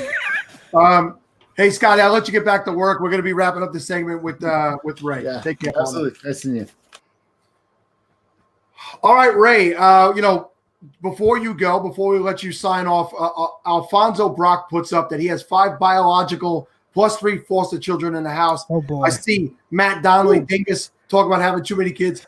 And we're happy to hear that you're a dad and a good dad. And one of the things that Kevin points out all the time is what we love about this community and the good people we find in this community is they're usually good fathers or mothers or just good family people. And it's been an honor and a privilege to speak with you tonight, to hear about your history, to hear about your rise. And we'll be following you, continuing on over at Fade the Noise. And why don't you tell everybody what your parting shots are and what you got going on in the future? Well, I just want to say thank you guys first and foremost, not only for this opportunity, but for staying away from actual Scott Fishbowl questions so we don't steer the listeners in the completely wrong direction. I've got the one-on-one and didn't know what to do until about 15 minutes ago. So thank you guys for staying away from all SFBX questions. You guys are in better hands that I didn't answer anything like that tonight. But I'm chilling on Twitter at RayGQ, Destination Devi, podcast, YouTube stuff, all over the place. So it's been a pleasure, and I mean it sincerely. It's been an honor to talk with you guys, and I can't wait to get off, grab my notebook, leather-bound journal over here to take some more notes to make sure I don't screw up this 101 in the Viewmaster division. Fantastic, Ray. Have a great night, my friend, and best of luck in your draft tomorrow morning. I'm 101 also, so enjoy your McCaffrey. Appreciate you guys. Thank you. Good night, partner. See you, Ray. All right, guys. We've gone what? All right. Our next what? 4 hours? Are we in 4 hours already? We are. All right, Steve. Don't get too crazy answering that question all at once. 4 hours in. We're 4 hours in here. I'll give you the softballs here, Steve. I want you to. So we're waiting on Liz Loza. So who's up? That would be me. So this guest is presented by the Monocle Dynasty Podcast, a podcast hosted by John Arrington and Crescent Sorby, dedicated to keeping your eye on a championship. The Monocle satisfies all of your fantasy football needs from redraft to dynasty and even Debbie leagues. Each week, the Monocle hosts a live happy hour Zoom call with friends of the show and some of the best minds in the industry. SFB podathoners are welcome to join, ask questions about their squads, and to get instant feedback. Follow Crescent at T2 I don't know, 209. That's what it is. It's all spelled out though. 209 and John at Dynasty Coach A, and subscribe to Monocle Dynasty on your preferred podcasting platform today. And this segment is also sponsored by the EliteFantasy.com, one of the fastest growing sites in the industry. Let the Elite Fantasy team, led by Don Little Italy to Vecchio, take your fantasy cred to the next level with season-long, weekly, and dynasty rankings and 2020 team fantasy guides. The EliteFantasy.com Best Bet Series will offer sharp betting recommendations for the NFL week ahead. For the first time, the Elite Fantasy is offering all their premium content for free because at the Elite Fantasy, they focus on fantasy football and betting advice to fatten your wallet and your trophy case. Sign up at theelitefantasy.com today. We try to make it easy, Steve, by making things phonetic for you, and then you start spelling them out. LMLQR. There were too many O's in there for me. It threw me way off. That is, yeah, too high. Give me a break. The Monocle guys actually put up a really cool video on Twitter. Go check them out. I'm getting a little worried about Liz. I did send her the link yesterday, and I didn't hear back from her when I sent her the link. And I know we tweeted at her, and I just DM'd her again. So hopefully she'll show up. But guys, let's recap the first 4 hours. I mean, we've had some absolute madness, and we've got a lot of goodness. We've gotten to meet and talk to some new guys that we haven't gotten a chance to speak to before. But on a scale of McCaffrey to Josh Jacobs, as Brooksy said, who's your favorite so far? Man, it's really hard on the spot. Don't answer that question. You're not supposed to answer that question. You're supposed to agree with all of them. I mean, what do I got to teach you everything, Steve? It's been a year since your podcast, and I got to relearn you everything. It's been too long. And now when I pop up, I just get shamed by you. So it's just you haven't been doing your job, Sal. This is your fault. I shame you as often as possible. Oh, forget it. We don't need to talk to you guys anymore because she's here. Hello. Somebody just said Airport Loza is the best because last year you were heading to Vegas as you crashed Matt Harmon's set. It basically saved Matt. We all love Matt, but I mean, he doesn't hold a candle to the fire that you bring. So, Liz, I'm glad you're here. I hope we didn't pull you out of anything important. No, are you kidding me? I mean, you're getting me with glasses and wet hair, but sorry. Ratings actually just went up. Although I'm like noticing they're like the blue reflecting glasses, and so it looks like I'm a droid of some sort. So yes, which also makes the ratings go up because people love that Star Wars. They eat that stuff up. So it's really cool. Lots of Star Wars fans here, I'm sure. So you're good. You're in good shape. I mean, I definitely fucked with the Mandalorian, so we're that's all good. I love it. I've never bought a Funko Pop in my life. I own 2 Baby Yodas and a Mandalorian Funko Pop. So absolutely love it. I don't know if that helped the ratings. I got a bit. I don't know. No, we just lost. I think we lost donations right there. I'm not gonna lie. Nerdy guys don't help anything at all. But Liz, I see you got the White Claw going tonight. I do. How was the 4th of July weekend?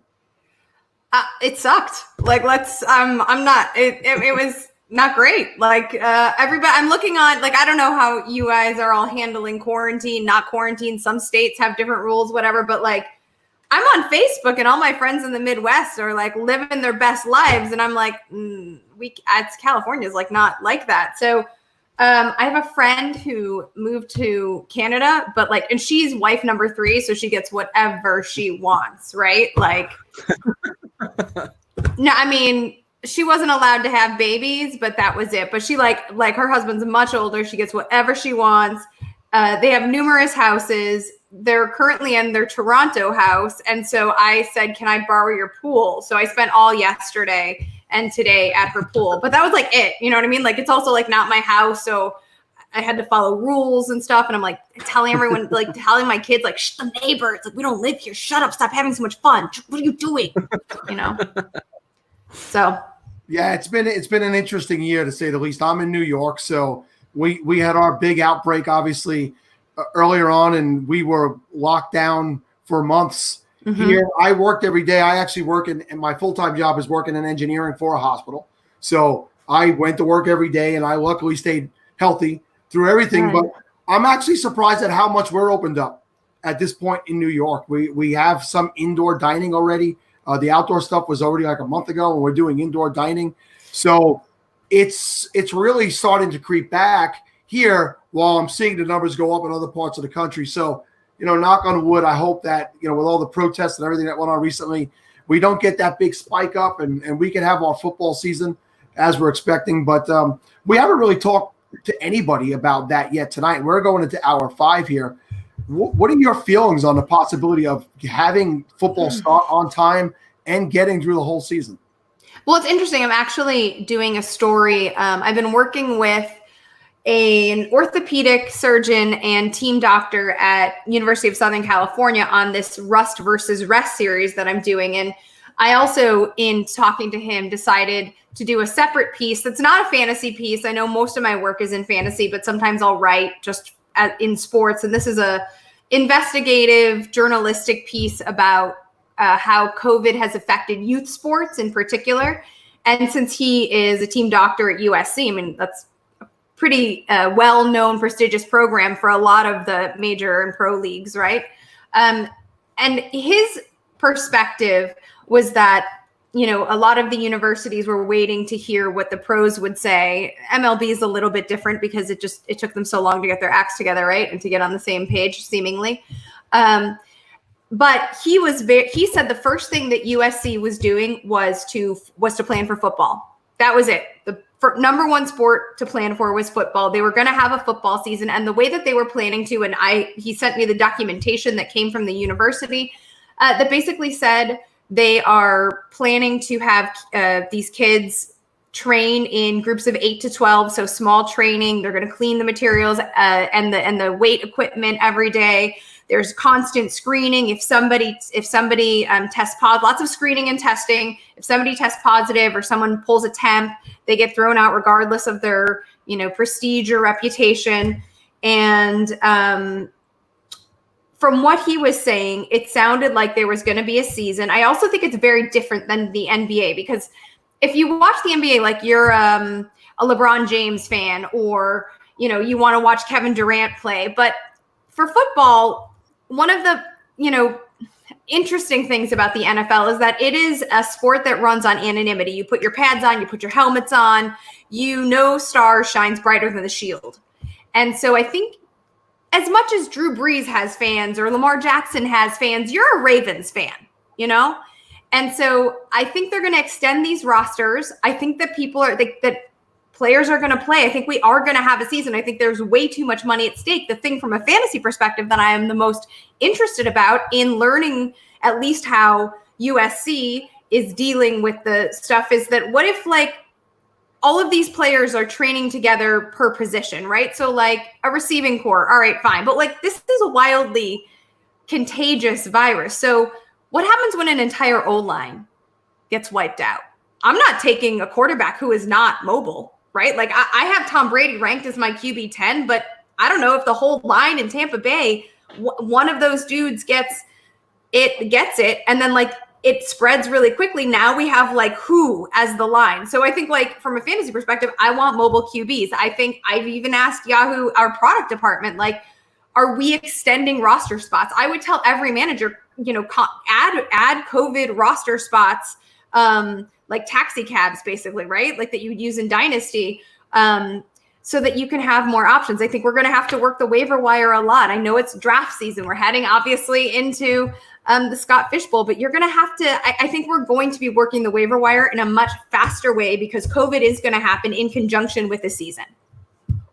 Yeah, excellent points. If you're not going to be diligent on the waiver wire, if it's not an aspect of your game that you've been good at in the past, you better add it this year. Liz, we have somebody posted, Kevin S., that he was an old first-time fantasy player and found X's and Y's podcast. Liz and John Evans tweeted me to a ship in my first season. I'll love them forever. Talk about that doing that podcast when you did that back in the day and rising up to where you're at Yahoo now, and what you're doing at Yahoo, and how things have changed for you from when you first got into the industry. God, it's wild. I don't, I would say I work.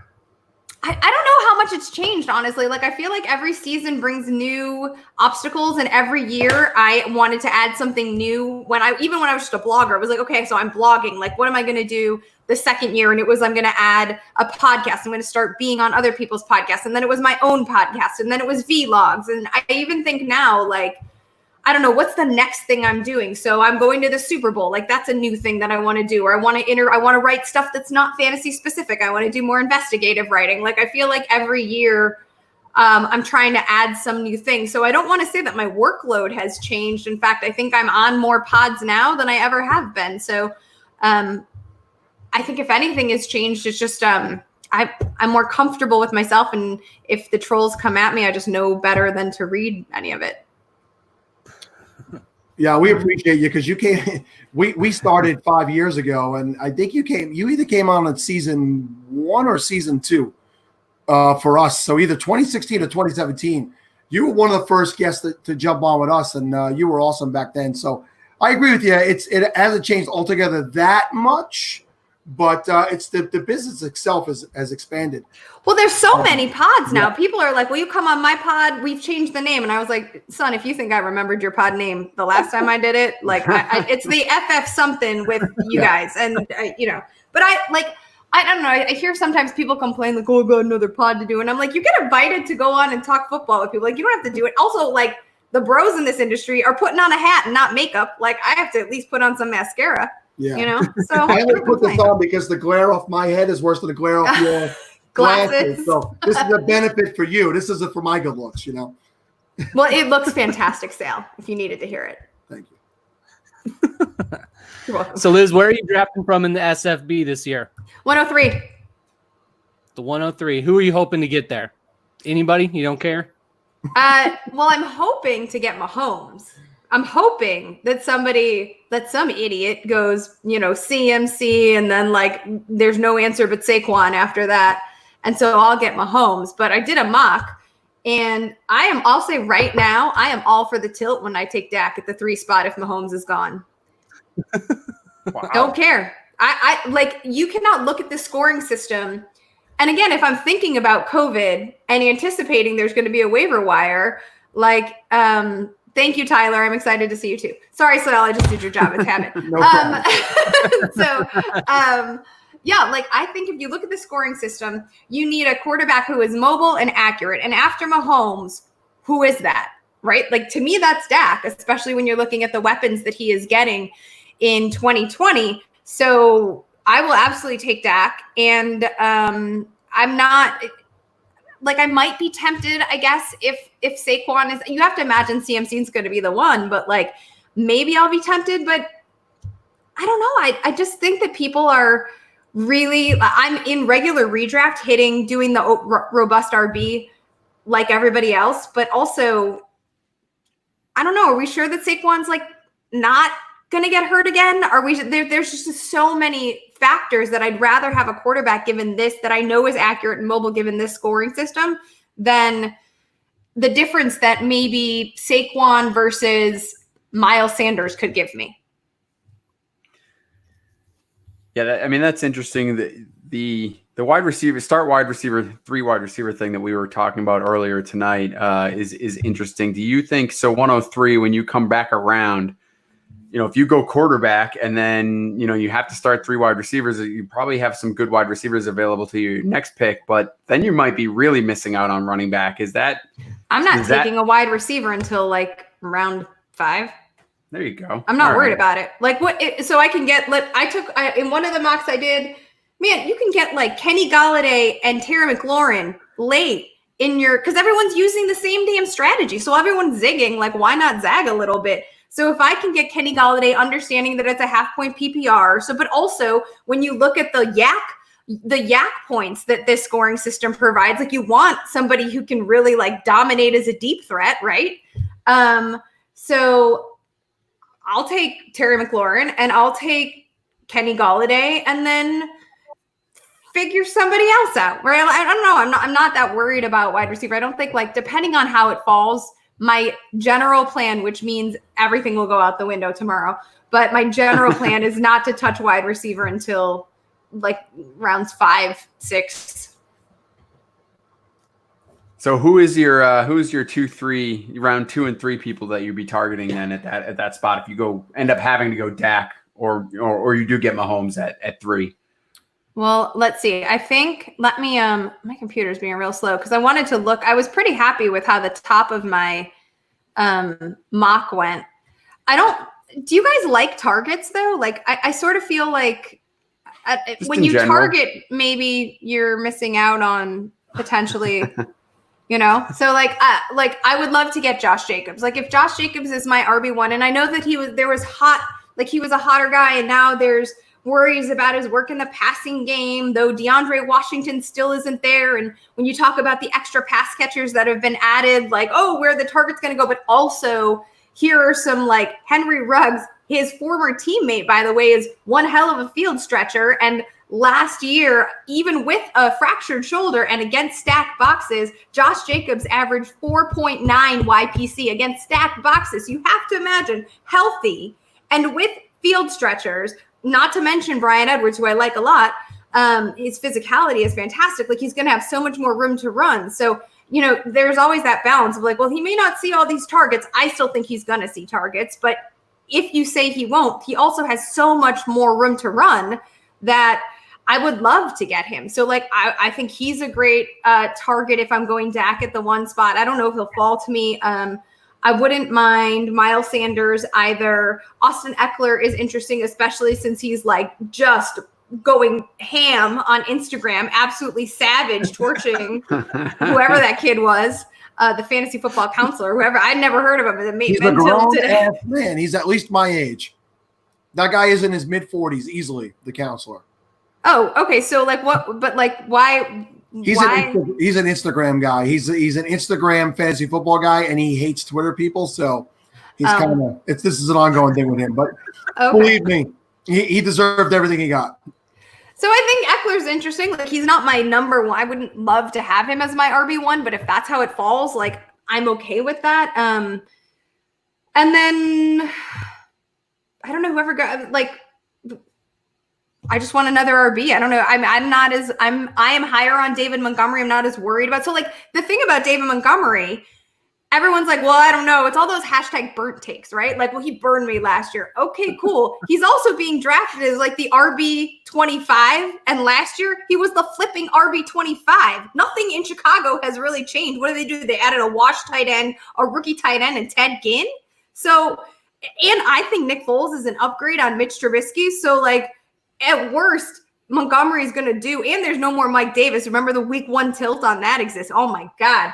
But, like, no Mike Davis. You're seeing him average more and more. It took him a minute to get started. I think in the back half, like from weeks, I want to say 10 on, I don't have the stats in front of me right now, but he averaged 2.25 more carries per contest than he did at the top of the season. So even if he's not efficient, volume is still king. At the RB 25, I'm fine taking him as my RB2. Would I prefer him as my RB3? Sure, but it's not the end of the world given what his ADP is. A couple of people you mentioned, I'm curious about your take on them just in general, not necessarily SFB related, but Miles Sanders and Josh Jacobs. I see them kind of going around the same spot a lot. I'm curious which one you have higher. Who do you like better for this year? For Jacobs or Sanders? Yeah. I like Jacobs more. Liz could come on this podcast anytime. I'm a Raiders. No. I don't have a problem with Sanders. It's more so Doug Peterson that I hate. But I mean, I think Jacobs is a better talent. Number one, not that running back talent matters, right?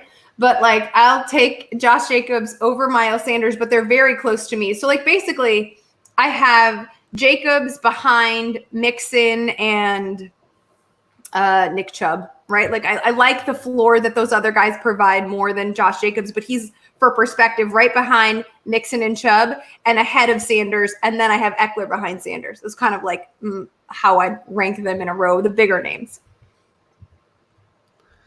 Yeah, I'll switch gears a little bit to the quarterback. Where do you have? We haven't talked really rookie quarterbacks at all this year because there aren't too many of them that are going to be, coming out of the gates. What do you think about Joe Burrow, and where do you see him finishing the year? Man, if it were any other year that had, we didn't have to talk about the continuity issues and the potentially abbreviated offseason, I would have Burrow ranked so much higher. But I still think he is an incredible talent. I know last year everybody was like, well, Zach Taylor, he kind of sucks. But, like, yo, what did he have to work with? Like, come on. He also was Jared Goff's quarterback coach back in the day from the Sean McVay tree. I'm going to say he probably learned something. And, oh, hey, who else did Joe Burrow comp to? Jared Goff, who's basically a bad Tom Brady, right? It's the Daniel Jeremiah blessing from a high, right? So, like, I think he knows what to do with Joe Burrow. He gets T. Higgins, who is definitely market now, gonna have some multi-touchdown games. I don't know if they're gonna happen before Thanksgiving, but that guy is definitely gonna high point, whether he, beats Auden Tate, like climbs up the roster and beats out Auden Tate, or AJ Green, God forbid, gets hurt again. T. Higgins is gonna flash this year, and everyone is put on notice now. I think Tyler Boyd's an awesome number 2. You've got definite pieces of that O-line back to health, hopefully gelling, hopefully working, hopefully not testing positive when they get that nose swab. And I think that Joe Burrow could be something. It's just that the position is so deep with so many more known quantities that I can't really rank him inside of my top 15. You know, like, are you really going to put Joe Burrow ahead of Carson Wentz? It's hard to do that. But I will say for the SFB, since we're on a podathon for FSB, I really like Sale. You're going to like this. Like, I don't know how to say it. I hope no one in the Popples division is watching. Maybe everyone in the Popples division is a little bit old. So maybe they're not, like, if you know what a Popple is, maybe they're not awake right now. But I would say, and the only reason I know what Popples are is because my mom was a single mom and that shit was on sale. And I would get it from the bargain bin all the time. Like, Popples were tired AF. But my mom was like, oh, this shit's like a cheap Care Bear. I'm going to buy this. And so I had all the Popples. Even after they were done, like, nobody was messing with Popples anymore. And my mom was like, here's this. And I'm like, what the fuck is this toy? I don't know what this is. Anyway, Derek Carr is a perfect quarterback for the Scott Fish Bowl. When you want someone who is just accurate and who is going to be wildly cheap, if you do the some mathematicians got on their abacus and figured this out, but they like adjusted the scoring system from last year's points to this year's points, and he moved like 10 spots in terms of overall scoring for this year's adjustment. So I think Derek Carr, I want him to be my QB2. So I'd love to have Dak and Carr and then like Miles Sanders and Kenny Galladay and Terry McLaurin, and we'll figure the rest out. There's been a lot of talk, so I have the 101, and the 101 chat is pretty stacked with top level fantasy analysts, and there's been a lot of talk about Derek Carr and his ability in this particular format. So I love it, Liz. I mean, I hope that here's what I hope. I've been on a couple of podcasts recently talking Raiders. I hope that the team gets off to a good start. They have a week 7 bye. My fear is that if they're under 500 after 6 weeks in that week 7 bye, John Gruden might make a change to Mariota because he needs to win. He needs to win. And why does he need to win? He's getting $10 million to do nothing but live in Vegas. You know how much that money buys in Vegas? I get your point about that. He's there 10 years. He's locked in. But I think for the ego, I think for him and who he is, he needs to win now for himself, not to keep his job. It is the first year in Vegas. I don't know it's going to be a matter of selling tickets or not, because who knows if fans are going to be at games. I doubt it. But I just fear that they might make a change if the team isn't off to a good enough start, even if it's not Carr's fault. I mean, this is a possibility, right? Like I'm sure you watched Hard Knocks, and no one who watched Hard Knocks is like, oh, I think Gruden really likes Derek Carr. That definitely didn't show up. Right. It's a possibility. If it was anyone other than Marcus Mariota, I might say you're onto something. But and he is a quarterback collector. We know this about Gruden, right? But like, is there a world in which he's like, no, I'm going to do you one better? This guy? I mean, he's not Andy Dalton in a Ryan Finley situation. Like, he's still Derek Carr. And I also think when you think about the rapport, because that was something that Mariota had the hardest time developing rapport with his players. And he and Corey Davis, for example, could never get on the same page. And you know what? Honestly, it wasn't until Ryan Tannehill hit the field did he and AJ Brown hook up, right? That's when AJ Brown took off, because they were both, the rookie and the backup taking reps together. And I know some people like to roll their eyes at that argument, but I just don't think that when you look at the rapport that Carr and Hunter Renfrow have, I don't know. And you've already got, and if you want Josh Jacobs to have more, I hear what you're saying. If I take Carr, I'm definitely going to try to back him up with Marcus Mariota. But then I'm also thinking like, well, if I'm going to do that, like we're all going to take more than 2 quarterbacks, right? Then why not just grab Tua and be like, all right, like, would I rather have like Tua than Marcus Mariota? And they're not going too far apart. Well, as a guy who owns Derek Carr and Renfrow in every dynasty league that he's in, I hope that he stays there with a job and those guys continue that connection. Renfrow was the absolute cheapest best buy of any Dynasty League last year as a rookie. I mean, I got him everywhere. The only league I didn't get him is the league I play in with these two knuckleheads, the Falafel League, because one of the guys plopped down more money than I actually had to spend and overpaid for him just to piss me off. Oh, well, that's when you know the guys in your league. Like that's what happens. I will say one last thing about Marcus Mariota that's interesting, and this was a point made by Steve Weish, so I want to credit it. Vegas apparently has a really large Polynesian population, and so there was some thoughts that, you know, coming from Hawaii and having that ethnic background, that was a way to build the fan base. But you're right. If you're not going to be able to go to games in the stadium live, then like, is the impetus to put him out on the field as intense? Like, I don't know if anyone's buying a Marcus Mariota Raiders jersey. Yeah. You know? Well, believe it or not, we're 27 minutes in. We're up against the clock for the next segment. I mean, you're as awesome as always. You always bring the fire. You always have so much to say, and you keep Steve quiet, which is awesome for me. Anytime Steve is quiet, the show runs. So, can we just talk about this Waller still the baller thing before we leave, though? I'm sorry. I'm going to not go. I'm like that chick in the morning who's like, you want eggs? And you're like, no, lady, I want you to leave. Wait a second. Is there going to be bacon? Because you could definitely say if there's going to be bacon. I'm actually, let's be honest, you make me eggs. I don't make anybody eggs. Okay. But Waller's still the baller. I just want whoever Reek or Thread or whatever this. Don't try it. Don't try. You'll hurt yourself. Go Okay. If you go and you look at, speaking of Renfro and Waller, if you look at Waller's target volume in the weeks in which Hunter Renfro was on the field, it was nearly cut in half. So when Renfro is on the field, Waller sees a much smaller volume. And we have to imagine that Renfro is going to stay healthy because his job is easier, frankly. Like, he's the check down guy and he's got these incredible hands. So I am worried that some of those bigger, when you average out Waller's numbers, they're not taking into account for the fact that volume diminished. So is he still a baller? Yes, but with all of the new targets, now I'm a little bit worried. Now I'm not sure I'm paying for that ADP. Not when I can have Jonnu Smith late, not when I can have Mike Gesicki late, not when I can have Chris Herndon on a flyer. There are other options. Well, Sam, I'm glad you took the time to do that, because that is something that everybody needed to know.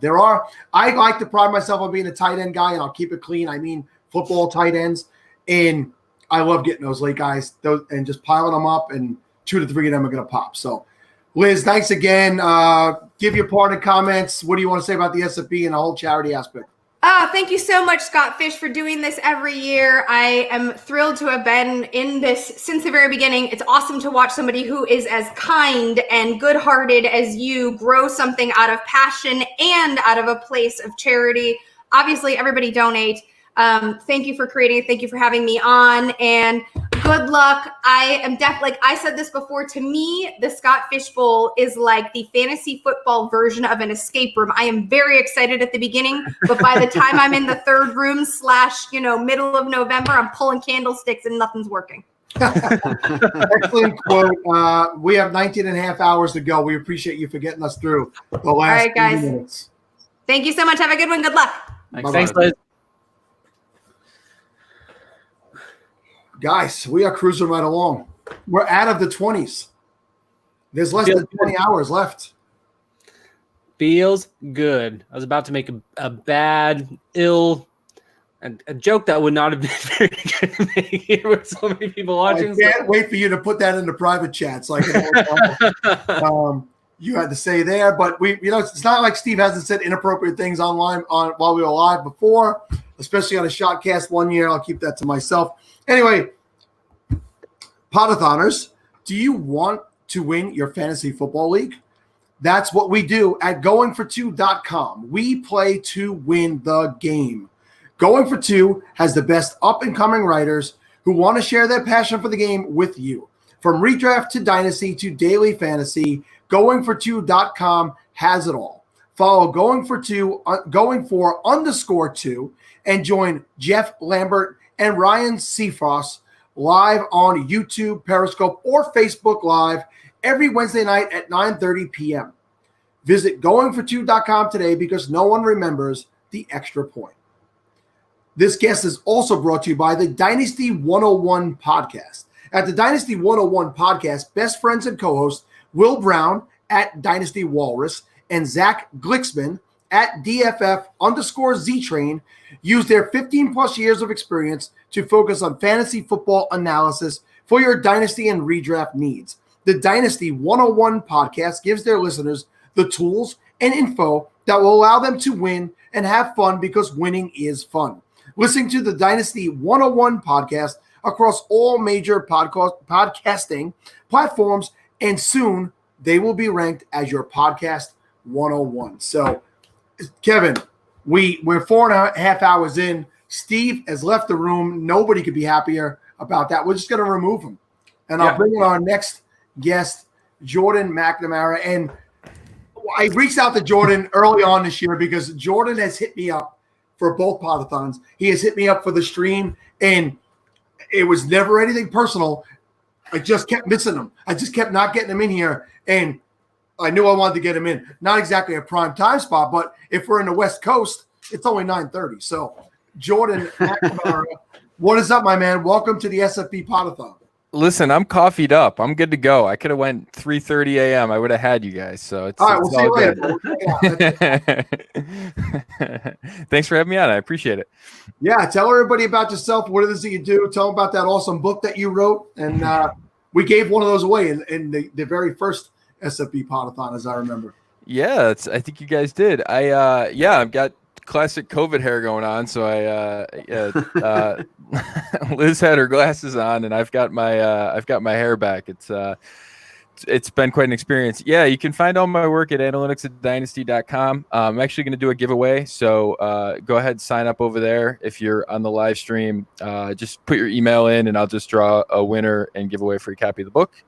So you can do that at analytics@dynasty.com. I'm also at uthdynasty.com, and I'm a staff writer and co-host of the Dynasty show at Football Guys. Very cool, very cool. So how many years have you been in the Scott Fish Bowl?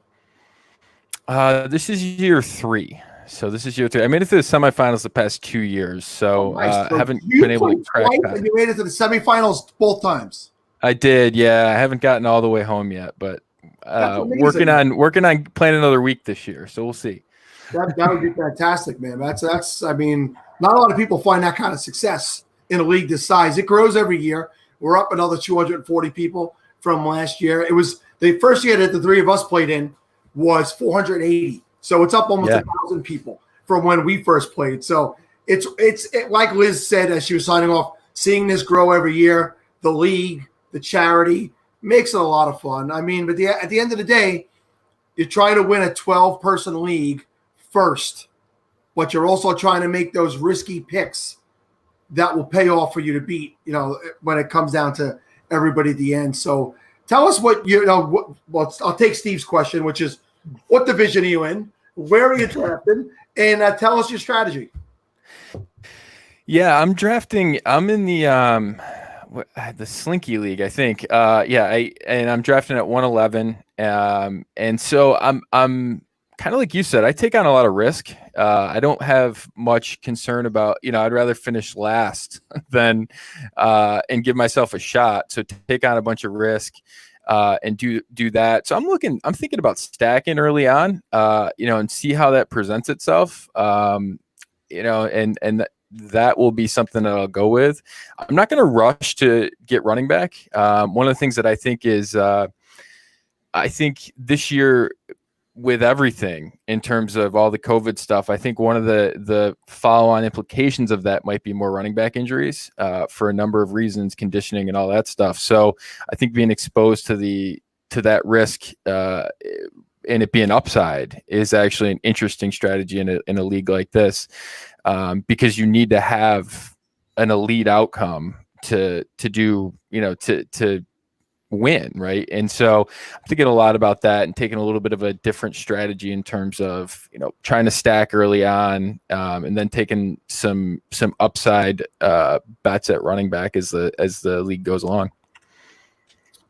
Jordan, real quick, Justin wrote in that he tried to sign up on the website and the link appears to be broke. Just give it out one more time. Make sure he got the correct link. Yeah, it's Analytics at Dynasty. .com. I will I'll check the link while we're talking here and make sure it's fixed. All right, so Kevin, Steve, we've done a lot of SFB talk tonight. The man is the dynasty analytics of Dynasty. You got any Dynasty stuff you want to bring to the table tonight? I mean, we got plenty. This is the late night crowd. We're starting to get here. The crowd's getting a little bit lighter now because it is after midnight on the East Coast, right? Let's talk some Dynasty, Kev. Steve, Listen, go ahead, Steve. Well, I was gonna say, if there's anyone who needs Dynasty help, it's Steve. So let's let him ask all the questions he needs. That is a fact. Going is how you're rocking kind of a Baker Mayfield look going right now. Yeah. What are your thoughts on Baker Mayfield coming into this year? You know, he's had a few years in the league now at this point, kind of underperformed what everybody was kind of hoping for him. Do you have hope for Baker Mayfield, and do you think we're going to see a turnaround from him this year? Yes, I do. I think that I think there's a shot for Baker. I was a huge Baker Mayfield fan coming out of college. In terms of metrics, in terms of all the stuff that he had to offer, it was a pretty elite package. It hasn't gone swimmingly. But one thing I looked at in the analytics of Dynasty in 2020 is something I call base rates, which is basically all I want to know is let's look at guys that are how long they are into their career and what their draft pedigree is. And just based on that, if they haven't hit, what's that tell us about historically what those guys have done? So I broke down quarterbacks into top 10 and non-top 10 guys because I think there's a huge chasm there between top 10 picks in the NFL draft and first rounders that aren't top 10 guys. And so when you look at the difference and when you sort of get to the age that both Baker and Darnold are, and Rosen too, I guess, but that's a different story. 47% of them become fantasy starters in their career. So that's not great. But it's, I would say if I'm going to take one of them, I'm going to take Baker. Problem is it's all a question of cost for me. When the scary part about that number is when you go from this year, so their third year, if they whiff this year, so if they don't hit for a top 12 season this year, it drops to 11%. So that's a pretty dangerous cliff to be standing on. So I would I'd caution people, if you're thinking that's a long-term bet, it's really a 1-year bet right now. And they've got to get on the right side of the top 12 line to really feel good about, again, if they don't, their cost is going to drop. When you compare them to a guy like Daniel Jones, for example, that's an interesting one because you're looking at 60% of those guys hit. And he only drops about 10% or so to 47% if he misses this year. You've got another year of insulation. You don't have that comfort out of Darnold or Baker, for that matter, at this point. I'm buying back in on Cleveland this year myself. I feel as down as I was on them last year, and I didn't have a lot of shares, especially in redraft. I'm buying back in. I know there's a lot of weapons there, so obviously plenty of mouths to feed, but I think it's a positive for Baker. I think he got a little humbled last season, and he's going to be looking to, to basically rejuvenate his career going into year 3. So I'm buying in, and I think that finally we're going to get a legitimate OBJ. He's healthy. If this season should get off properly, I think we're going to get the real OBJ this season. So I'm happy with what I'm seeing coming out of Cleveland. Yeah, it would be nice for everyone to get back on track. One of the fascinating parts about them is what their offense is going to look like under Stefanski. And so, people are projecting Nick Chubb to take a hit because of Kareem Hunt. I'm not really buying that as much. I am fading the Kareem Hunt angle just because he was so much a product of their offense last year in terms of how they used him, he took about 75% or so of the receiving receptions for running backs when he came back, compared to about 75% of the carries for Chubb.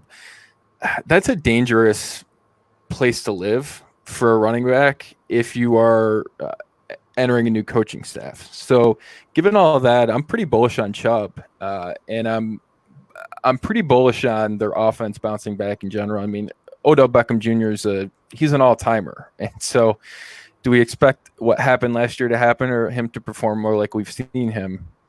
I'll take the historical Odell Beckham Jr. At this point in his career. I'm waiting on you, Kevin. I thought it was gonna be funny because I looked and you guys are both clearly not looking or paying attention to Jordan at all. So I just wanted silence just to make that known. Real quick, one of us is running this show. And a lot of DMs, and so when I look down, it's not because I'm ignoring the guest. I'm running the damn show. Sure. Okay. Excuse. So Jordan, I mean, you talked a little bit about the quarterbacks and who's on those, with Baker being on that bubble and it being a 1-year proposition. What do you see from running backs or wide receivers that are in that similar type of, category where you may have to, maybe you're not going to spend this year because they might be a serious discount next year because they haven't broken out, or even vice versa, where like you got to pay this year hoping that you can get them before, when they do break out. One player, I spend a lot of my rookie drafts in the second round hammering running back because I want to be ahead of them, right? So AJ Dillon for me, I mean, he's the second most owned. Actually, I own him. He's tied for my highest owned rookie in terms of ownership coming out of rookie drafts with Jonathan Taylor. And everything to me points to him. I mean, he's a remarkable profile in terms of physical profile and production in college. They spend up on him to take him in round 2. When you look at that hit rate in round 2, I mean, you're looking at about 55% of those guys producing a top 12 season. He's getting a historic discount in terms of going as late as he is in drafts. I mean, you were seeing initially right out of the jump, he was going third round of rookie drafts. That got dragged much higher, I think, as rookie drafts went along. He got settled more into the mid-second round, but still, even at that point, I think it's a discount. I mean, I would have taken him. Basically, there was the 5 top running backs in terms of Edwards-Helaire, Taylor, Dobbins, Swift, and Akers, and then you had the 4 receivers and Rager, Judy, Lamb, and Jefferson. He was right after that for me. Now, when you kick in Superflex, you had a couple of the quarterbacks in there, and actually 3 quarterbacks in there. But after that, he was a clear target player for me, just because I think he has a really unique opportunity to rise in value. And even if Aaron Jones is there and productive this year, he's still a 1 injury away running back, and those can be massively useful, especially down the stretch. And so, we've seen that with guys like Raheem Mostert for much cheaper. I mean, Tim Hightower cashed people checks a couple of years ago, and people forget that in week 16 he had 2 touchdowns and 100+ yards and had an enormous, was buying Christmas gifts for folks. So those profiles have really unique upside to them. And so he's one that in Madison was one last year I did a lot of. So all of those types of players, and one thing I look at is really the guys that are historically productive in terms of profiles.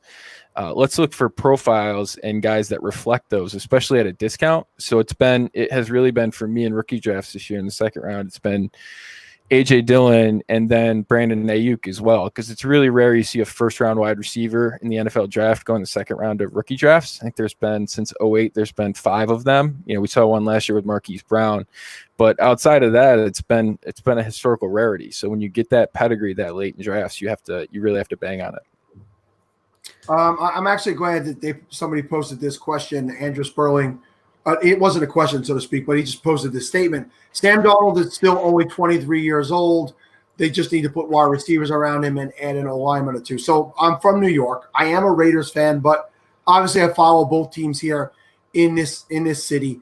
See, here's my problem with Sam Darnold. Sam Darnold, I think, could be a good quarterback in the NFL. The problem is the Jets. The problem is he landed in an organization that has turnover at the top of the organization every 1 to 2 years, it seems like lately. And I don't think Sam Darnold's going to get the proper chance in that offense to prove what he can do. So I have a feeling that the coach will be out again after this year. It'll be another new system for Sam Darnold going on after this year. We spoke about Baker, who came out in that same draft. They went very close to each other at the top of the draft.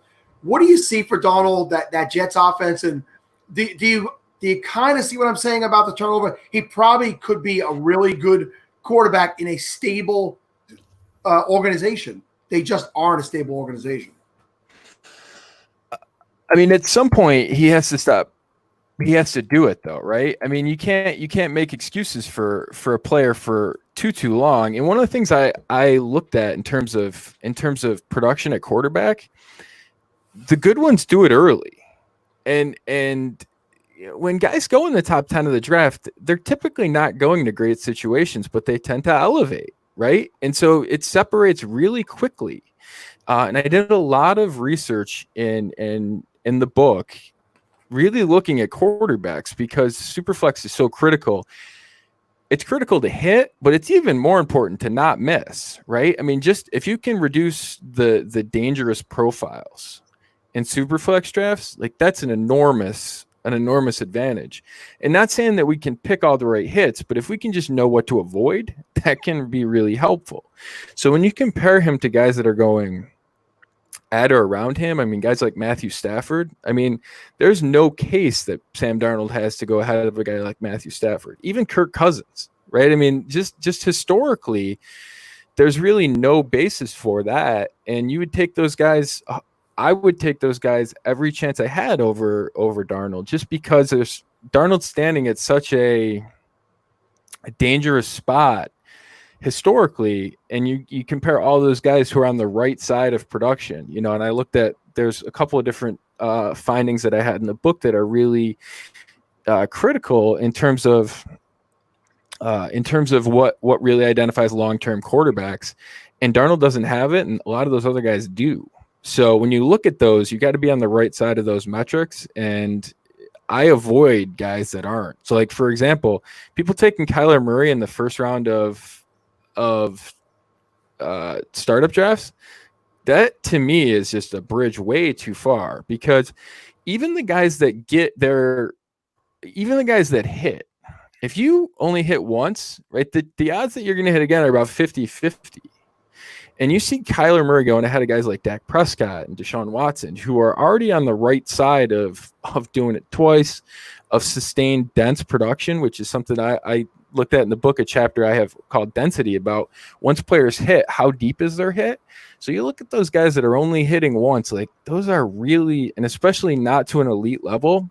I mean, Jackson's different because he's to an elite level. Kyler Murray is like the most dangerous one, just because people are spending so high on him. It's feeling like Baker Mayfield 2.0. So I guess that's really how I look at the quarterback position. I take safety, especially in Superflex, a lot more over the upside younger guys, because the hit rate on those guys it's pretty low. In terms of like top 10 quarterbacks, only about 40% of them hit twice, which is a pretty low number when you think of how elite that tier should be in terms of how much time, energy, and money is spent in those quarterbacks. So Larry Monkey, who's going to be on with us at 2:30 a.m., post this Darnold shade is bringing down, and the TH and the E in the potathon. He's already drunk. I was on the podcast with this guy. He's going to be lit up at 2:30, and I could already see it in his handwriting. It's going to be a wild time. I hope you stay awake for that, Jordan, because he's fun. He's a lot of fun. Go ahead, Steve. I know you're dying to fix your dynasty teams. Go ahead. I am. I need a lot of help. So how does this work for a guy like Corey Davis, who a top end wide receiver? Do the numbers fluctuate a lot more for wide receivers that are drafted early, because it typically takes them a little bit longer to elevate to that point? Are the numbers different for him? Are you holding out any type of hope for him? What do the numbers say about Corey Davis? So this was I would say if there was the most surprising stat that I found, and I've written 2 of these now, and it's together, I think maybe like 260 pages, something like that. Probably the most surprising stat was Corey Davis related, in terms of, because I thought, right, I sort of intuitively, I thought when you come into this, first round wide receivers who are slow starters get a long leash. It's actually not true. And historically, it's very, very rare for a first round wide receiver to hit after year 3. So we saw it last year. Well, we've seen it 3 times basically since 2000, where they fail to hit for a top 24 season and then do it in their first 3 years and then do it thereafter. Peter Warrick and Michael Crabtree did it in year 4. Both of them, they did it in year 4. Devontae Parker did it in year 5 last year. So those are what your comps are. I'll say this about Corey Davis. Crabtree and Peter Warrick both hit for a top 36 season in their first 3 years, right?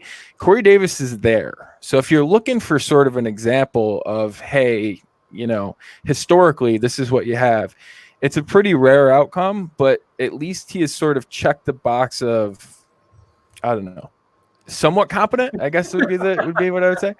But it's pretty rare. So one of the fascinating ones for me is actually along that line is Will Fuller, because Will Fuller's never been healthy, right? So do we grade him on the same? I mean, historically, he's on the Devontae Parker trend. That's a really, really rare. Devontae Parker's the first person that's ever done that in terms of being a round 1 guy. Where what was really eye-opening is round 2 guys can actually hit in year 5 and beyond, which doesn't happen for round 1 guys, probably because they show us who they are earlier on. So you get guys like Robert Woods and Golden Tate who take a little bit longer, but in second contracts sort of get better opportunities, where for round 1 guys, that never really happens.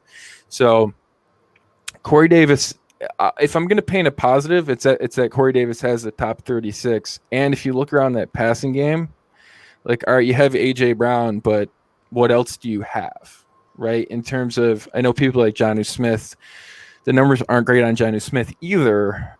So, he sort of presents as a second option there where he could see volume. So I guess that would be the positive Corey Davis take for me. I'll take it. If you pay me a double or nothing bet on all the Podathon money we've raised already, which is over 27,000, and gave me multiple choice, I would not have picked Peter Warrick's name as being mentioned on the SFB pod. That was a guy who I enjoyed watching in college and definitely expected more from. But we got that one semi-decent year, Yeah. Good year. But, man, it's amazing when you go back over all the guys. You didn't miss on them. They just didn't live up to what they were supposed to do. And Peter Warrick was definitely one of those guys. That's a good point too. A lot of my research has found that we can be really, it's be careful about how sure you are, right? And when you especially wide receivers, right? I mean, even the guys this year, the guys that were like Rager and falling into such an elite tier in terms of when he broke out in college, even those guys in that first round pedigree, even those guys historically, it's only like 60-65%. Right. So when you think about that, that's the best that we have this year. It's really good. But 2 out of 3 of them are going to be successful, and 1 out of 3 of them historically is not. Whereas if you look at running back, it's a little bit, those are a lot higher for round 1 guys. And round 2 guys are about the same in terms of round 1 wide receivers. Well, guys, we're getting close to the end. If we have any hot questions we want to get into Jordan before we let him go, now would be the time. Kevin, you got anything left to fix your dynasty teams? I've seen a few of them. They're not that good. No, none of them are very good. I don't know that with 5 minutes or 4 minutes left, I don't think we have enough time to fix any of my teams. Can I give one thing? I'll give one thing that I think can fix a dynasty team almost universally, which is most people roster way too many wide receivers. So if you have a bunch of wide receivers on the back end of your roster that are day 3 picks, or guys that are sort of wide receiver 3s, wide receiver 3s or wide receiver 4s on their team, try to move off of them and get running backs. And that's something that I found a lot of success with. My numbers sort of back that up from the book, but most people roster too many wide receivers. If you're in a rebuilding team, try rostering more running backs than wide receivers. And if you've done that, try rostering 2-to-1 running backs to wide receivers. And if you've done that, try rostering 3-to-1 running backs to wide receivers, and you'll see I've gotten a 5-to-1 running backs to wide receivers, and it totally changes the outcome of your team in terms of the usable weeks that you can identify, and all of the all of the upside that you can capture, especially when you're rebuilding, because those guys will actually offer you plenty of trading opportunities. And if you're rebuilding and you think you're rebuilding and you roster that many running backs, you'll be surprised about how quick you might turn it around. Yeah, I mean, I've always been a running back guy, and particularly, I play my dynasty teams more based on value than anything else, and those are the guys that get you the value, right? Because even if you're stacking the end of your roster with running backs, they're always the more flippable asset. So when they start to break out, you're getting a better return on your investment when you can turn them over. You can take those lower end running backs and get a higher end wide receiver and keep those top 3 wide receivers that you have in a better position. So I'm fully on board with that. All right, we're going up against the clock, but I want to get these 2 in real quick for Kevin, the FF engineer. He wants a Winston take. It's really high upside. You got to be patient. All right, and from Fantasy Football Intervention, that's Chase, who's been hiding in the background of my show all night. Throw out your favorite late round pick for this year, or let's skip Dynasty because there's not really late round picks in rookies. It's not that many rounds. So let's go with Scott Fishbowl. Throw out your favorite late round pick. Oh man, I don't know how late. I don't know if Madison qualifies as being late round. He would be one, maybe AJ Dillon, depending on how late we're defining late round. Okay, excellent. A couple of rookies, well, not Madison, but Dillon, a rookie that could get some playing time there in Green Bay. And Madison, if there's a holdout or a yearly injury to Cook, and who was successful with his yards per carry last year, could definitely get in there and make some noise. Jordan, thank you a ton. Once again, let everybody know where they can find you and what you got going on. Yeah, analyticsofdynasty.com. I think the email thing should be up and working. If not, just leave a comment there, and I'll put them together and draw one. You can find me on Twitter at McNamara Dynasty, and go find my Patreon work at patreon.com/analyticsofdynasty. Fantastic, man. I'm happy we did get you on this year, and you didn't get left behind one more time. No, I'm glad to be on. Thanks, guys, so much. I really appreciate it. Speak to you soon. All right. Thank you, Jordan. So this next half hour, the guest is presented by the Dynasty Vipers. Dynasty Vipers are a small website with a big heart. Visit dynastyvipers.com for dynasty rankings, IDP rankings, rookie rankings, articles, stats, podcasts, and more. Tune into the Vipercast for solid analysis of dynasty and redraft fantasy football. But stay for Dingus Bad Takes. The crew of Matt Donnelly at Dingus4, Brad Martz at B Martzy, and Calvin Shoemake at Calvin and Hobby are a group of fantasy-loving gentlemen who are doing the best they can to make a small difference for the SFB Podathon and Fantasy Cares. Make sure to visit dynastyvipers.com today. Also brought to you by Hey Scott Fishbowl Podathoners. Let's talk about our sponsor, Belly Up Fantasy Sports. Belly Up Fantasy Sports is your go-to resource in your quest to bring home that fantasy title. BellyUpFantasySports.com offers daily fantasy articles, projections, rankings, and access to episodes from Belly Up Fantasy Live and MD's Fantasy Football Show. Belly Up Fantasy Sports has also followed suit with hashtag SFBX Community and partnered with St. Jude Children's Research Hospital to start an annual charity event. Go to BellyUpFantasySports.com for details and listen to at Belly Up Fantasy Podcast on your favorite podcast player today. It's not very often that we have the hour sponsored or the segment sponsored by the guy who's actually joining us. And we're going to get all of his bad takes now. Tell us real quick, Matt, what do you think of Kevin's read of your are you happy with it, or do you want some money back? You know what? I was actually going to hit the private chat up and say, you know what? Don't even bother reading it right now. You know what I mean? It's just, we've already read it just a couple hours ago. So I was like, he's already starting. I'm like, oh, okay, you know what? Just let him go. I'll just let it go now. See, that was the nice way to not say it sucked. Like he danced around it completely so he didn't have to say that it was bad. So, well, Spaceman actually wrote that for me. He's like, "How's this sound?" I said, "You know what? Good enough. We're pretty easy." He's like, "You want to do this sponsorship? Yeah. You know what? Here's our sponsorship money. Do what you guys need to do with it. If you guys want to put it for whatever, it don't matter to us. It really didn't matter. You know, That's the money's all going to." It's what's awesome about Matt. So basically, since we did your read, we've heard all about you and what you guys got going on there. You brought on a special guest who hopefully wasn't listening a couple of minutes ago because we were talking about the Jets. and maybe I don't want him to get upset with us, but I'm a New York guy, Vince, so don't get upset with me. But I'm going to let you introduce him, Matt. Okay, so we're talking about a Limestone College product here who absolutely tore up South Carolina's pro day. He went undrafted, but he made the 53-man roster for the Houston Texans, and he came on right away. Now, that's no easy task, and he's going to be able to talk a little bit about these rookies, wide receivers, especially coming into the league this year, and what they're facing, the uphill challenge right now. This is my buddy here, good old Vincent Smith. What's up, Vincent? Welcome to the show, bud. Thank you for having me on. Glad to be here. My first question for you is, how do you become friends with this guy, a Raiders fan from Canada? How do you become friends with him? You know, social media it makes the world really small. That's what I say. Social media makes the world really small.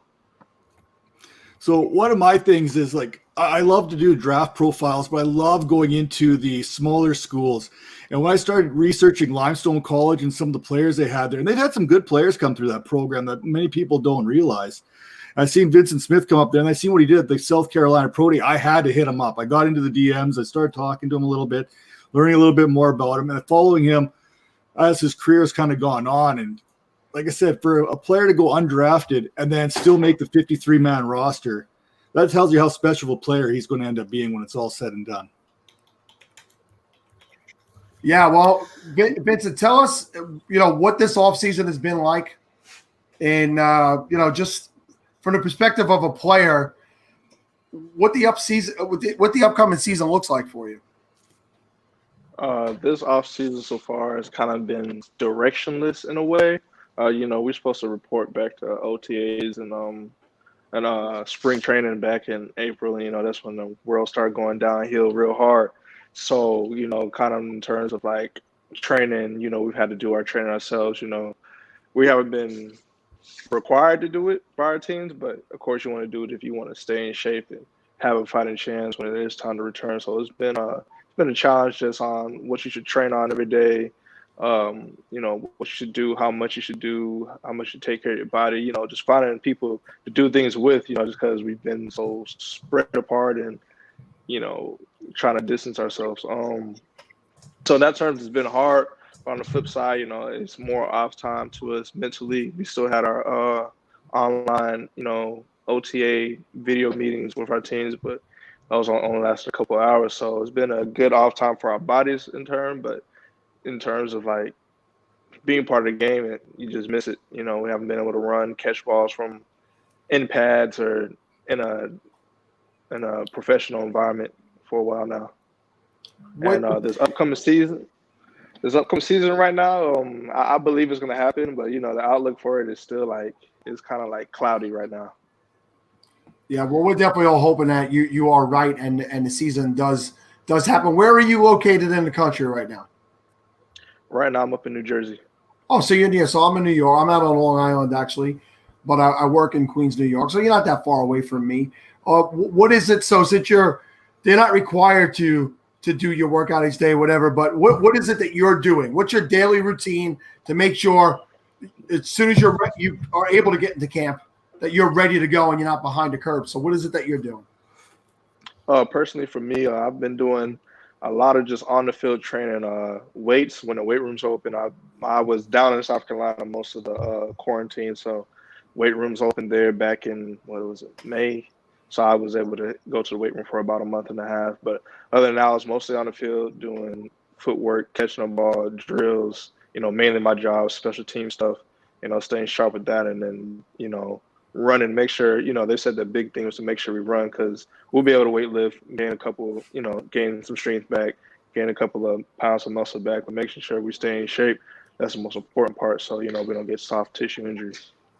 Oh, we love to sing about the soft tissue issues on this show. Soft tissue issues. No, I don't know how much you know about the history of the Jets, but their training camps used to take place on Long Island at Hofstra University. So I used to take my kids out there every summer. It definitely disappointed me when they moved everything over to New Jersey because they used to be a Long Island team. It's still a Long Island team. Don't get me wrong. Everybody loves their Jets over here on the island, but I think maybe you guys come for 1 or 2 practices a summer now on Long Island. That probably is not going to happen this year, any open practices based on what's going on. But pretty awesome that you join us here tonight. I don't want to take up all the time. I'll let these other guys might have some interesting questions for you. So, Kevin, Steve.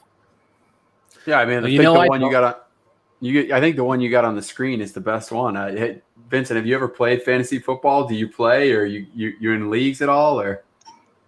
I played probably like once back in college, but I haven't played since then.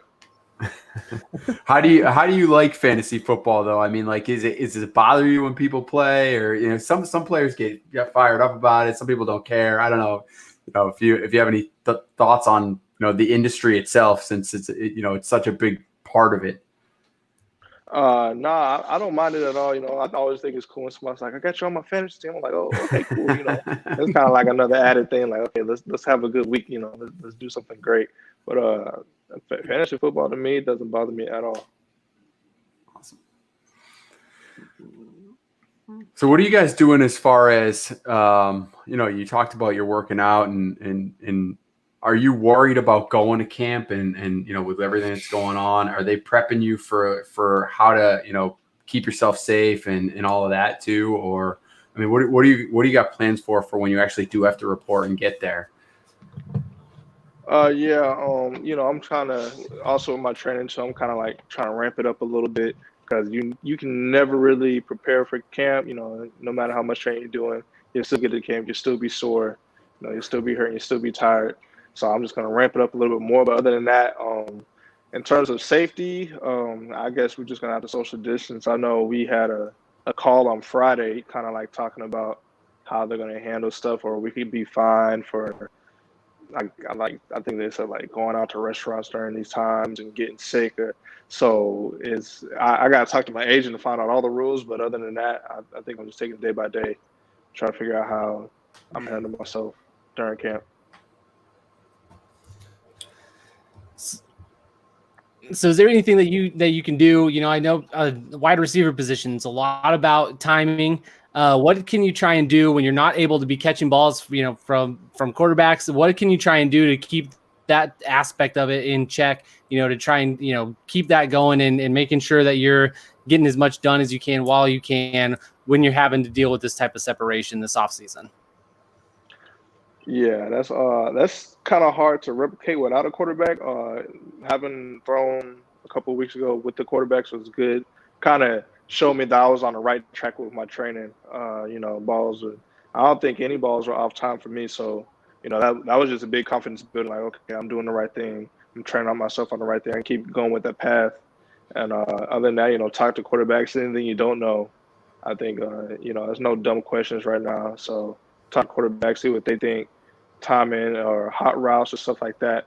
And then when we get back on the field, everybody won't be perfect, but it'll be 2-3 weeks and everything will be really smooth by then, I think. But just being apart for this long, I think overall the product of the sport will be a little slow and not as high as it usually is, not as high of quality as it usually is.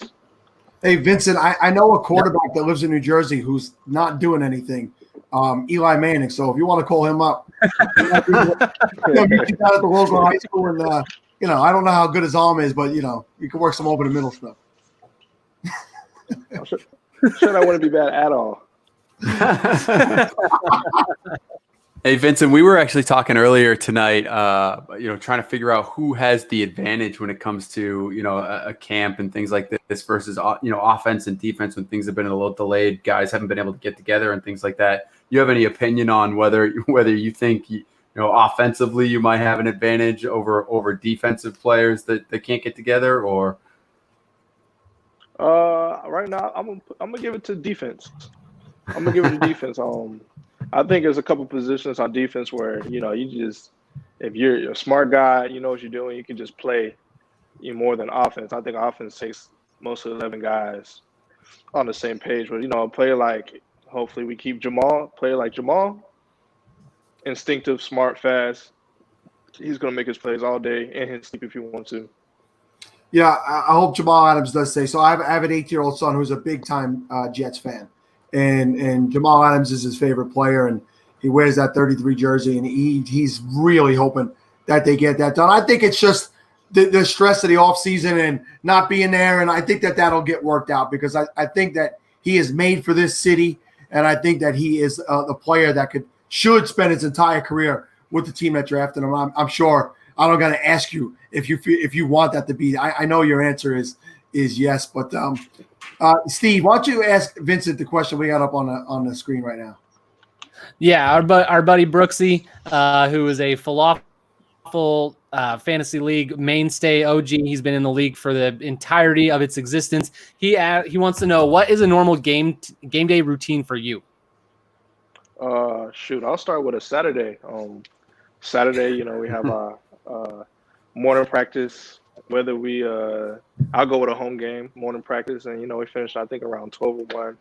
After that, I kind of, you look good, you play good, so I try to find something I want to wear. Walk to the stadium, get some good picks, feeling good. It's kind of a competition in that standpoint too.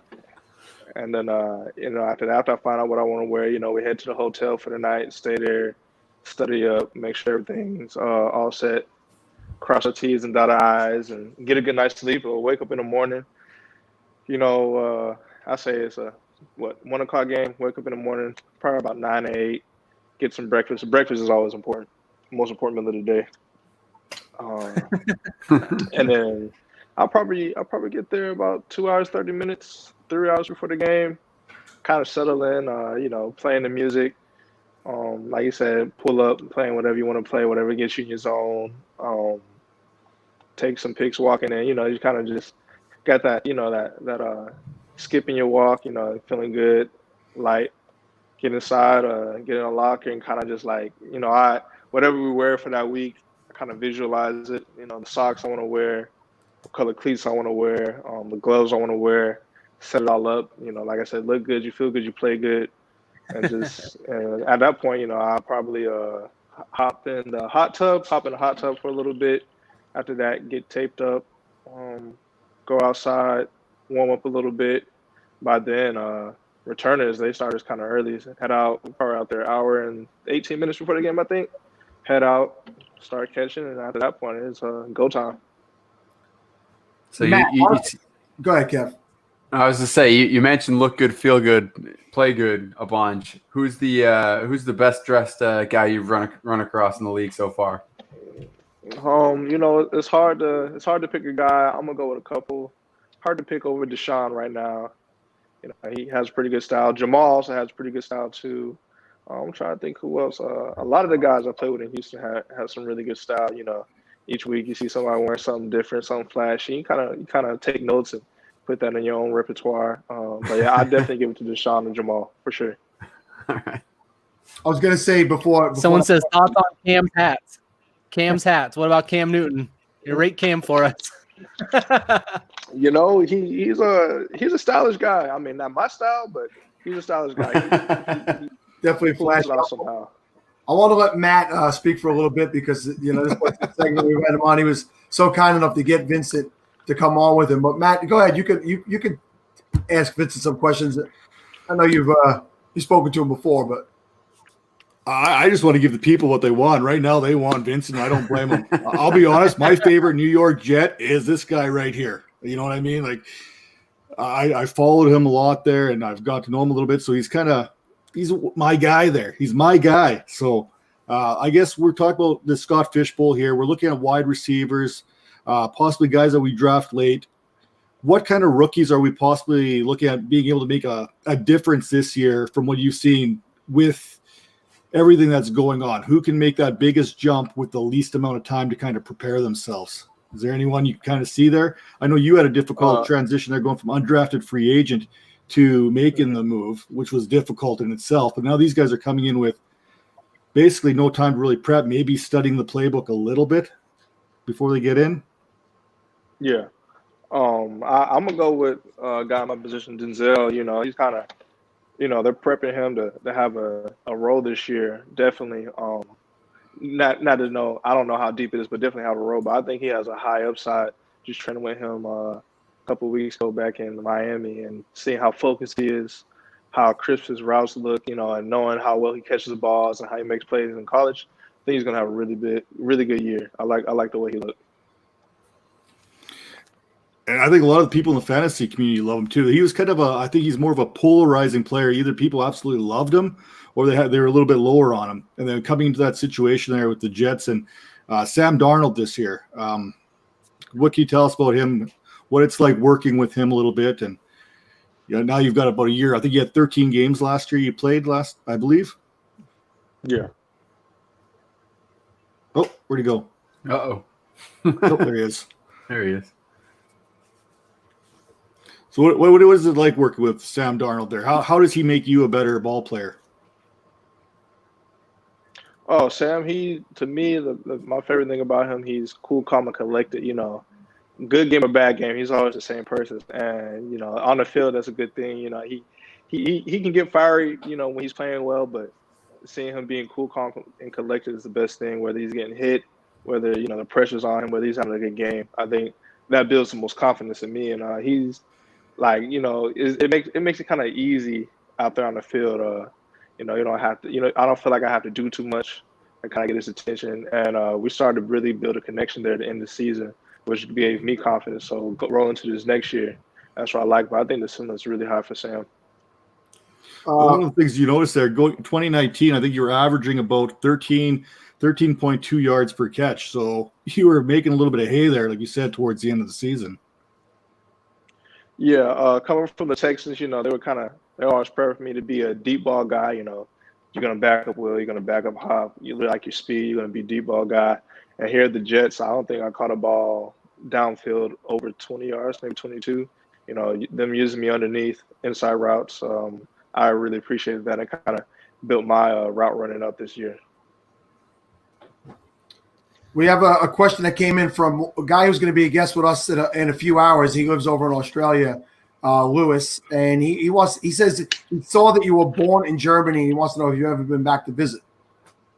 No, I have not. I don't think I've been outside the United States since I've been in, and I've been in since like 2 years old. So I have not been back. I do want to go back over there and visit a couple places: Japan, Dubai. Australia is one place for me. Brazil, when things are safer. Yeah, I would say we're going to wait for the coast to clear a little bit before I start traveling outside of the country. Right? I mean, it's such a crazy time that we live in. Another question that was up there before from Seth was, who was the toughest DB you've ever faced, whether it be in college or now in the NFL? For me, I'll have to go Pierre Desir, which he's now on our team, which I'm kind of excited for. The playoff game we had against the Colts when I was at the Texans 2018, they were just all over our offense. I felt like they knew what we were doing from the start, and it was just difficult getting open. So I definitely give my toughest matchup to him. Well, let's Scott Connor say he definitely has Vincent on the most dynasty teams out of anybody in this chat. This gentleman owns you on 4 different dynasty teams, so he's waiting for you to break big time. The Jets got to make sure you're on the field this year and help Scott win a couple of championships. Awesome. Can't wait. You might have him in the chat room, but on the screen right now, he's not even close. I think I got Vincent in on all my teams right now. So there we go.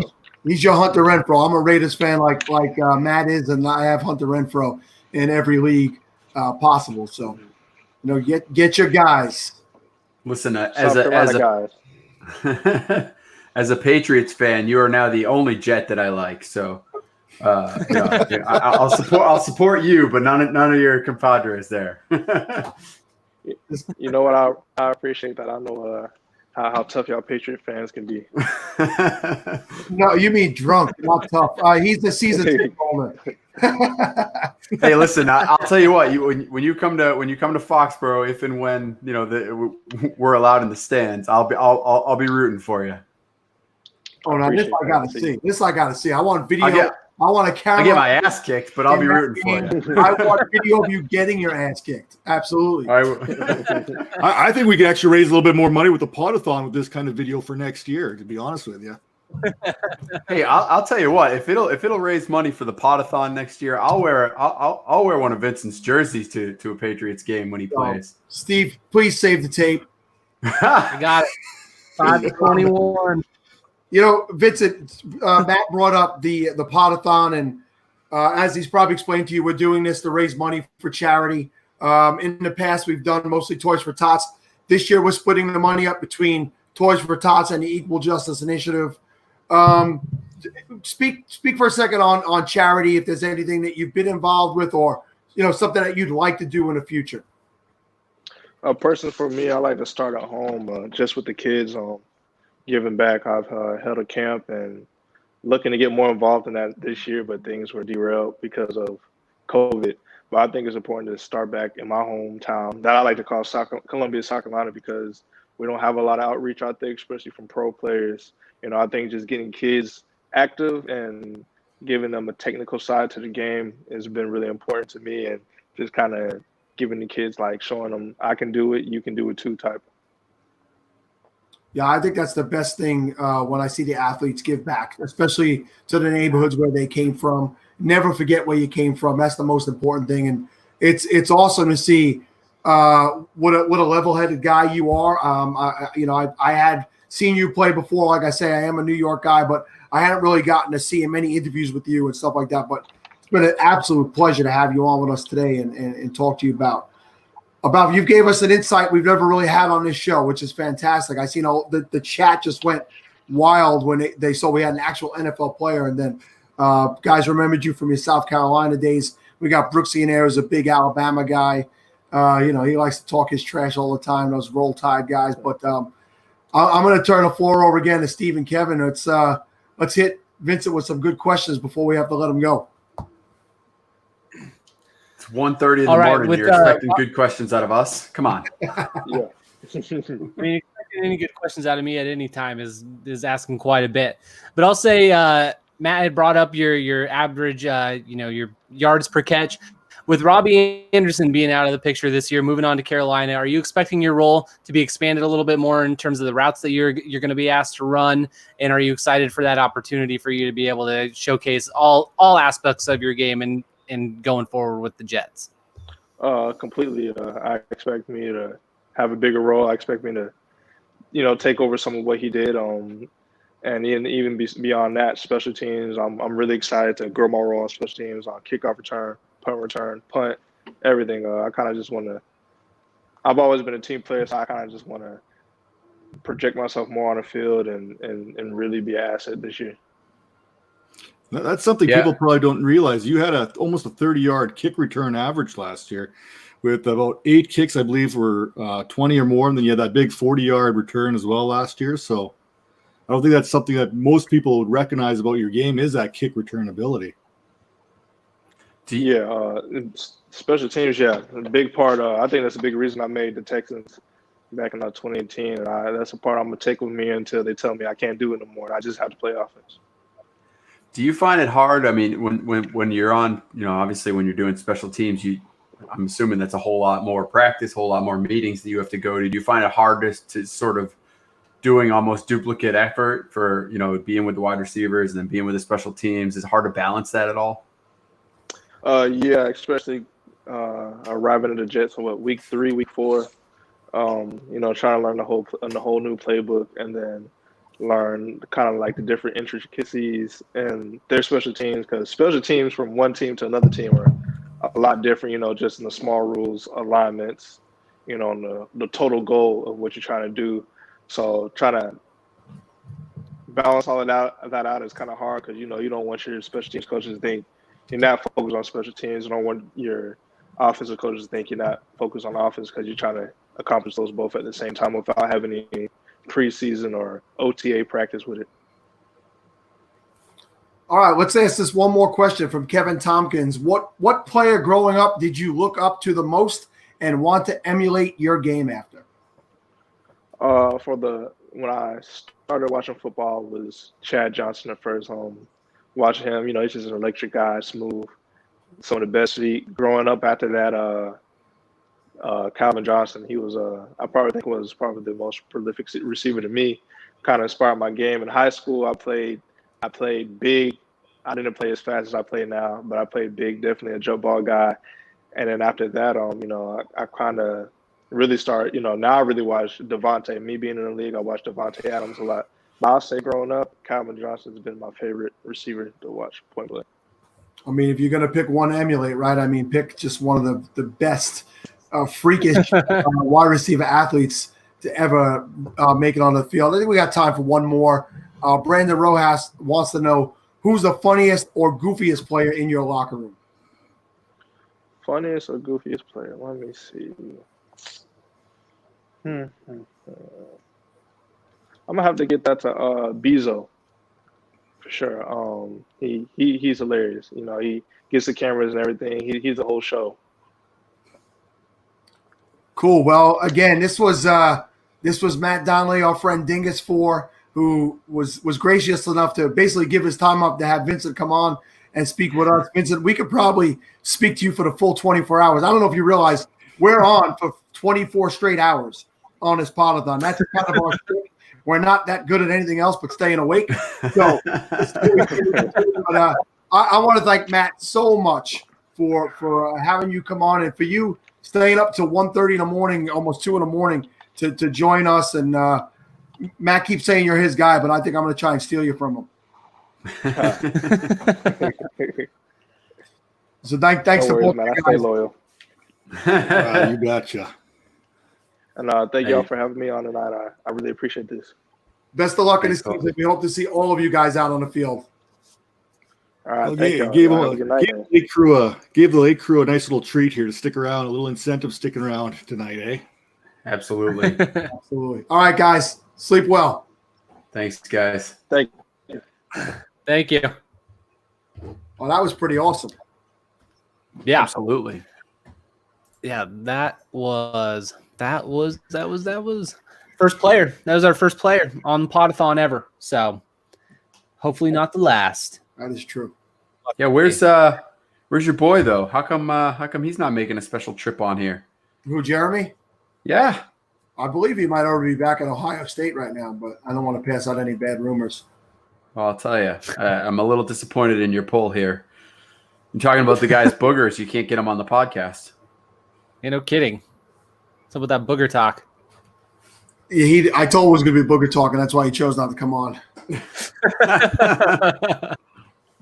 Kevin, you're up. All right. Well, I was just going to say we are nearing the 1:30 hour over there on the East Coast, and this next segment is sponsored by the Fantasy Football Roundtable, a fun fantasy podcast with outstanding advice on major formats, including Redraft, Dynasty, and Devy. The team at the Fantasy Football Roundtable includes at Sports Fanatic MB, Matthew Bruning, at Culture_Coach, Dennis Bennett, at Nighthawk 7734, Matt Fox, we know him, and at Commissioner Mr. Tony Dyer. Their years of experience will even help you with one of the hottest fantasy formats sweeping the industry in campus to Canton leagues. Listen to the Fantasy Football Roundtable across all the major podcasting networks where you can enjoy fake football in real time.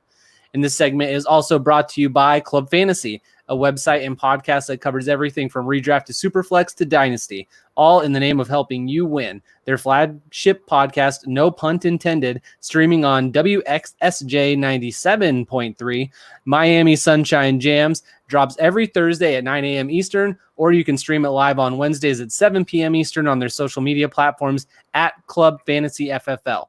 Each week, Joe Zolo, Josh Hudson, and Ryan Weiss tackle the hottest topics and answer your questions to get you those wins. Follow Club Fantasy today, and remember, defense wins championships, but offense wins fantasy. Well, fantastic. Let me bring in our next two guests. Coming in from the Hot Take podcast, Josh and Steve Taroni. What's Steve, up, did I get it right that time, Steve? You did it, brother. Hey, man, I appreciate you. The primer, I called him Torini, and he hit me up in the chat. He's like, you're not the first one to do it. People do it all the time. I rushed through the name. But first of all, you're both wearing Podathon t-shirts, so already premium guests. And Steve's another guy who's wanted to get on this thing for a while now, and I'm happy to get him on. It's not your prime time spot, but there's always next year. Yeah, no, it's great. I mean, I was actually on last year with Jim Day. With Taz and Bob Long, right? That's right. Yeah, Bob Lung got on too. So it was a crowded room for sure. Yeah, I think you were on, but you didn't get to say much. Yeah, pretty much. When Jimmy starts rolling, he can talk a lot. So, he can take up an hour on his own. But how you guys doing, man? Like, where do you guys live? I'm in Maryland, and then Josh is up in Michigan. All right, so you guys are pretty much, you're right. You're right in this area. You're on the same time as us. Is Michigan an hour behind East Coast? I don't pay attention to you guys. No, we're East Coast, man. And if you're from, we're East Coast all the way. And if you're from Michigan, you have to like hold up your hand. I was just going to ask you, where on the hand are you? Yeah, like show people. I'm like right in the middle, brother. So I'm right in between the capital, which is Lansing, and I got my Michigan State flag in the background. But yeah, we're right between Lansing and Flint, which of course everybody knows Flint because the water crisis, unfortunately. Mm-hmm, So, but yeah, I'm smack dab right in the middle of the two. So my wife is from Michigan, and I as I met more and more of her family over the years, it's always interesting to me because there isn't a person from Michigan that doesn't hold up their hand and point when you ask them where they're from. It's an unbelievable. It's just amazing to me. And my wife's from about here, by the way, which is about halfway between Port Huron and Detroit. Yeah, southeast Michigan. Yeah, absolutely. Right. So she's it's the hand thing's amazing to me. Oh, and we do refer to the area around here as the thumb. So it's right. Yeah. It's now here, she asked me like, why is that so amazing? And I said, well, I'm from Massachusetts. I don't go like this every time people ask me where I'm from. Like, it's funny because in New York we usually just go like this. Right. So listen, tell everybody what it is that you guys do, where they can find you, and what have you guys been working on? Josh, you want to talk about the hot take, man? Yeah, I mean, me and Steve been putting out a live show pretty much every week that we don't have some tech difficulties, but you know how that goes when you're doing broadcasting and things like that. So, but yeah, we're trying to get we're kind of like, I guess the best way to say it, we're like a jack of all trades fantasy football podcast. I mean, we just had, Ryan McDowell on for our latest episode, and we were talking about Scott Fishbowl, of course, and Dynasty. But, Steve and I have gone, Steve's been on my show before, my old show, doing like DFS stuff. And, we're not afraid to talk, redraft, whatever the case is. We'll go over a little NFL news. But yeah, you guys can always kind of find us where all the good podcasts are found, and happy to have more subscribers and more listeners. Your mustache game is on point. I must. Sal just left. He's all set. Hey, it's a long show, man. So I like how he asks you what you do, and in the middle of it just gets up. I mean, at least turn your camera off when you're going to leave in the middle of someone talking. I was going to say whenever I get up, he turns my camera off like I did something wrong, but no, he can do whatever he wants. I guess that's what you get to do when you run the show. That's right, man. So what are you guys both in? I was gonna say, so it's 1:30, and you guys are both. I see drinks. So are you guys both drink? Are we drinking beer? What are we doing here? Are you guys partying tonight, or what? Are you staying up with us the whole night? Yeah, man. I got a nice little deck beer by Flying Dog. It's a local brewery, and yeah, man. Figured party all night with you guys. I mean, you guys are doing something pretty cool here, raising all this money and being up all night. It's pretty impressive. Anybody who's done an hour-long podcast that gets into that, hour and a half ish range, you're like, man, that was a long one, guys. So you guys are really doing it. Yeah, absolutely. Yeah, it's all right. Go ahead, Steve. You go ahead. 5 years we still talk to each other, guys. 5 years and It never gets any better. Steve, take it away, buddy. Are you guys both in the Scott Fish Bowl this year? We are. Yes. Yes. Thanks to our buddy Ryan McDowell. Yeah, that was a photo finish there. Yeah, a little buzzer beater style. Ryan had to help me out here on Thursday to kind of get the team connected. I got added here about 2 hours ago, so you guys don't know. You guys don't even know. You don't even know. So what division? Hey, I like it. Yeah, being the producer, what division are you guys in? I'm in the radio. I'm in the Radio Flyers, Radio Flyer wagon. Yeah, I'm in the starting lineup. All right, and where are you guys drafting from? I'm at the 103. I'm at the turn. I got the 12 spot. Now, did either of you pick that, or is that where you at? I did pick 103 actually. Okay, was that your first choice? It was, yeah, it was. Any particular reason? I didn't necessarily want the 101. I wanted to kind of get the leftover there. And I mean, I'm pretty set on. I mean, at first I was thinking, maybe I'll do something different this year. Maybe I'll get a quarterback in that first round. So I wanted to give myself that option, but I don't think I'm doing it. So who is your 103 then? Obviously we're assuming McCaffrey at 1, probably Barkley at 2. Yeah. So who do you go with? If Barkley's there, I'm gonna get him. And because I've seen him there a lot. People get Mahomes, people get Jackson, so that's definitely not uncommon. So we'll see what happens there. But yeah, it's probably going to be Zeke right after that if I'm going running back. But in this format, I would lean Mahomes if I do decide to go quarterback last second, which I can't really see myself doing, but I would lean Zeke once Barkley's off the board. And at the 12, have you thought at all about what you're doing? I just recently found out, like I said, just got placed into a league, and I have got the 112 as well. So I am picking at the turn, and I have no idea what I'm going to do. At that point, you can't even really plan for anything. You can't. Right. Well, shout out to friend of the show, Jeff Lambert. Jeff last year and this year organized a Twitter group chat for all the 12s, and this year it was so big that we actually started a Discord channel. So we kind of got in over that, which is a lot easier than, kind of like sifting through all the Twitter notifications and things like that. So it does help a little bit. I'm in the middle of my second mock up. I don't want to do too many. I just kind of want to have fun, but it's looking at going double tapping running backs. Actually, I like the way my team shook out compared to going like running back, quarterback. But having Liz on, dude, like she brought the fire talking about like taking Dak at 3. So like now I'm not scared at all to take Dak at the turn because there's one major upside I like with Dak is that later on in the draft, as it starts coming back around and I get 2 picks at a time, I like the idea of having, Amari Cooper available, like at the 5-6 potentially.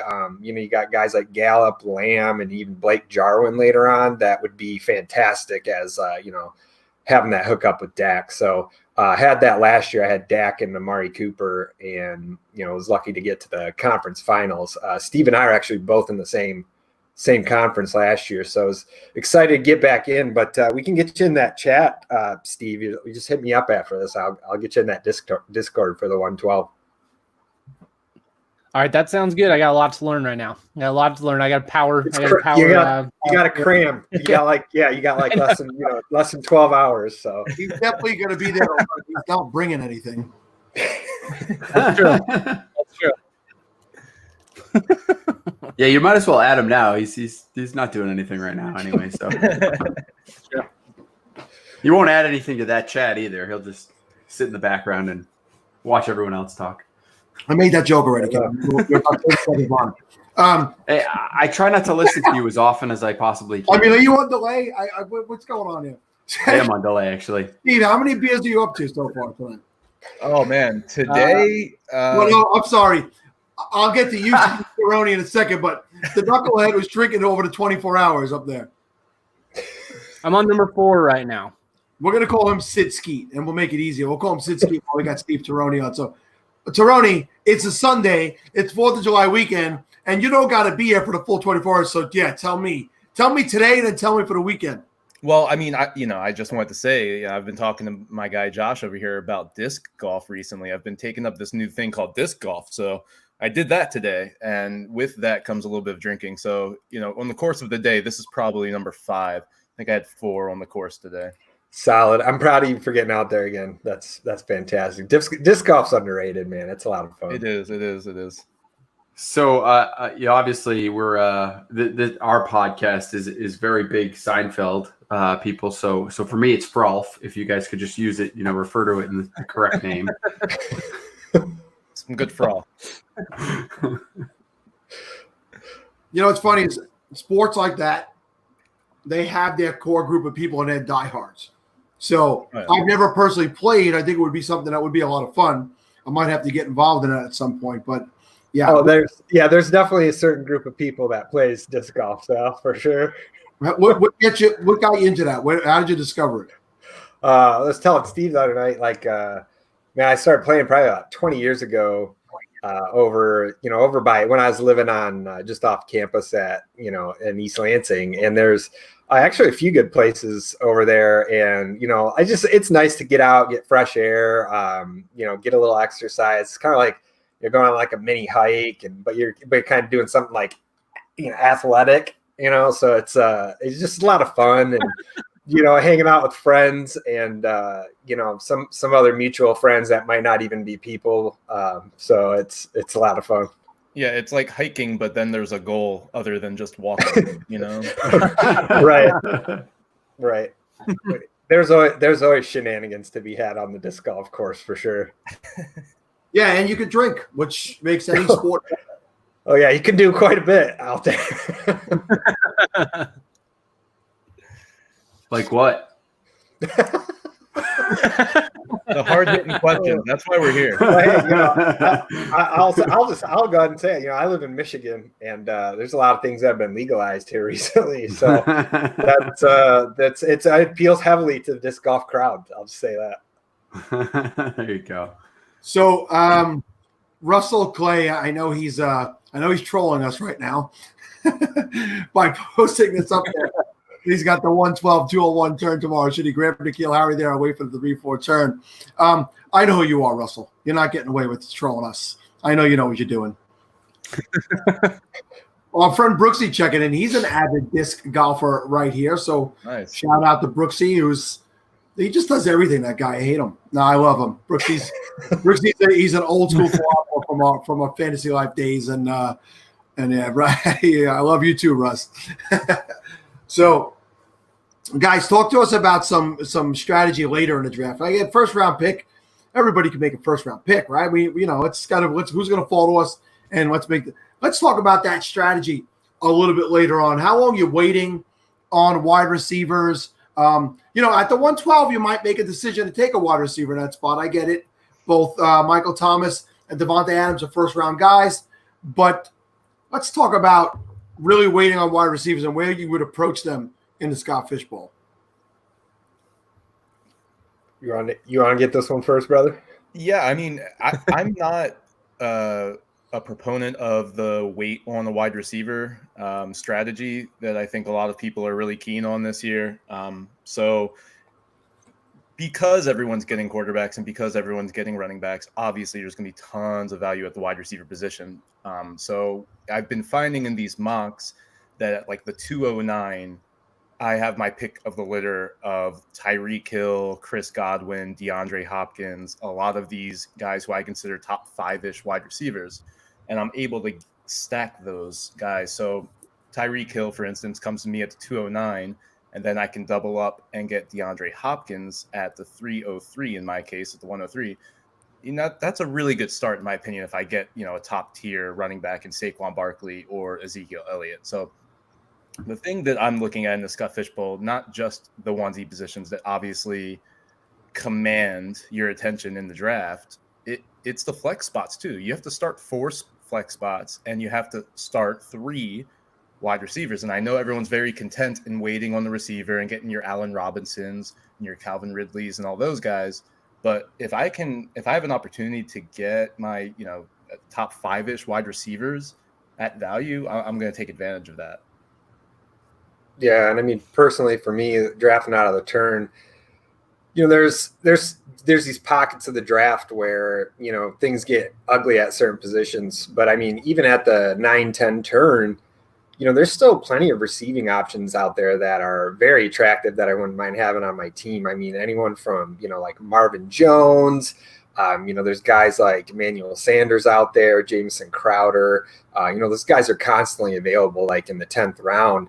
The guys that might not be quote unquote league winners, but it just speaks to kind of the depth that's going to be available. Like when Liz came on, she was talking about how that's kind of evolved into a pretty popular strategy. Kind of zero wide receiver, if you want to call it that. But I mean, the way all of us are building with so many different flex spots, I mean, there's a ton of opportunity to grab wide receivers that you can easily plug in on a weekly basis that late. And it still gives you opportunity after that to even kind of swing for the fences, so to speak, which is kind of what I'll be doing after the first, after the 5-6 turn. Yeah, I'm glad you said Marvin Jones. Marvin Jones is a guy who I hate to say he's a sleeper, right? But I think he's going to be slept on this year because the injury last year cut his season short, and I don't think people are thinking about him. They're concerned with the two running backs and how that's going to play out there. And we know that Galladay is making the leap to the upper echelon. Marvin Jones had 9 receiving touchdowns in 11 starts last year. He had 5 receiving touchdowns in 9 starts the year before and 9 touchdowns the year before that. He has a connection with Stafford, and Stafford is comfortable with him. He's a guy that you can get late that in this league will be a wide receiver 3. You have to start 3 every week. He'll be a wide receiver 3, so he'll be in your lineup every week, and he'll be a really good play for you. So he's a guy I'm definitely going to look to grab, and I'm going to look to grab in all types of fantasy this year. Maybe the exception would be Dynasty, right? If you're doing a Dynasty startup, because he's getting a little bit older, but definitely think Marvin Jones is being underrated this year. Steve, I don't know if you had anything to add to that. I saw you maybe about to say something, and it felt like I might have cut you off. Steve Taroni? No, you didn't. Well, one of the other things that we've been talking to people about is it's a super flex, and very rarely do you ever want to start somebody in that super flex position other than a quarterback. But with the scoring in this league and how balanced it is, could you see a scenario in this league this year where you don't go too early on quarterback and you don't get a second guy that's really altogether somebody you want to start on a weekly basis and playing someone different in the super flex? There's been varying opinions on that in this Scott Fishbowl format. So could you guys elaborate on if you think that that's something you'd be comfortable with, or you're just straight quarterback on that super flex every time? It's a quarterback for me as far as I'm concerned. I definitely want to walk away from this draft with 2 starting quarterbacks at least. So that being said, I'm probably not going to draft a quarterback at least until the 5th round at that 503 spot. I'm going to see how the landscape of the quarterback is. That's what I did last year, and it worked out pretty well for me, where I was able to get Kyler Murray at the end of the 5th round last year. This year, I'm going to be looking for that type of player around that 5th, 7th round. And then I'm just looking for, some really good value at the QB2 position. Jimmy Garoppolo is a guy that's not very popular in the fantasy community. No one really talks about Jimmy Garoppolo in the sense of him being a talented quarterback. I think that everyone perceives him as a game manager, but I mean, he is in a Kyle Shanahan-led offense, which always has the opportunity to explode, right? Well, if you're in the 12th round, 11th round in this draft, you can get Jimmy Garoppolo. His schedule is open the season: Arizona, New York Jets, New York Giants, Philadelphia, and then Miami. That's his first 5 weeks of the season. So, obviously there's going to be waiver wire quarterbacks and all this. So if you have Jimmy Garoppolo for your first 5 weeks and you can feel comfortable playing him as your QB2, see what happens. I mean, you can always change it up at a certain point, but if you can feel comfortable for your first few weeks at that value, I think that's just, someone who I'm looking at the end of the draft. Yeah, I mean, the only thing I'll say to kind of piggyback off Steve's thoughts is, I'm the same way. It has to be quarterback, especially with the scoring format here in Scott Fishbowl. But most super flex leagues in general, I mean, you're going to be hard pressed unless you have a major rash of injuries, actually plugging some in that's not a quarterback, just because of the safe floor that they provide. But I will say this, if you're not going to be aggressive in getting quarterbacks, at least in the middle rounds, and making sure that you're locking up 2 starters, we're all trying to lead with 3, obviously, but the one thing I will say is you do need to be very aggressive on the fab, if you're not going to be aggressive in the draft, because that's one of the things that saved me last year. I know a lot of people kind of, blew their whole fab budget on guys like Jacoby Brissett right before the season even started. And, he was capable enough to kind of carry them into, a few weeks where maybe say like when Drew Brees went down, he got you through that first half of the season. So it's important to make sure you do have, at least 2 starters on your team. Or like, for example, last year, if you stowed a guy like Drew Lock, he ended up actually being someone you could use at the very tail end of the season as well. So it's nice to have kind of a quarterback stash even as your 3rd quarterback. Yeah, I'm in full agreement with you guys. I get itchy if I don't have a second quarterback for that flex spot, that super flex spot. And I'm gonna in this league, I traditionally try to get 3 starters. I like to have my options. And last year, another guy was Tannehill, who if you held on to him long enough, and I was on a podcast with somebody recently, I think it might be the guys coming up on the Dynasty Hot Sauce. The QB list? Maybe it was QB list. Was it QB list? Yeah, I think I listened to that. Yes, you're right. It was one of the guys from QB list. He took Tannehill and dropped him like the week before he actually got the job. It was Colin, right? Colin, correct. Yeah. Oh, I'm glad Sorry, you. Colin. He failed me. I was on many podcasts this last couple of weeks, and it's all good. We're fresh over here, Sal. Are you implying I'm not at my freshest? How dare you? No, you just got up. You're good. I know you're good for a while, man. No, it's funny. People have been saying since the show started, Sal already looks tired. These are my eyes. They're they're squinted like this all the time. If there was any sun coming in here, you'd barely be able to be slits right now. But I'm hanging in there pretty well. But Sid Skeet, please, you're dying to say something. I got something to say, damn it. All right. Everybody that drafts Drew Brees, who are you looking to back him up with? Because Taysom Hill is there. He is a dynamic player. He is an interesting player. They use him all over the place. Are you backing Drew Brees up with the Taysom Hill, or are you going to go with a Jameis Winston? Who are you going to try and handcuff if you are trying to handcuff a Drew Brees? Who would you guys lean to fill that spot for you?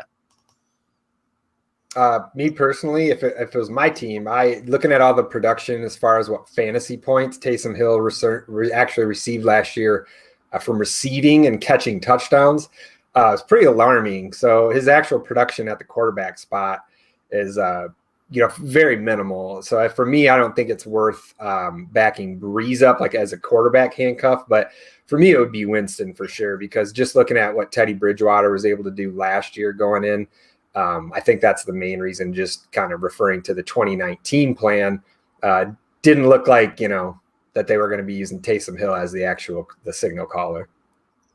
Yeah, it would be Winston if you wanted to back up Drew Brees. Yeah, Drew Brees very sadly I thought was going to slip through, but as these SFB mocks have gotten further and further along, he was a guy I was hoping would be there at the 2-3 turn, because I have the 101, and there appears that he will not make it out of the first round at this point. So yeah, he's second round perennial in mocks I've seen. So, it's plays like that, and I understand the reasoning with this format, obviously with the completions, but it's plays like that I'm thankful for, because I'm just going to stack up on all those running backs, all those wide receivers. Yeah, Michael Hicks is saying no handcuff, rather go Cousins or Carr late. Those guys aren't going to be there late. Not in the SFB draft. I mean, if you consider late being the mid rounds in this league, but we spoke with Liz about Carr earlier, and he's excellent in this format. So Get your quarterbacks, man. Like we spoke here about having the quarterback for that second super flex. Yeah, I will say if you're going to draft Derek Carr, also draft Marcus Mariota. Mariota's a guy I'm picking up in a lot of Scott Fishbowl mocks. He's just somebody who I feel like can get on the field at some point. Yeah, you might cut him at some point, and then he might pull a Ryan Tannehill and then end up playing. So, he's kind of the guy that has, a backup that's has potential to see the field at some point. Yeah, I made that point earlier also with other Raider fans. We discussed it, and we think it's very important for them to be at above 500 at their bye week, which is week 7, because there's a good chance they make a change at quarterback. I don't want it to happen. I'm Team Carr, so I want it to stay that way, but it's very possible. So exactly, he could do exactly to Derek Carr what was done to him last season. So those are guys you add late. He's one of the top backup quarterbacks that you want to add. Another one that was brought up earlier on the show was Andy Dalton. Just in case anything happens out there in Dallas, Dalton can get a shot on the field, and we know that he can play consistently and there's good weapons there. So knock on wood, nothing happens to Dak. We all want Dak to stay healthy. I don't wish any bad on any player, but prepare for these situations. All right, guys, listen, it's 1:50. If you're not – Oh, Steve, you got something to say? Sinsky, go ahead. I was just gonna say, if you do not have Dak Prescott, are you very likely to draft an Andy Dalton towards the end of the round or towards the end of your draft, or is that somebody that only really Dak Prescott owners should be looking to add? If you don't have Dak, are you going to be adding Andy Dalton to your team? I think Dalton's a good ad for sure. I think like Mariota, maybe like a Winston. If the value's right, in the 17th, 18th round, and you're looking at all the wide receivers available, running backs, it's definitely a good ad. Tannehill and players like that produced and they paid off if you drafted them. So, yeah, I think that's a fine ad in like the 18th-ish round. Yeah, if anything, you can hang on to him until the bye weeks start rolling in. And if nothing happens to Dak, in the first month or so, and you need to kind of move on from a roster spot, he could be a good candidate to move on from. But yeah, he's a nice guy to hang on to, at least for the first portion of the season. All right, fellas, when we're having fun and time flies, we are up against the clock here for your 30-minute segment. So just give a quick shout as to what it is where people can find you once again. And, if you want to say something to Scott about the fishbowl and the whole charity aspect. You guys are past 25,000 at this point. What's the number? 27 now. 27 even. 27,000, yeah. Awesome. I'm going to be donating a little bit more than I already did. So yeah, no, I love the cause. I love the opportunity that Scott Fish gives us every year to have fun, play fantasy football, and give back to the community. But yeah, catch us on the Hot Take podcast, wherever you listen to podcasts. We do it every week. We're going to have JJ Zachariason on this week for a quarterback episode, so it should be a good time. Yeah, absolutely. I just want to say thanks for having us on, Sal. Just awesome what both you and Scott are doing. Happy to be a part of it. And, I wanted to wish all you guys the best of luck as well. Well, we really appreciate that, guys. We'll definitely hopefully get you guys on a little bit better time next year. This was your initiation. Steve, you came on with those other guys last year, but now this is your lead spot. So all the best to you guys in your drafts tomorrow. Go get some sleep and make wise picks. Good night, fellas. Appreciate you guys. Be watching. Take it easy, guys. Fellas, how many hours are we in now? 6? 6. 6 hours. 6 down. 18 to go. 18 to go. All right. Well, this guest is presented by We Know Fantasy, a one-stop shop for articles, draft guides, consultation services, and the We Know Fantasy flagship podcast hosted by founder Nate at We Know Fantasy and co-host at Fantasy Fro. We Know Fantasy has an expansive range of fantasy expertise and will give you the leg up you need to secure your next big win. The entire We Know Fantasy team specializes in everything from redraft to DFS or from the NFL to the Premier League. Check out everything WeKnowFantasy.com has to offer because they really do know fantasy. Guys, the Premier League is soccer. I know you guys don't know about that stuff, but Oh bullshit! Don't even. I've been watching. I watched the Chelsea game yesterday. All right, don't curse at me, Steve. This segment is also sponsored by Any Given Pod, a fantasy football podcast hosted by Joshua Goldberg and Billy Beeman, where they discuss real-life situations and how player news impacts real and fantasy football. At Joshua M. Goldberg and at Willie Beeman DFF present authentic, unfiltered, and unique analysis on redraft, dynasty, best ball, Devy, and DFS to make Any Given Pod an essential asset to your fantasy teams. Follow at Any Given Pod on social media. Be on the lookout for season 2 of Any Given Pod debuting during NFL training camp. And listen to fresh episodes of Any Given Pod on all major podcasting platforms today. Guys, as we roll into hour 7, the guy I'm going to bring on now has literally been sitting in the background for the entire show. So I want to give you a quick intro to Chase when he comes on. Back when I was putting together the 12-hour stream in late March, lockdowns had just started. People were really locked in their houses for about a week at that time, at least in New York. I can't speak for, I think, California, Steve, as well. And I think I posted something on Facebook about the stream. And somebody said, you have to get my guy FF Intervention on, Fantasy Football Intervention on, to Chase Vernon. And I was like, all right, well, we're all booked for this one. I really had never heard of Chase. I hadn't heard any of his work. I said, but definitely tell him to hit me up. We'll try to get him on the SFB Podathon. So Chase reached out to me, and I told him he's got to get on Twitter. He came over to Twitter, and he sent me a link to his show. And I listened to his show, and I was really impressed with the comfortability level he had, the flow that he had, the production that he had, and the guy did his research. I keep on to call him kid. You know, I know he's a lot younger than me. I know he's not a kid, but I was really impressed with Chase. So I decided I want to reach out to him, and he asked me a lot of things, and I appreciated the fact that he wanted my feedback and respected the things that I had to say, and he's just been awesome.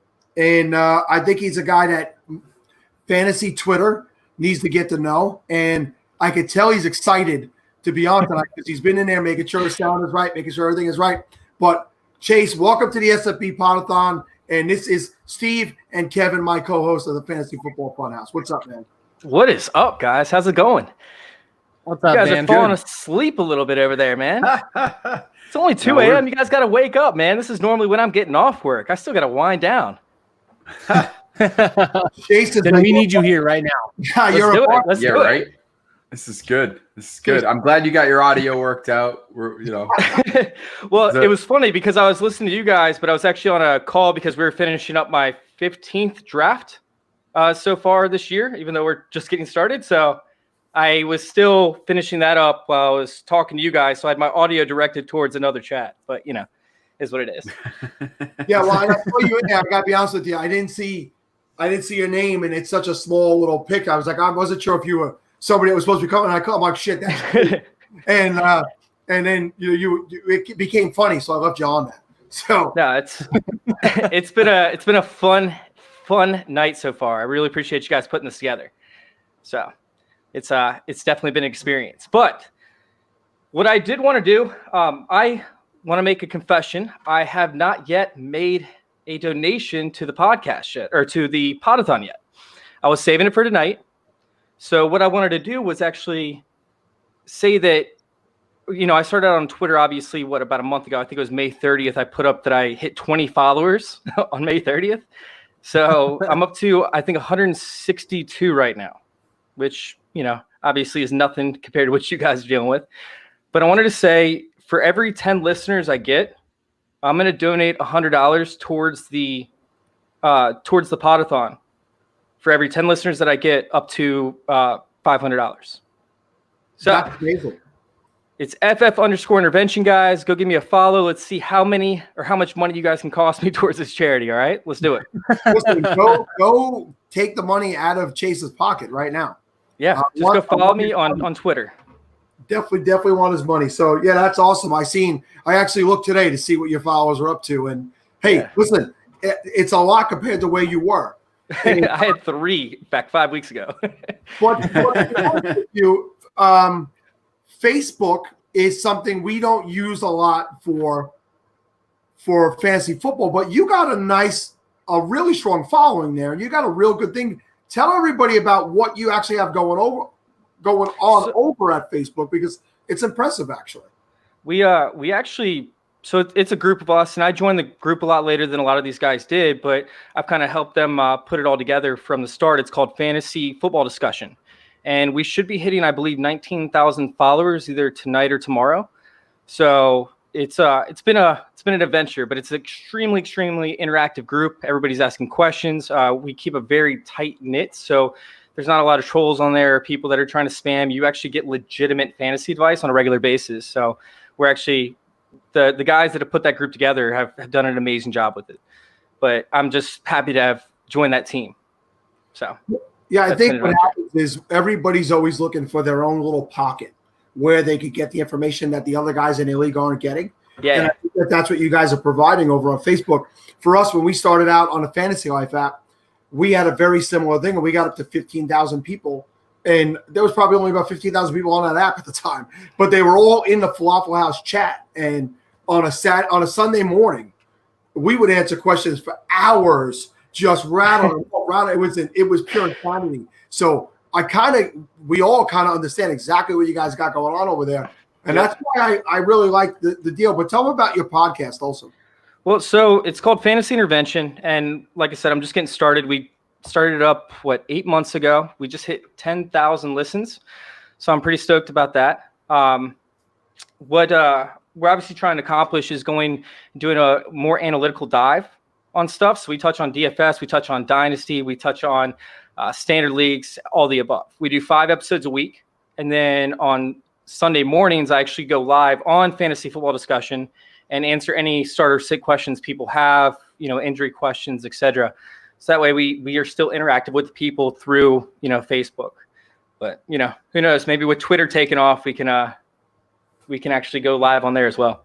What number are you at as far as followers when you came on?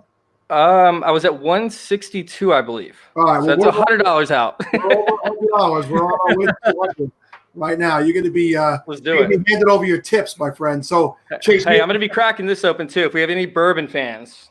Oh, Buffalo very nice. Trace, We baby. have money out there. Scott Fish is going to be upset that he's sleeping right now. Oh yeah. Well, he might be even more mad if he was awake and watched me take a sip of this. It's not expensive or anything. It's just hard to get in the area that I'm from. So yeah, it's fun. One of the things I told you when you and I had started to talk was to try and get into the Scott Fish Bowl, and you did, which was awesome. Yeah, that was really cool for me. So I don't know if you know what to even expect yet. I don't know. I know you play in a lot of leagues. I don't know the variance of those leagues and scoring differences. Do you have a lot of experience with Superflex, with tight end premium scoring and stuff of that nature? Points per first down? We have we have leagues all over the place. I'm in a lot of different leagues. Like I said, I did my 15th draft today, which our entry fees are at least $50 or more. So, I have plenty of experience with that. It's all the way from Dynasty to Best Ball to, well, actually I only have 2 Best Ball leagues this year just because that draft app went down, but we cover all those. Last year I was in a total of 22 leagues, which had, all different variances in scoring as well. So it's really important to know your scoring. And that's the biggest thing off the bat. Like when people are talking about drafting like these 101s, and talking about Christian McCaffrey over Lamar Jackson or Patrick Mahomes, it's so important to realize, your scoring advantages when it comes to other players. So, Lamar Jackson for me, dude, man, that guy's going to be a bust this year. I mean, he only broke 3 tackles last year. No, I'm just kidding. Nobody could catch him. That's the whole thing. Like he's not taking big hits. So if he's not breaking tackles because he's not getting hit, typically like RG3, for example, was getting hit constantly in his legs, by the way. So guys like Lamar Jackson, although he is a running quarterback, he's not getting hit in the same ways that a lot of these other mobile quarterbacks have been getting hit. And if you sit there and you look at the total points scored throughout the season, Lamar Jackson is getting you QB, like the 101 numbers for the QB position, along with a QB 25 value. So it's like you're getting a quarterback and a half essentially when it comes to the value that you're drafting with Lamar Jackson. So you don't have to worry about drafting a quarterback until super, super late if that's the case, even though the scoring system, I mean, I don't even know if you have to draft 2 quarterbacks because you can still get it with the other positions. So when you knock out Lamar Jackson extremely, extremely early, it's like you're already making up for drafting another quarterback in the 4th or 5th or even 6th round if you can get there. So when you have to sit there and realize how the scoring works, it's extremely important to the variances throughout your leagues. So, fantasy football year to year, there's so much fluctuation and things that can change. If you had to pick somebody that could be the Lamar Jackson, the Patrick Mahomes of the last 2 years, who would be that quarterback that you would bank on being that guy this year? If there is one. When it comes to like grabbing values, I think that if we're talking about normal leagues, I'm going to go Matt Stafford right off the bat. I just think that with Darrell Bevell coming in, the offensive coordinator, who helped Russell Wilson achieve, I believe, an 8.0 average, or maybe it was 7.9 average for the adjusted yards per attempt. Matt Stafford's only seen that one time, I believe, prior to him coming in. And then last year, he beats his, I believe, career for adjusted yards per attempt. I don't have the numbers in front of me, but I mean, if Darrell Bevell can get that average out of Russell Wilson with a terrible offensive line, you could see Matt Stafford when they pretty much loaded up on the offensive line position this past year in the draft and in free agency. Matt Stafford can get up there this season, especially with the whole COVID thing going on as well. So, with receivers, they are at a tremendous advantage when it comes to the wide receiver position as a whole and getting big time plays, because the defense doesn't have time to practice and get on the same page, especially with zone defenses. Like, where's my notes? I have, let's see, three teams that had over 300 passing or averaged over 300 passing yards per game back in 2011 when the whole lockout thing happened. I'm sorry, 4 teams. There were 3 teams that had over 30 points per game in 2011. This past year, there was only 1 team that had more than 300 passing yards, which was Tampa Bay. And then Baltimore was the only team that had over 30 points per game. So we only have 1 in each one of those. Meanwhile, we had 3 and 4 back in 2011. So you can obviously see there's a spike. I mean, we're in a pass-happy league now. There are rules that pretty much make it impossible to touch the quarterback, impossible to touch the receivers while the ball's in the air. So you're going to automatically think that you're going to have better wide receiver production, but yet back in 2011 when big hits were a thing, right? There was still more production in the passing game and was scoring at that point in time. So. All right. Well, you just mentioned one of the teams, and I don't think that we've talked about him at all this, tonight. And Chris Godwin, if you spent some time on fantasy football Twitter recently, he is one of the darlings there. But it makes me feel like everybody's forgetting about Mike Evans. Like he's not a good wide receiver, and like he's not there. And I know Tom Brady coming in, they think that he can't throw the ball to the outside. Do you think Mike Evans is getting kind of disrespected, or is Chris Godwin really that good where he is going to take over as that wide receiver 1 on that team? And is Mike Evans now become a better value on that offense? Mike Evans might have become a better value overall, but Mike Evans is so hit or miss. I don't like touching him. When it comes to drafting wide receivers early, essentially, I see you. When it comes to drafting wide receivers early, I don't like playing with the volatility. Like, for example, like Tyreek Hill had 50% of his games this past year and 50% of his games when he was the wide receiver 1 outside of double-digit fantasy points, I believe. So I don't like touching those wide receivers. I don't want to take a guess on when they're going to produce and when they're not going to produce. There was no math behind when Tyreek Hill produced. He was doing it against bad teams and against good teams, just like how he wasn't getting over double-digit fantasy points against bad teams or good teams. So with Mike Evans, I just don't like his volatility. I'm not a fan of his volatility. I want to see constant production if I'm going after a wide receiver in the first 7 rounds or so. Now, my follow-up to that, I guess, would be with a new quarterback in town. What is your argument that Mike Evans will not be volatile going forward, and why would that not apply to Chris Godwin as well? Why is Chris Godwin, who's going earlier, at least in the SFB mocks, is going earlier than Mike Evans? And why wouldn't that apply to both of those wide receivers? So I love this thought, right? Because we already know, like, Tom Brady loves his slot guys, right? It's proven, history of him loving slot guys.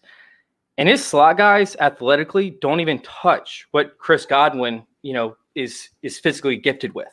I mean, this could be one of the best slot receivers we might see of all time. And now you're going to a quarterback who probably loves slot receivers more than any other quarterback of all time. I mean, Tom Brady has taken his shots with Randy Moss, right? He's taken his shots last year with Antonio Brown and Josh Gordon, right? He's even taken his shots with Philip Dorsett down the field, although obviously that didn't, produce any kind of, I guess, positive plays. But with Chris Godwin underneath, I feel like it's almost like a guarantee, like just a stamp on production, at least for now. Like I love Chris Godwin and the fact of Tom Brady loving the slot receiver. Even if they end up going to 2 tight end sets, they're still going to be sliding, Chris Godwin all around the formation. I love that. Love it. Absolutely love it. So it sounds like you're really pushing for the late wide receivers, though. I mean, you talking about the seventh round and after. Who would be your targets then? I mean, in that later rounds that you're looking at. Okay, so Jamison Crowder would be a great guy to add in the slot. Obviously, he had chemistry with Sam Darnold. We have a brand new offensive line coming in.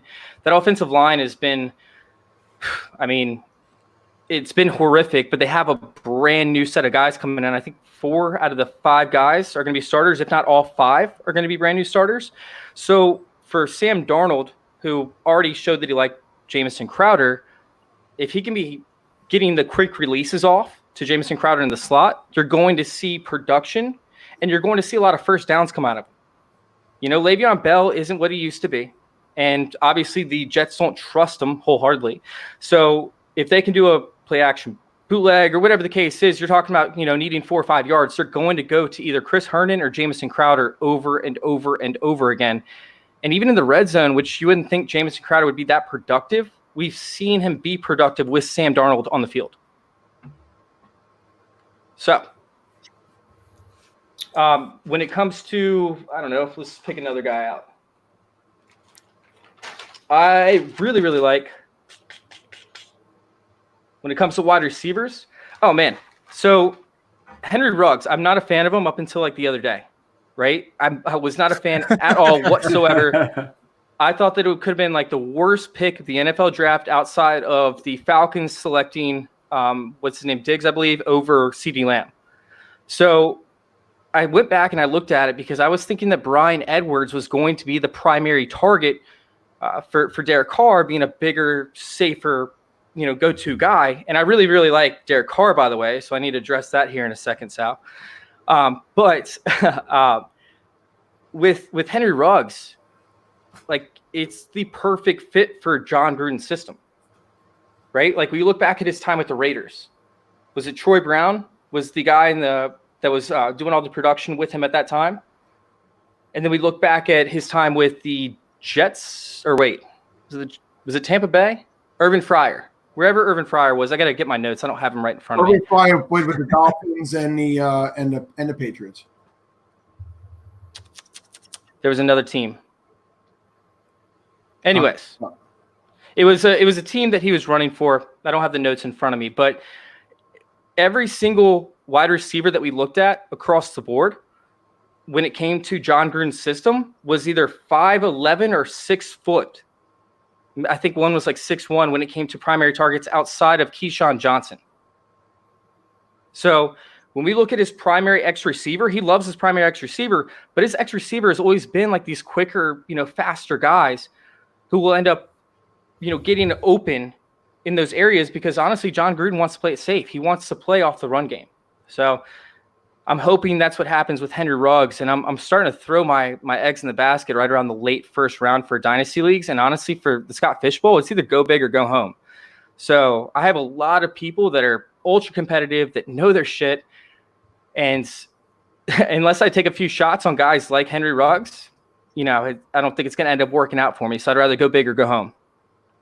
Yeah, in order to So be you mentioned in a Scott Fishbowl, you're going to need to do that. You're going to need to get these guys that are going to hit. You get them around earlier, a round or two earlier than the ADP is showing, and that's what makes you pop in leagues like this. It's 2018 was my best finish in a Scott Fishbowl. I was in the semifinals, and if not for Aaron Jones and James Conner both getting hurt the week before the week before that semifinal, I would have been in the finals that year.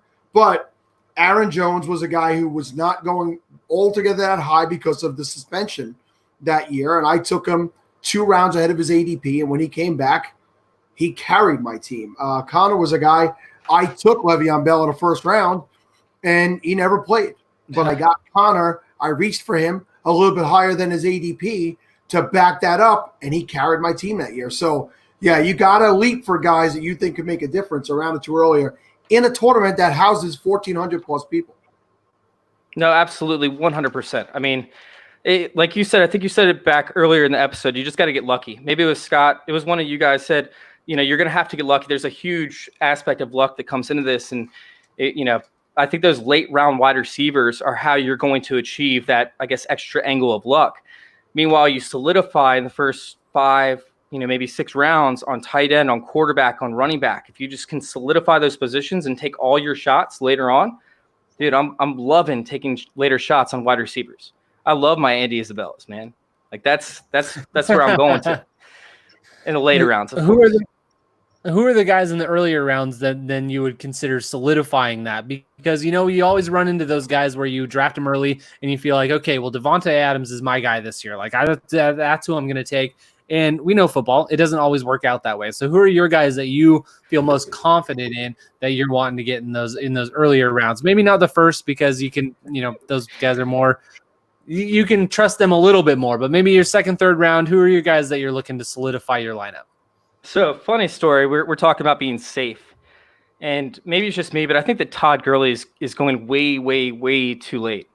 I mean, he still did an okay producing, last year, did okay with production last year, but he's going to a Falcons team that has a way better passing offense and a way better offensive line, who, by the way, should be healthy this upcoming year, than what the Rams were last year. Forget McVay and all that stuff going on. They should have a way far better offense overall than what the Rams had. If his arthritis has had a chance to heal up, especially with the COVID happening and him not, being forced to practice essentially, right? He's been able to rest. We're at least going to see a, first, 8 games or so out of him that are going to be extremely, extremely productive. And when you sit there and you look at the start of the year, he has the Seahawks, who obviously don't have Jadeveon Clowney, which was a big piece of their run defense, at least as of right now. They could be a lot weaker. You have the Dallas Cowboys, who I don't even know what they did on their defensive side. I mean, I thought it was crazy to let go of Amari Cooper. Thought it was absolutely crazy. I mean, I'm sorry, it was crazy to re-sign Amari Cooper and let go of Byron Jones and Quinn. And then we have the Bears defense, who were 20th last year up against the run. We had the Vikings, the Packers, the Lions. I mean, dude, I'm reaching like a round early for Gurley. Didn't mean to do that, but hey, I'll take it. I'm reaching a round early for Gurley. I really am. Like I said, improved offensive line, more rest. There's no way I'm not. I definitely want to take a shot on him, at least in the early rounds. At least get me through this first, I guess, the first round of how this whole thing works. And then, yeah, eventually I'll worry about replacing him later, because running backs get hurt. Yeah, and I just want to say on the Gurley thing, it's a 1-year deal, right? So what does Atlanta have to lose? Dude, they're going to run the shit out of him. Matt Ryan's not getting any younger. Ringo is now. They are going to run him into the ground. And like you said, when or if he gets hurt, we'll see the Brian Hills and the guys that come in traditionally after that. So I'll worry about it later. Yeah, exactly. Get those early weeks in, because you might be eliminated by the time that happens. You got to stay in it. Exactly. I mean, when we look at tight ends, right? When tight ends get hurt, typically that guy, that tight end that backs him up, doesn't always produce. It's actually pretty much impossible to see production out of the backup tight ends, because some of these tight ends are just so physically gifted and superior above other tight ends. When we look at the running back position, it's a very, very simple position overall. And although we might not see consistency from that backup running back, we should at least see some productive games, because honestly, running backs are just a product of their environment. It's not so much about the talent. I mean, don't get me wrong. I'm not saying that Christian McCaffrey isn't special. I'm not saying that Saquon Barkley isn't special. I'm just saying that, there's a lot more, I guess, a production that can come from a backup running back than almost any other position on the field. Let's go around the chat here. We'll start with Kevin. Austin Eckler or Todd Gurley in SFBX scoring? Oh, that's tough. It's a good question. I think you're going to get Gurley later. And in my opinion, maybe you could use something, the area that Eckler is going, I'm probably not taking him. So I guess Gurley would end up on more of my teams. I think Eckler scores more points in the format, though. Steve-O, what are you going to do? With those two guys, I would probably pass on Eckler and hope to get Gurley at a later value is probably where I would go with that as well. And at where I'm picking at the 112 and the 2-1, I don't think I'm going to get either one of those guys. And how about yourself, Chase? Who are you going to go That's exactly what I'm thinking. I would pass on Eckler. I just don't see him getting the workload, and I still feel like Joshua Kelly is going to get those goal line carries, going to get the first down carries. Eckler still produced at a very high-end level last year when it came to the SFBX scoring-wise, but at this point when it comes to values, I'm leaning Gurley. All right, well, I am still going to take Justin Jackson late in all my drafts. Oh, God, you're not one of those guys. Well, he's late. It's a 22-round draft, my friend. But listen, we're up here. Chase, I'm happy you came on. I'm happy you did your thing. You're at least at $400 right now. That last that I saw. I'll take it. You'll be at 500 very soon. We sat back and let you speak because I wanted people to see what you do. I think you impressed a lot of people in this chat. And I think you got a bright future in fantasy football. Somebody should scoop this guy up before somebody else gets to him. So just shout out to everybody what it is that you do and where they can find you. So I do everything. I do whatever you want me to do. That's right. What's up? I'll be your dancer. Oh, man. What's up? No, I'm just kidding. All right. So I'm on Twitter at FF_intervention. I'll post a link in the YouTube comments for my link tree to get all the other sources, do podcasts, GFS shows, pretty much cover whatever. Work about 60, 70 hours a week, just pumping out content. Love doing it. It's not even work for me. It's so much fun. If you guys also want to join the group, Fantasy Football Discussion, it's amazing. You guys could check that out on Facebook if you're a Facebooker like myself, or I guess like I used to be, because I guess I'm going with Twitter now. I mean, I just pay Twitter $400 essentially. Well, no, but I'm excited to be a part of this, and I couldn't have done it without you, man. I really appreciate all your help. It's been a wild ride for me just starting this thing out, and I'm excited to take it to the next level. Keep grinding, man. I'm happy to see where you're going, and I'm always here if you have any questions. I'm old and falling out of the game, so any advice I could give you to keep you in it, I'm here anytime, man. Hey, one more thing. I'm also writing for Dynasty Happy Hour, so check them out as well. But the one thing I do apologize for is introducing you to Tyler. I'm sorry about that. Yeah, well, it's been an adventure. I mean, I just didn't realize how dumb I was until I met the editor. That's all. The editors know better than us all the time. All right, pal. Listen, go get some sleep. We'll talk to you soon. I'm going to be up for a while, baby. I'm sticking with you guys. Let's go. All right, awesome. Love you, man. All right. Good luck, man. Thanks, Chase. All right. The next half hour, which is going to be an interesting one, is brought to you by the Dynasty 101 podcast. At the Dynasty 101 podcast, best friends and co-hosts Will Brown at Dynasty Walrus and Zach Glicksman at DFF_Z-Train use their 15-plus years of experience to focus on fantasy football analysis for your dynasty and redraft needs. Dynasty 101 podcast gives their listeners the tools and info that will allow them to win and have fun, because winning is fun. Listen to the Dynasty 101 podcast across all major podcasting platforms, and soon they will be ranked as your podcast 101. Also, this guest is presented by Fantasy Football Nation, a redraft, dynasty, DFS, and gambling podcast hosted by Caden Moore and Scotty Stroud. Scotty and Caden are two dynamic personalities with a specialty for studying the game and players, breaking down film, and presenting valuable strategic insights. At Fantasy Football Nation, they love to connect with fans and the community as they find and analyze advantages that will lead you to championships. Follow Caden and Scotty at FFNation100 for the most bomb giveaways, and tune in on your favorite podcast app for player breakdowns, informative guests, and a hidden statistical gems on the Fantasy Football Nation podcast today. All right. Well, listen, you said it. Here they are.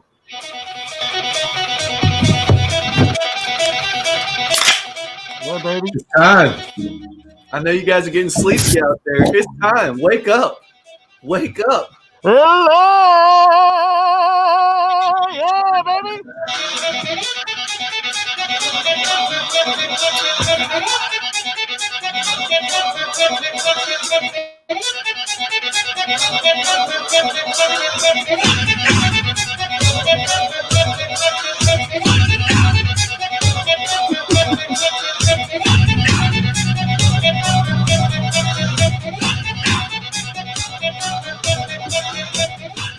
We're Look, we're just gonna make sure y'all don't fall asleep now. Come on. To make sure we're going to play the whole song. Like,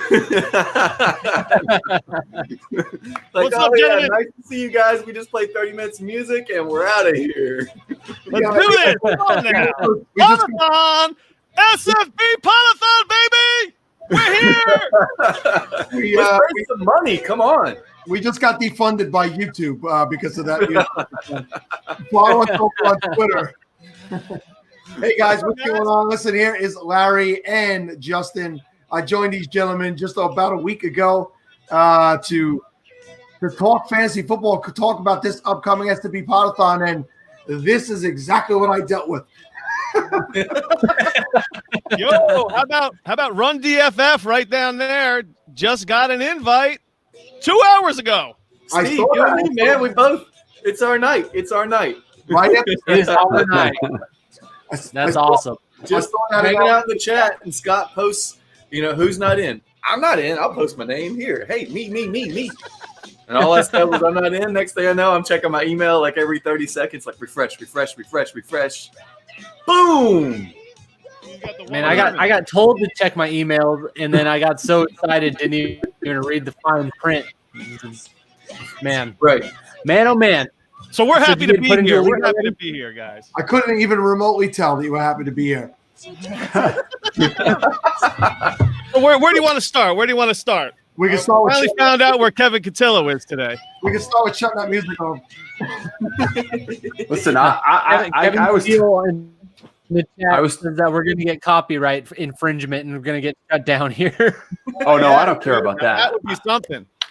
I don't care about copyright infringement. That's all fine. But I do have a bone to pick with you, my friend. I mean, I feel like I'm getting called out on podcasts. Sal's telling me that you got nothing nice to say about me and my lack of response to your shitty trade offers. It's just Well, I mean, in fairness, the story that I told was how you took over an orphan in our Dynasty Trades HQ 16 team Superflex tight end premium league, and then you kind of just like disappeared. So everyone wants a piece of the new guy. So we're sending trades, and these trades are just sitting out there. I got like 2 expired. Like, who's this Kevin Cotillo guy? Next thing you know, so then Gronk unretires. So I go to all my leagues and I find out where Gronk is, and I just start lowballing everybody. And who's got Gronk in the 16-teamer? Mr. Cotillo over here. So I sent him, and I looked it up. It was a juicy one. It was a super trashy trade. It was a DeMarcus Robinson for Rob Gronkowski.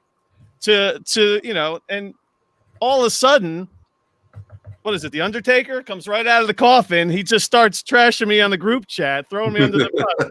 Trash trade. I'm like, oh wow, this guy actually is a real person. Listen, Sal told me you were throwing me under the bus for not responding to trades, and I said, well, did you tell him that I don't respond to shitty offers? Did you tell him that the only ones that sit out there are bad ones? So look, you're one of those guys. I am one of those guys. You give me a bad trade, I'm not going to respond. It's okay. He's an elitist. He's an elitist. Has nothing to do with being elite. Has nothing to do with being elite. It's all about respect. He's a 1%er. He's a 1%er dynasty player. Send a credible offer. You'll get at least a rejection. You actually did respond a couple of times. You were like, "Oh, we were trying to do it. We're trying to do it, make a tight end deal in the early days." And yeah, you just we could not figure it out. We couldn't figure out a David Njoku equal fair trade offer. That was another one we did, but well, it's finally good to meet you in Try it person. again. I got a trade proposed to me out there on that league right now. I have no idea how long it's been there. That's gotta be right. Look at the black kettle sitting right now. Well, let's hear it. What's the deal? Let's hear it. It's apparently from 3 days ago, and it's our good friend Shane who lit up the podathon earlier. Nice. He proposed to me, and see, this is why it sits out here, because he's giving me Devontae Parker, Devontae Parker, and a 2021 second and a 2022 first for Alvin Kamara. Which in a 16-team league, obviously I'm going to jump right on that, right? That's a hashtag Trash Dynasty trade offer. That's all I get in this league. I'm not kidding. Hashtag Trash Dynasty trade. Well, that's not entirely true. You just apparently undervalue your quarterbacks as well. Because I tried to sell you Matt Stafford, but you wanted to give me basically Justin Herbert for him straight up. So, that wouldn't have happened. I don't see why I wouldn't. I actually traded. You don't see why I wouldn't. I traded Devontae Parker to Shane for the 109, where I took CeeDee Lamb. How about that one? So, guys, Shane is bad at Dynasty football. Yeah. Let's talk about some of your fundraising stuff. Where are you guys at? I have not checked the update. What are we at now? We have crossed over $27,000. 27 G's. Damn. We were in the 18,000s earlier today. And it's like wildfire, and just we raised over 9,000 today alone. That's fucking amazing. And we are not even halfway through the show. Oh, look, wait, we got our DJ Chark jersey right there. Oh, wait, that's right. How am I doing, Larry? Let's save it till the end. But I've got a randomizer, and I've got the people plugged in. But so we'll pick our winner.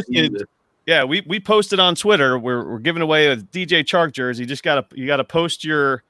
You got to make a donation and screenshot it, and we got a good amount of screenshots, so we're real excited to be able to.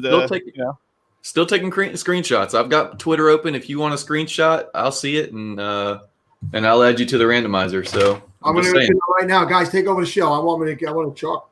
Right, yeah. That is awesome. Oh, all right. Is that so? When Chark ends up on the Raiders, you got something to root for? There you go. Bring them over. We got weapons all over. Nice. So I've been listening to this. So is this your guys' first year in the fishbowl? What? Don't talk over my second year in the fishbowl. This is most definitely my first. So I know. And now I have just like you, I've got like 12 hours to prepare for this thing, and I have no idea. I'm like, oh shit, I got to start looking at settings. It's a blessing in disguise, because being the 12th pick, I can just sit back and wait and see how the first 11 picks unfold, and then I can kind of devise a strategy from there. And so being where I'm at, I'm kind of in a good spot. Do you know where you're picking from yet? Yeah, I got the 111. So I also have most of the day to sit around and wait for everybody to, time out and finally get my pick. So. Only the 4-hour pick this year. That is something new for the first round of the Scott Fish Bowl. So that is a good thing. Hopefully that'll keep everybody on their toes, and hopefully everybody should be more excited than anything. This is the first draft. Everyone considers this the kickoff to the fantasy football season. So hopefully, you changed your hair color so fast. Yeah, I'm already doing wig changes. Yeah, baby. Whole segment. I gotta say, the handlebar mustache, that looks real. Is that real? That is definitely real. I had a beard earlier. I just. Oh, that's right. Yeah. That's legit. You can't take it off. You can't take it off. That's a nice stash, dude. So I also have some chops going. Chops on chops, just like my friend. All right. So yeah, I got you. Look at this. The hair's real too. If you can't tell, the hair's real. That I don't believe. That I'm not going to believe. I've met you twice in the last week, and that hair is not real. It grows fast in the South. It's the humidity. Well, please tell me a secret. It's not going to help you. Moving down south. So I got a question. How many bathroom breaks so far out of you three? Oh, I've taken probably 5. You know, I'm old. I've had 4, but I'm on my 5th beer, so I feel like it's pretty solid. Well, I'm on my 4th water plus an energy drink, so. When I'm you just when you going start right here, drinking, so. Sal? Are you gonna start drinking during this thing? No, I won't drink during this thing. I'm not insane. You're not gonna like 5 o'clock tomorrow. You're not gonna be like, I just got a few more hours. I can do this. You know what? If I was recording this at home, maybe. But I leave, I go outside of the house, so I have to drive home tomorrow. Yeah. After being up for 24 to 28 hours, I don't think putting alcohol in my system would be a good choice to drive. So You're already gonna look like a drunk driver. So I'm gonna have to be real careful. I might have to Uber. Right. I looked for my my Potathon T-shirt. It is in the wash.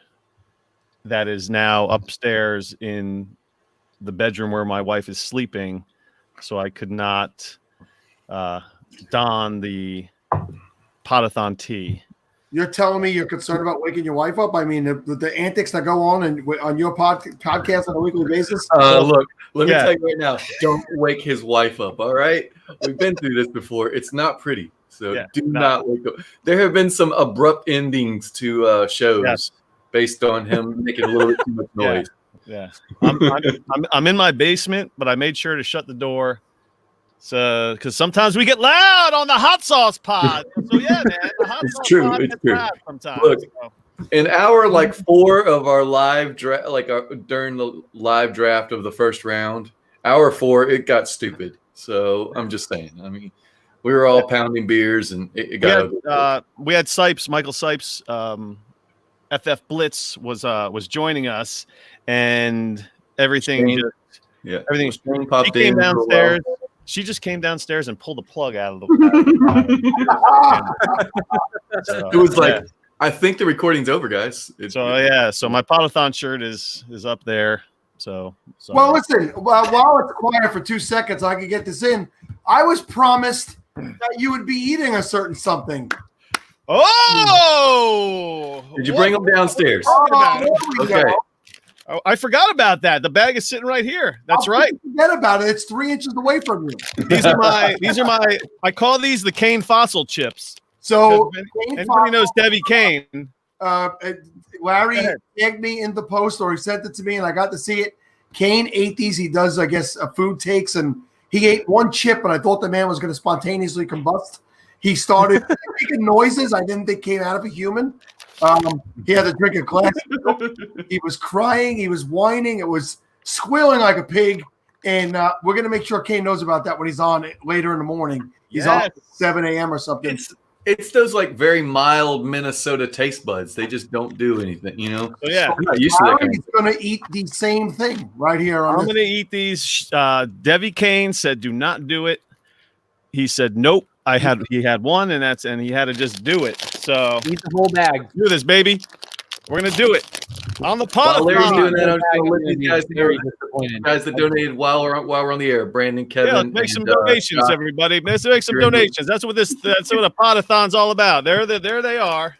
So real quick, let me say good you guys morning know I put you in there. So to Tom Kislingsbury, who came on with us last year in a cafe on his way to work. He was in the cafe recording live with us, and he's not with us this year. We'll definitely get Tom on again in the future, but he was fantastic. And good morning to you, Tom. Enjoy your day at work.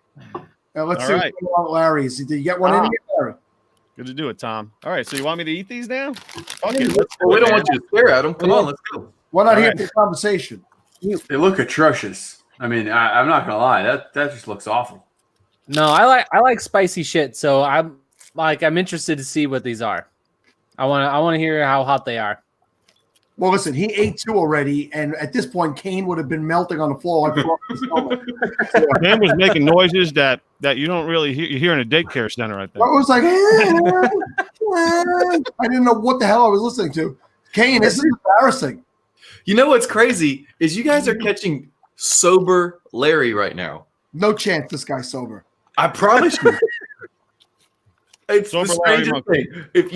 If this was drunk Larry, well, first of all, he'd have already finished. He'd have smashed the bag of chips already and be on to the next thing. But all right.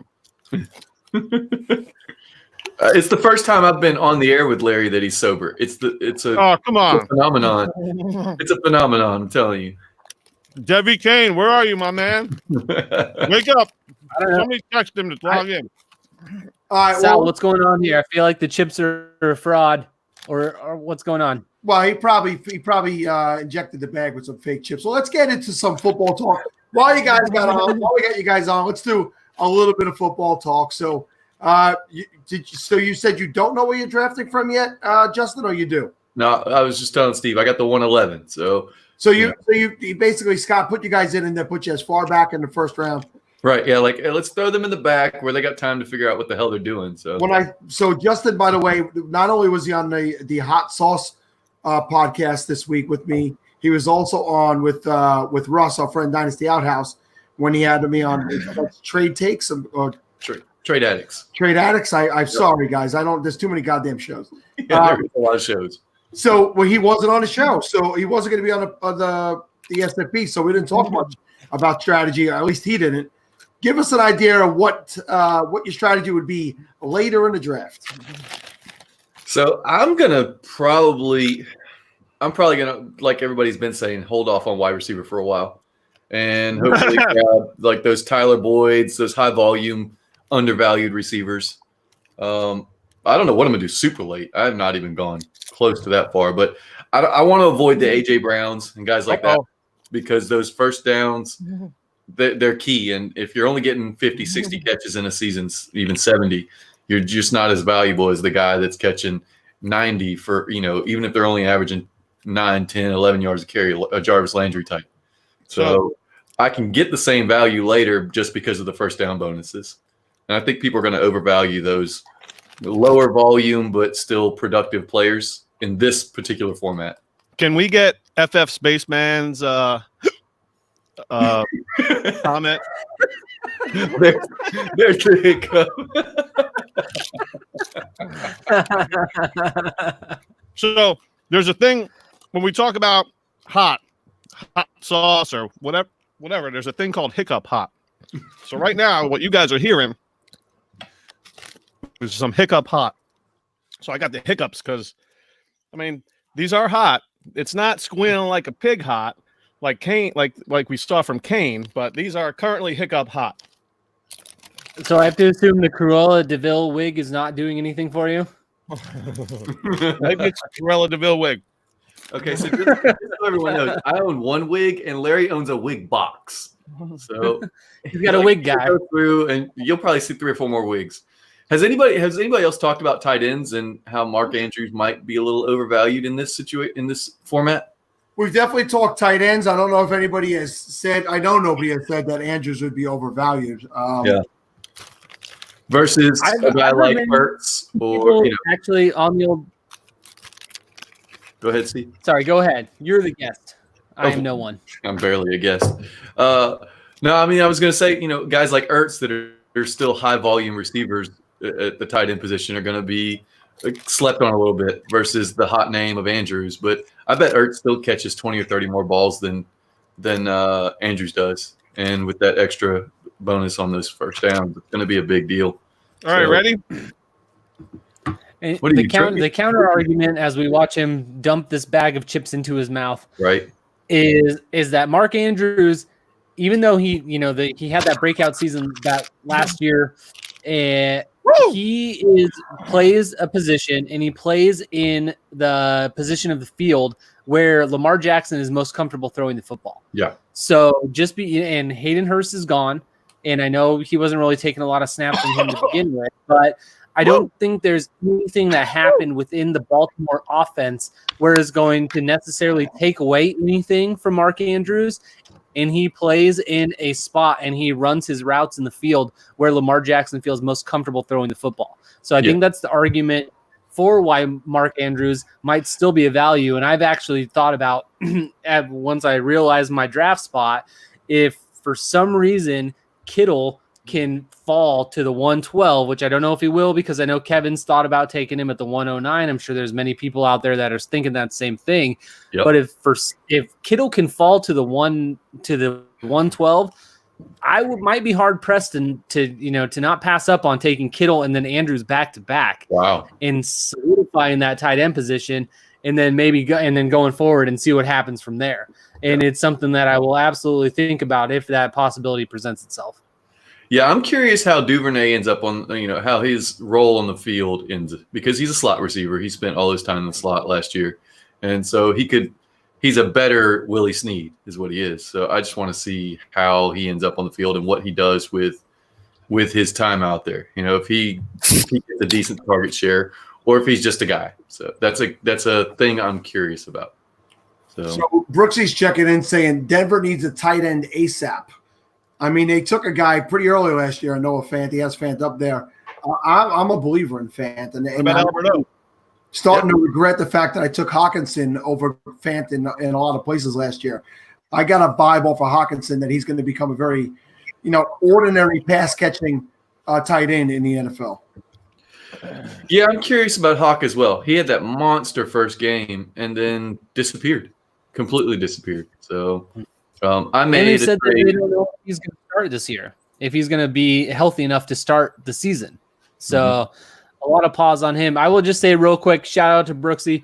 Brooksy always defends me against you assholes who always talk all this shit to me. Also, I believe I read earlier that he is deployed in Japan right now, and he is going to be trying to stay up the entire 24 hours with us. Nice.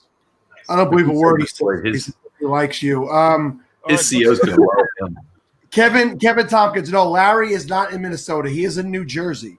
So you could see him next year at the SFB Live in New York, New Jersey, doing the hot food eating challenge. And you being an upstate New York guy, you'll be able to be there in person. So, oh yeah, baby, we'll do it. Those chips were hot. They're hot. I could do with blowing my nose right about now, but yeah, man, it was good All stuff. right, well, if you want to just put yourself on mute and do that, you have at it. I'll be right back. Blow my nose. Larry, let's do this drawing, man. I think we got enough names. So I've got 11 names. I'm going to put my randomizer together here. 8. Well, Larry left, Justin, so you might want to wait. Where did you go? I'm looking down. All right, I'll wait till he gets back. He really did go to blow his damn nose. Riveting TV. You want to blow right. And he didn't mute his mic. Holy shit. Hold on, he's gonna have a drink of beer. If he passes gas, we're really gonna have to just take. No, we're good. We're good. Let's do this. Okay, so let's do it. I don't know if this can be seen. It can't be seen. No. Well, maybe. All right, so I'm gonna randomize this. I got 1 through 11. I got 11 folks. 11. Okay. One now, time. these donations were between $20 and $100. So yeah, really cool. So let's see who got first. It is number 3. That's the People's Champion. The People's Champion. We'll reach out to you and get your information. We'll get you that DJ Chark jersey, man. Yeah, man. Send it right out. Yep. That's our buddy Dwight. Dwight's the man. Oh, is that who it was? The People's Champ? Yeah. Yep. Oh, beautiful. Nice. Sorry, Sal. I hope that's a 2X. I don't know if you've seen Dwight. Oh. Dwight actually has been on a product the first 2 years he was on. He wanted to come back on this year, and it just filled up too quick for us to get him on here. But listen, that's awesome. You guys are doing that. Other people are doing. I got one guy who's raffling off an autographed Amari Cooper mini helmet. There's the Angry Couple. Yes. Sports couple. Yeah. They are doing is it a Lamar Jackson helmet that they're raffling off? Or they're bidding. They're taking bids on it. But listen, go check all these things out. We've retweeted them on the Podathon account. So many people are getting involved in doing these things. Addison Hayes does his thing every year for the SFB, statistics stuff that he sells for $1 a sheet. He's raised almost $500 doing that. That's coming our way. The community is really awesome, and I love what everybody. I'm amazed and overwhelmed by what everybody keeps doing, and it's everybody from the normal people to these whack jobs that are on with us right now. It's just really, really awesome. I love that you put up. This is not discreet at all. Sal is so nice. You just threw that up there for you. By accident. I'm sorry. No, Sal. Kyle clearly has no idea who the hell you are. So I think the I'm pretty sure that's Sal's burner account. Right. I'm telling you. So what's your take on CMC having his bye week, the first week of the fishbowl playoffs? Well, the thing would be this. You're going to take him because if he does what he needs to do, that you should have a bye week that first week of the fishbowl playoffs. That's what you're hoping for. You're hoping to get first place in your league and not have to worry about it that week. If not, listen, get some depth, pick up some players along the way. Part of this fishbowl is there's no trading, obviously, but you have to remember to use that waiver wire. And we may have discussed this on your show or discussed it on one show this week. A lot of people, when they get out of it, they stop playing, which I hate. You should always keep playing. But later in the season, that waiver wire becomes a little bit easier to pick guys up on in the Scott Fishbowl. So Kevin has pointed this out on other shows. Use your fab on a big player early if it's going to make a difference, because later in the season, you won't need to do as much of that stuff. And check this out. Here's another one for the newbies. Make sure you have a third and even a fourth QB, because in a super flex, with the injuries that mount during the season, well, think about all the injuries that took place with quarterbacks last year. I mean, people were starting Kyle Allen and picking him off waivers. But if you have some starting quarterback depth on your fishbowl team, it will certainly help you, not only with bye weeks, but for those injuries too. Yeah. So just checking in with our buddy Chase, who was on with us previously. He's up to 230. He's up 5 followers.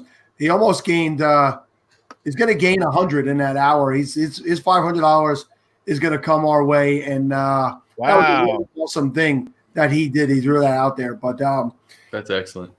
Guys, as crazy as it seems, we are up against the clock with you guys here. So that was a quick half hour, man. The Hot Sauce Pod, bitches. Don't forget about the Dynasty Hot Sauce Pod. We drop an episode once a week. We're going to have all you guys. Catilla wants to come on, right, buddy? You're going to come on? I'll come on the show. Absolutely. Just don't give me any shitty trades. This guy with the shitty damn. trades. You don't send any shitty trades? Come on. You know what's awesome is you guys are Jets and Patriot fans too, so that should be a lot of fun. Yeah. We guys get together. Well, I mean, only one of us is an asshole, though. That is true, and he's the master. Justin, you got anything to say? I think it's a good time. Thanks, Scott. Yeah, exactly. Thank you, Scott. Appreciate all you guys for having us on. Look, we're just glad to be able to pop in and help raise a little money. You know, get people active in the community, and just stay active with all this stuff. It's there's the chart jersey. People's there it is. Hanging up on the wall. There it is. Headed to you, Dwight. All right, guys. Thank you again, and congratulations to Dwight. Awesome thing that you guys did giving that jersey. Thanks for having us. Thanks for having us, guys. Loved it. Very happy. Dynasty Hot Sauce, baby. Thanks, guys. That was a lot of fun. Listen, they said they were going to bring the energy. They told me that when I was on the show, and they did not disappoint. They definitely brought the energy. All right. Every single time,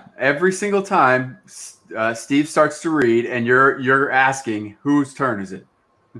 Yeah, feels like let me every do time. my job. Just let him do his job. Let me do my job. Hey, Scott Fishbowl Podathoners. Let's talk about our sponsor, Belly Up Fantasy Sports. Belly Up Fantasy Sports is your go-to resource in your quest to bring home that fantasy title. BellyUpFantasySports.com offers daily fantasy articles, projections, rankings, and access to episodes from Belly Up Fantasy Live and MD's Fantasy Football Show. Belly Up Fantasy Sports has also followed suit with the SFBX community and partnered with St. Jude Children's Research Hospital to start an annual charity event. Go to bellyupfantasysports.com for details and listen to @BellyUpFantasy Podcasts on your favorite podcast player today. This next segment is also sponsored by the Fantasy Football Roundtable, a fun fantasy podcast with outstanding advice on major formats, including Redraft, Dynasty, and Devy. The team at the Fantasy Football Roundtable includes @SportsFanaticMB Matthew Bruning, @Culture_Coach Dennis Bennett, @Nighthawk7734 Matt Fox, and @Commissioner Mr. Tony Dyer. Their years of experience will even help with one of the hottest fantasy formats sweeping the industry in campus to Canton leagues.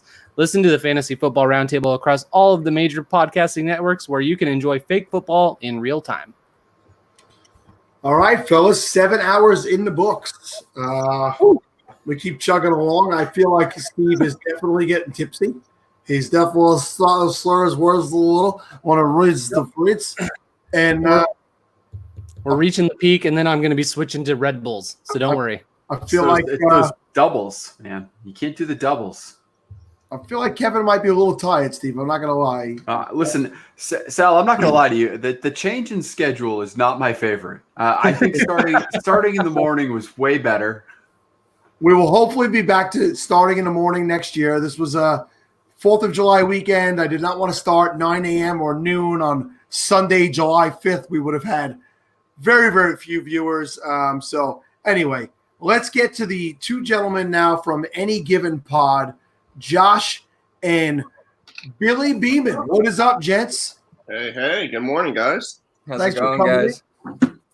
That is a sweet. Is that a pink pop filter? I'm super jealous right now. What can I say, man? 3 a.m. here. We got to give it a little livelihood. Everybody gets a black one. This guy is like 5. He's like, "Dude, that's awesome. I love it."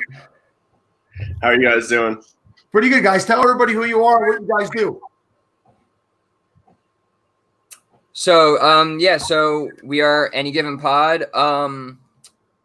So really, we're just a podcast, couple of guys coming on talking about real football, fantasy football, basketball, anything really. We're just out here to have a good time and talk some sports, and give some people a platform to talk, about what they want to talk about. We've had on some people to talk sports betting, just a number of different things. So, I'm at Willie Beeman DFF on Twitter. I work with Dynasty Football Factory.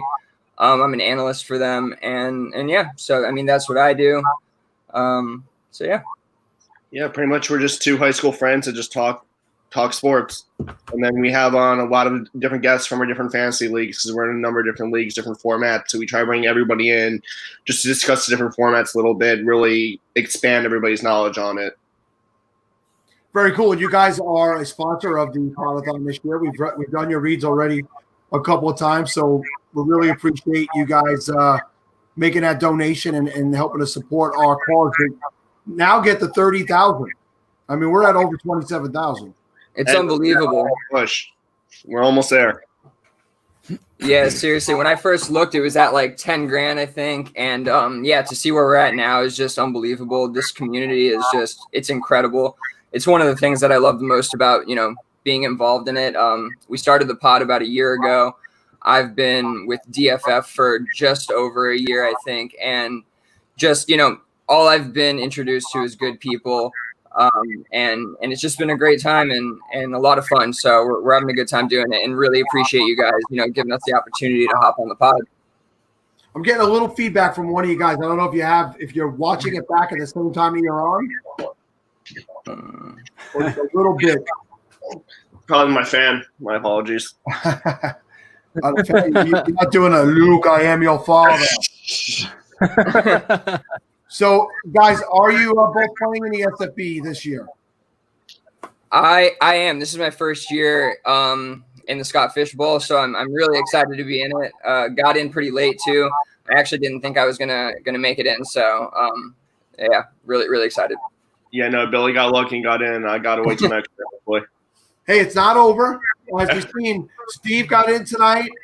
Justin from the last segment, he got in tonight. Yeah, congrats. Yeah, the final positions are given away on this show every year, so there are still spots available for this year's event. Yeah, I'm coming for one of them, so watch out.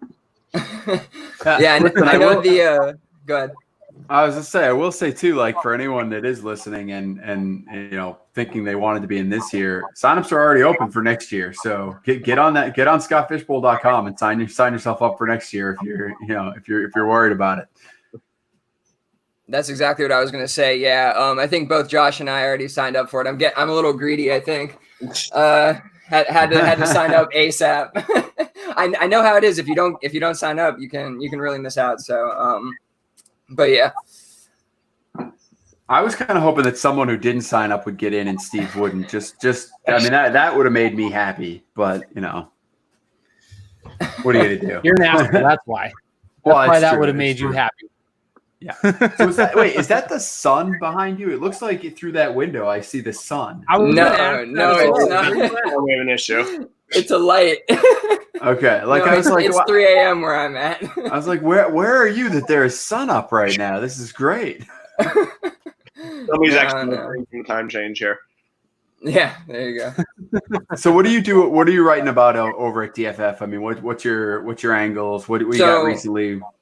So yeah, I'm actually the director of Dynasty content for DFF. So I'm doing a lot of behind the scenes work, putting together different initiatives and whatnot. But recently I've written a couple of fun things. Like I just wrote for like Independence Day, I dropped like a ban the veto article. So, I'm really against any kind of like vetoing trades and all that stuff because, especially in Dynasty, it's like run your league. Like I don't really want to get into all that. But anyway, so I did that. I dropped another one that was like COVID versus fantasy.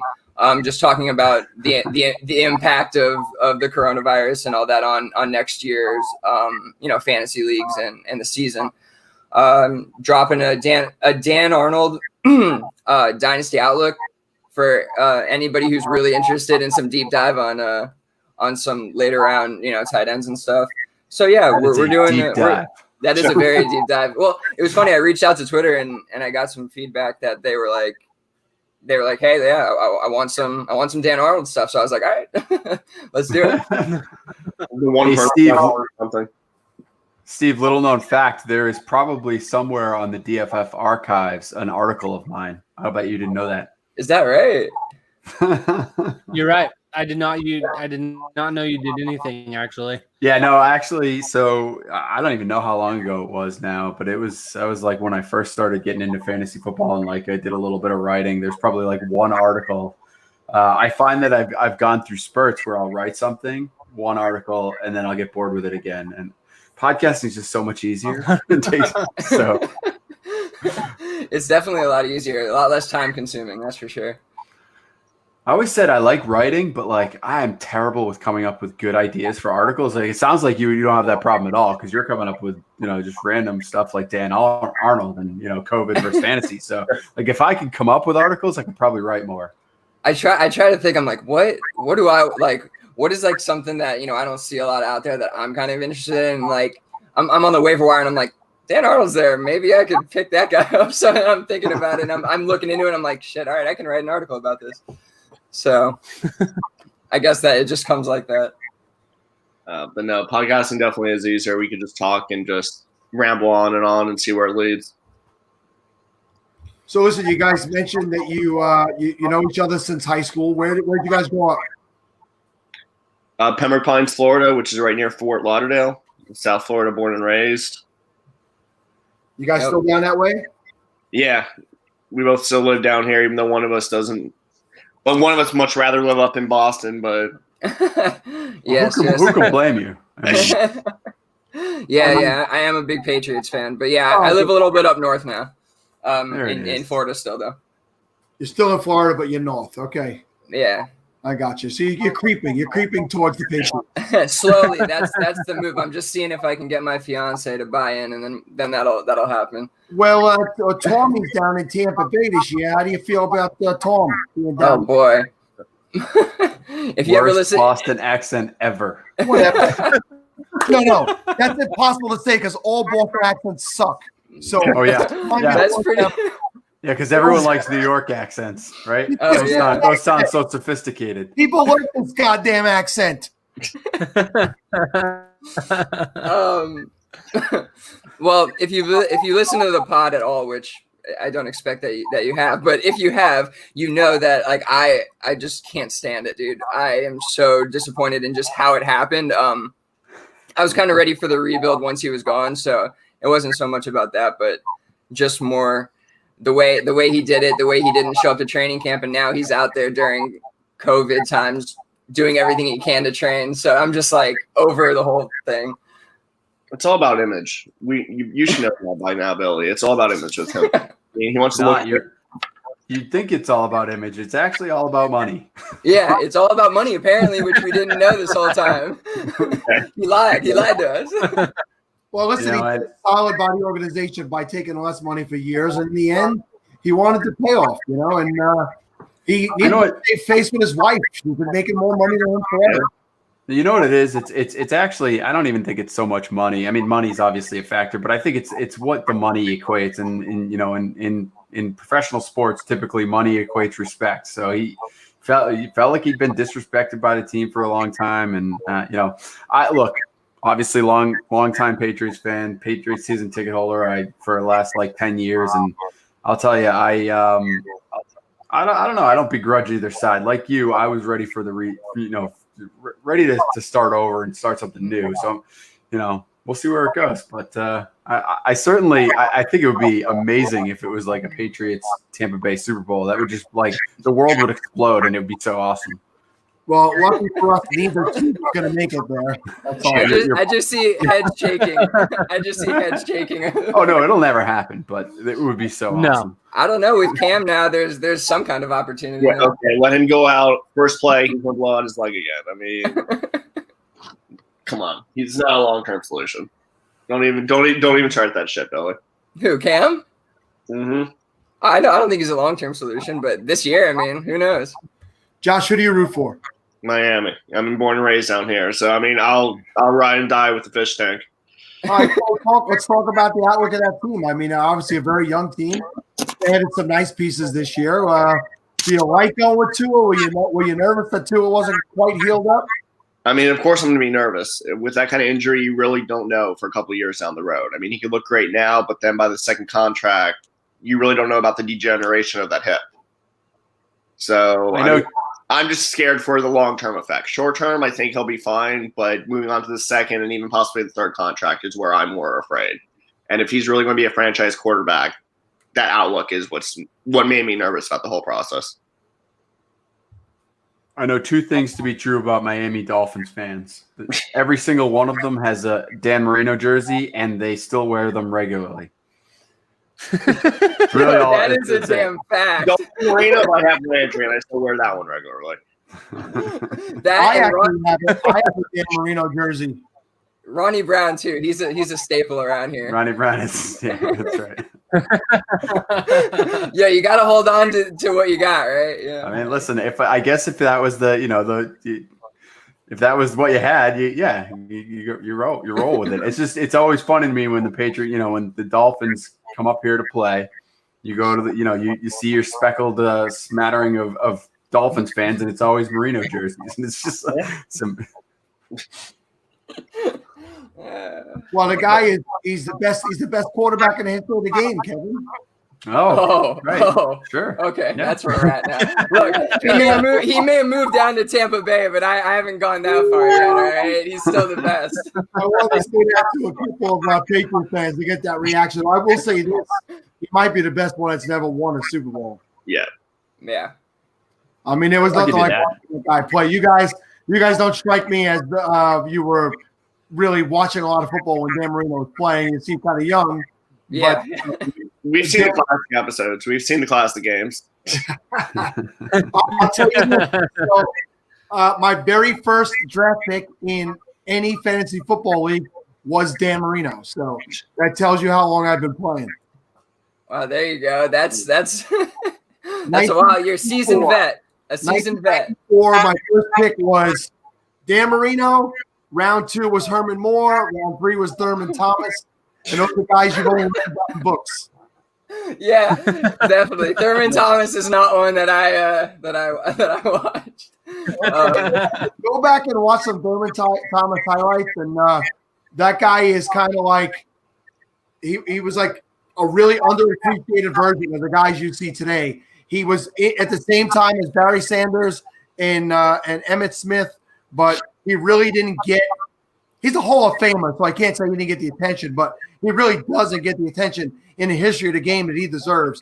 He was an all-around player, and he could catch the ball out of that backfield better than anybody in the league at that time. And I actually met him. Our sons were playing in the same Cooperstown baseball tournament about 6 years ago, and I seen him standing over there, and I said to another guy, "Is that Thurman Thomas?" And the guy goes, "I don't recognize a single football player without the helmet on. I have no idea." I'm like, "No, I'm telling you, that's Thurman Thomas." And I noticed he had a Kelly Strong bracelet on because Jim Kelly was, recovering from cancer. And I went over and I actually opened up my phone with the camera because I wanted to ask him to take a picture. And I start talking to the guy, and I'm like, "Hey, Thurman, how you doing?" He's like, "Hey, how you been?" He starts talking to me like he knows me. "How you been, man?" But we start talking about our sons, and after having a 5-minute conversation with this guy, I'm like, I can't ask this guy to take a picture because he's here with his family. He's being a totally normal guy and just taking his time to speak with me. And I was like, I don't want to even do that to him. I didn't. The memory of speaking to the guy, a Hall of Famer, a guy who I drafted in my very first fantasy draft was enough for me. Just a really legitimate dude, and just one of the greats. Go back and watch some of those guys. Oh, for sure. I mean, sometimes that's the best experience. I mean, you don't need the picture for the memory. As long as you have that memory and you took the time to speak to him and everything, that's sometimes better.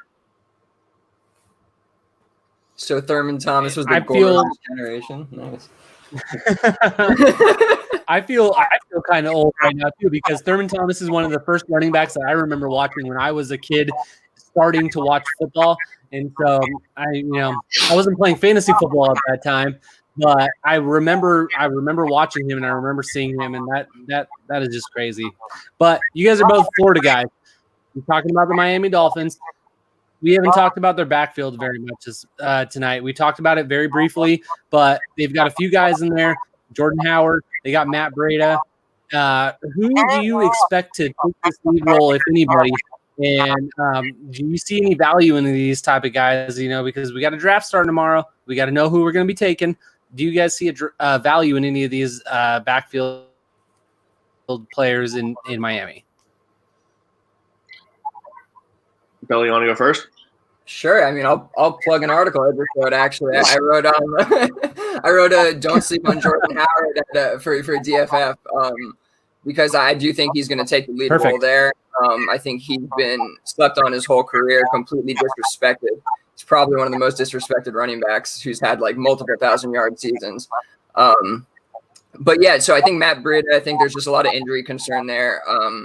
So yeah, for me, I think Jordan Howard's going to take over the role short term. That's probably not a long-term solution because for some reason nobody wants to give him a chance to actually, carry the ball, for a couple of years straight. Though I think he's like 24, 25 years old, still really young. Yeah, I mean, him and both Jordan and Matt are both young guys. I feel just haven't had the right opportunity or the right chance. So if down in Miami they're able to get that shot, then who knows what could happen. But I think they're both definitely strong running backs that have something to prove. So what better place to prove it than when there really is no other competition for them right now? Yeah. So real quick, I think the toughest thing between the two of them. Go ahead, Steve-O. I was going to say, I think the toughest thing between the two of them is that they both seem like two different types of runners. Jordan Howard is more of a, he's not a slow guy, but he's more of a plotter. He's a heavy hitter type of guy. Matt Breida, a lot of people see him as an explosive type of guy. So I think that they're, are they going to split the carries between them because they're, they complement each other very well, or is one guy really going to secure that role? I think that's the biggest question. And, in a draft that we have coming up tomorrow, if you make that right pick, it can really go a long way because he's probably going to be your running back, 3 or 4 or 5 as it is. And if you are able to wait as long on a Matt Breida and he ends up being the guy, you end up getting some pretty good value on him.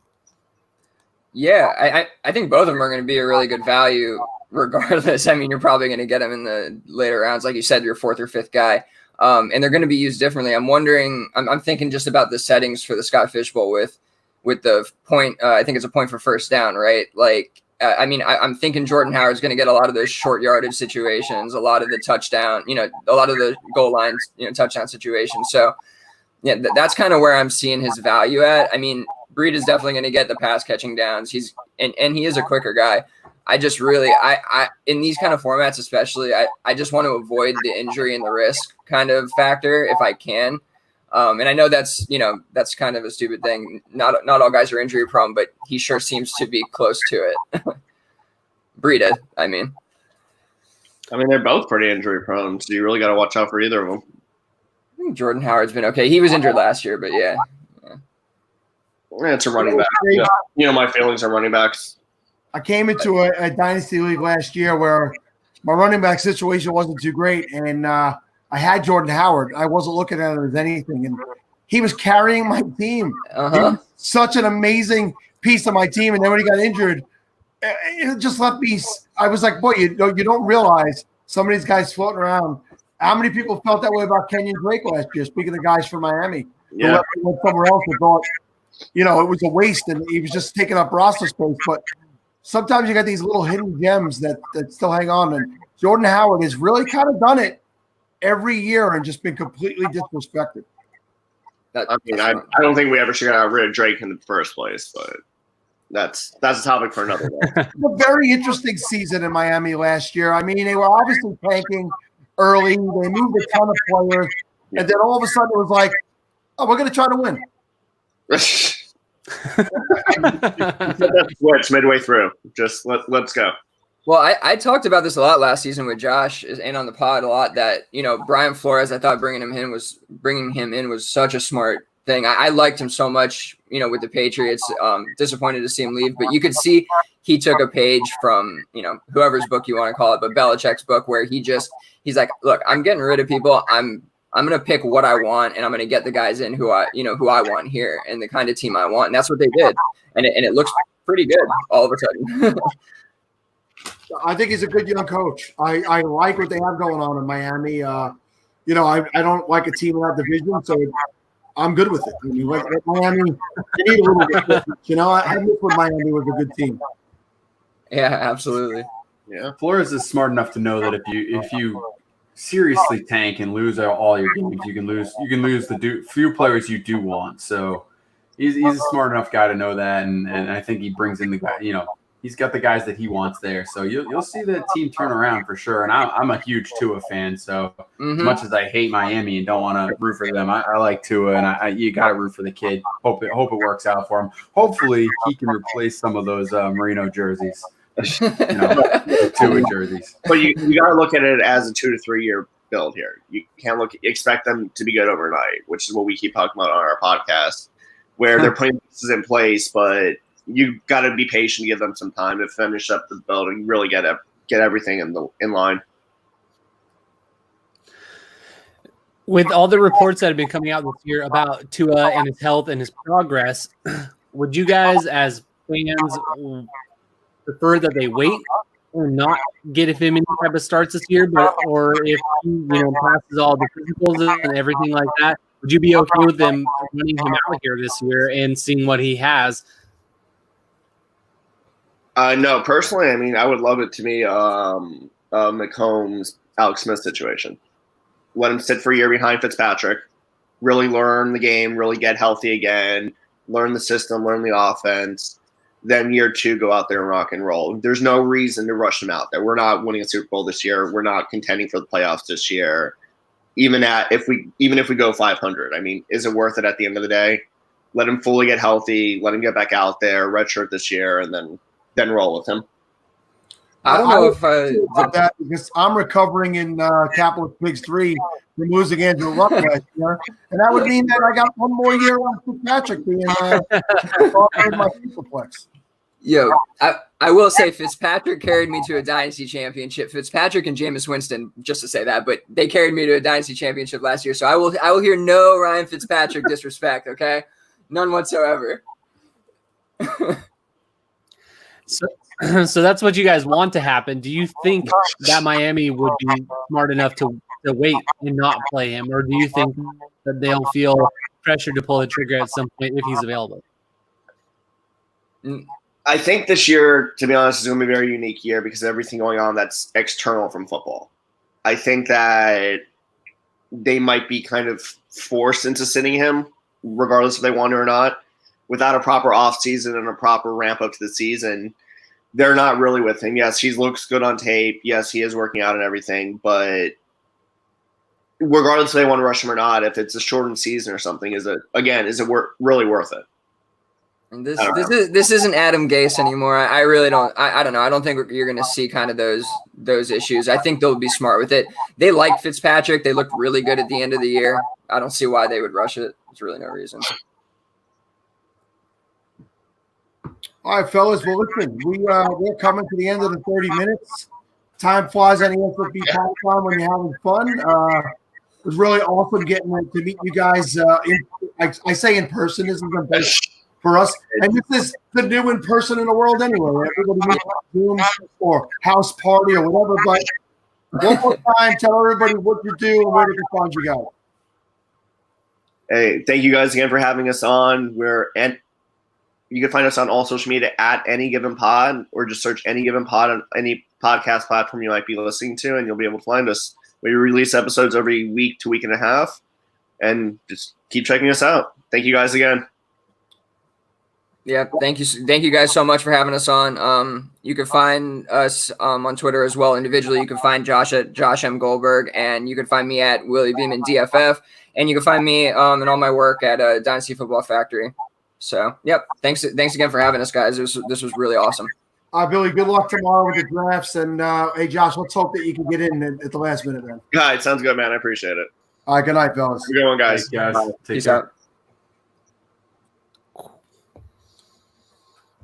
All right, fellas, we are approaching the final 30-minute segment of the first portion of the SFB podcast. If you are following along right now and watching, we can only stream 8 hours at a time. So after we finish the next segment that's coming up, we're going to be switching streams. If you go to the SFB Podathon Twitter page, it is currently the pinned tweet. It is also the pinned tweet on my personal Salito FF page. You'll find the next link to watch the rest of the show. The next 30 minutes will be right here. You don't have to do anything, but we don't want to lose you in that transition. So make sure you jump in there. Me, Kevin, and Steve will be jumping over, and we'll be bringing on the next guest. So I believe I don't have to ask the question, Kevin, this time, because I believe it is me. It is you. By all means, go right ahead. This guest is brought to you by Club Fantasy, a website and podcast that covers everything from redraft to Superflex to Dynasty, all in the name of helping you win. Their flagship podcast, No Punt Intended, streaming on WXSJ 97.3 Miami Sunshine Jams, drops every Thursday at 9 a.m. Eastern. Or you can stream it live on Wednesdays at 7 p.m. Eastern on their social media platforms. At Club Fantasy FFL each week, Joe Zolo, Josh Hudson, and Ryan Weiss tackle the hottest topics and answer your questions to get you those wins. Follow Club Fantasy today, and remember, defense wins championships, but offense wins fantasy. Podathoners, do you want to win your fantasy football league? That's what we do at goingfor2.com. We play to win the game. Going for Two has the best up-and-coming writers who want to share their passion for the game with you. From redraft to dynasty to daily fantasy, goingfor2.com has it all. Follow going4_2 and join Jeff Lambert and Ryan Searfoss live on YouTube, Periscope, or Facebook Live every Wednesday night at 9:30 p.m. Eastern Time. Visit goingfor2.com today because no one remembers the extra point. So, all right, guys, very interesting segment. We've had a little bit of everything tonight. We've had some DFS guys. We've had some Dynasty guys. We have our only IDP guys of the show coming up now, and that is the guys at IDP Nation. So let me bring in Hollywood and Dan. What is up, guys? How's it going? Very good. You have no feedback on your mic. That's awesome. Yeah. We try to run a professional ship here. So, well, listen, we appreciate you guys staying up late because I think regardless of where you are in the country at this point, it's now gotten late. But just to give us off the top, tell us what it is that you guys do, where people can find you, and where do you live in this country? Good, Hollywood. Well, I live in Tennessee, of course, with, as you could tell by the orange, but I write for IDP guys, do IDP and IDP Davy for the true hardcore people. That's it. Normally he's very long-winded. Hey, it's 3:30 in the morning, man. See, it's 3:30 in the morning. This is what you get. I got some sleep because I have a couple kids, so they're going to be up bright and early. So if I tried to power through till 3:30, that wasn't going to work tomorrow. So, but I'm at Seahawks Dan 8. Our podcast handles at IDP Nation. We have a Patreon you can go visit. We also, he mentioned Devi. We also are co-hosts along with our buddy Eric on the Devi IDP Grind, which is a new Twitter handle. So go follow that. And I'm a writer for IDP Guys as well, Ranker. We do all kinds of stuff online with IDP. Lots of stuff to do. Real quick to try to push some money here. Got 2 sets of our magazines, our draft magazines here. They're beautiful to give away. Anybody that donates over $30, the Podathon can tweet me, and we'll get your information to Nate, who will send you out some magazines. That's awesome. It is awesome, and I actually really appreciate when you guys are willing to do that yourself. Like in the past, I've taken on all the prizes and and it just gets so confusing. And that was when we raised $6,000. We're approaching 30,000. There's 300 plus donations this year. So, first of all, very awesome for you guys to give those prizes out. And I'm jealous because I've never written or been a part of a magazine, and those are just so glossy and nice. And you guys look like you might be closer to my age when magazines actually meant something. Yeah, and it's funny because you check out a magazine now, and you're like, last year was like, oh, this Antonio Brown guy is pretty great, and then he's on the Raiders, and then it's like, well, no, he's not on the Raiders anymore. But yeah, it was cool to be a published author. I still buy the magazine. I buy them from Redraft so I can cross the names off. It is cool. I was actually in the supermarket getting some food and drinks and stuff prepared for tonight, and I see that the magazines are on the racks, which was always a fun time, back when that was the only way you could get your information. Yeah. You scramble for those things, you grabbed them, and you'd have to get your updates, you'd have to pay attention. Fantasy Football Weekly was a weekly newspaper that used to come out back then, so you'd get your updates through that. But such a different time, and such a wealth of information. And back then, if IDP existed, which it did in the small pockets, it was impossible to get IDP information back then. So, guys, I'm not an IDP guy, and I don't badmouth it. I just don't really play it.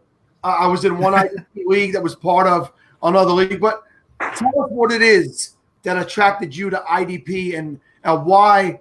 Because it's a community, right? You guys will fight people. I know you will. So tell us why IDP has the allure and what draws you to it.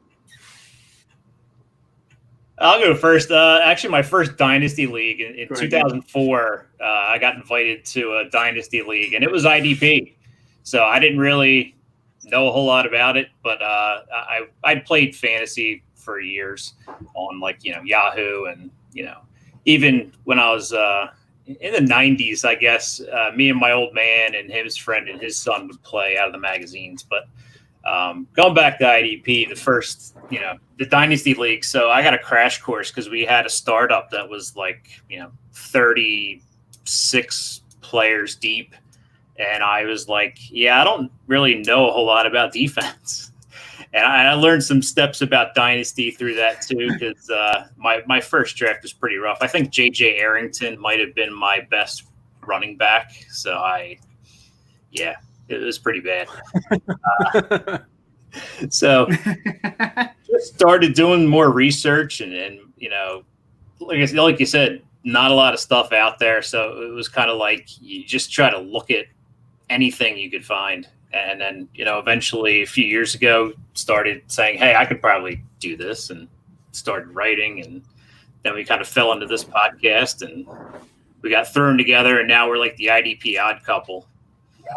Complete opposites just about. So I got cursed. He threatens to fire me every episode just about. But I'm the one that hits record. Well, I haven't found a suitable replacement just yet. It's the problem. It's kind of why I keep Kevin and Steve around. I have no idea about recording, so I just up until now they've served that purpose. Yeah, that's the same thing with Dan. That's the only reason I keep him around. Sal, I beg you to figure it out so I don't have to record with you anymore. Kevin and I like to tease each other, but he loves me. He wouldn't know what to do without me. Well, guys, let's get into some IDP talk. We have from K&N, best long-term 2020 defensive rookie for IDP. For me, it's probably Patrick Queen. He has a pretty set spot there in Baltimore. Chase Young would probably be up there too, but Chase Young has Montez Sweat and him should be bookends for Washington for a long time. We're just going to say Washington, so until they change their name.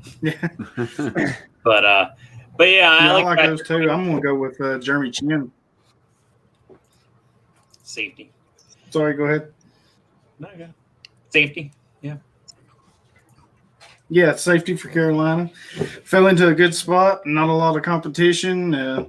Young team, they're rebuilding, so he should be there for a long time and rack up a lot of points for IDP owners. Yeah, I'm actually working on an article now. Don't expect Patrick Queen year one to be an LB1 because I'm doing an article based off of looking back at the last 10 years of drafts, rounds 1 through 3, and you'll notice that there's like 5 linebackers that have actually been championship winners. Your Luke Kuechly's.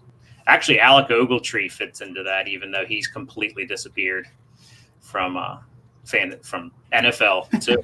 The Giants cut him, and he hasn't found any team yet. But just looking at success rate, and a lot of people draft linebackers and think, oh yeah, they're just gonna come right in and be Darius Leonard. Darius Leonard kind of spoiled us, I think, a couple years ago. But Yeah, well, it's been an interesting offseason. It's been an interesting offseason, and guys have not signed, because they haven't been able to go in and work out for teams and take physicals. So still guys are still floating around out there like Jadeveon Clowney, who's a guy who, we expected to be kind of a hot ticket item this year in the offseason, but I think COVID has worked against him of all people. A guy like Jadeveon Clowney, is it normal for big name defensive guys to not always necessarily be the big IDP guys? Like, what makes an IDP player? And I guess each league scoring system is what it is. Yeah. But is a guy like Clowney traditionally a big IDP guy, or is it not the big guys? Clowney actually, he hasn't hit 10 sacks in a single season that he's been there. He had like 9.5 a couple years back. So it's your big name guys normally are your playmakers. He's kind of the anomaly. He is, because he's a big name. He's a big name because he knocked the Michigan guy's head off in college. And since then, he's lived off of that. You're not saying he's a bad player. He's a better football player, I think, than IDP player. Because for Seattle, he won a couple games for them. There's no doubt about it. Because the San Francisco game, he turned the tide in the first one, at least. Yeah, sore memory about the second one. But yeah, it's he's kind of the anomaly, because normally your big playmakers score really well, unless it's just they get interceptions or they're a shutdown corner. Like Patrick Peterson's a great shutdown corner, been for years.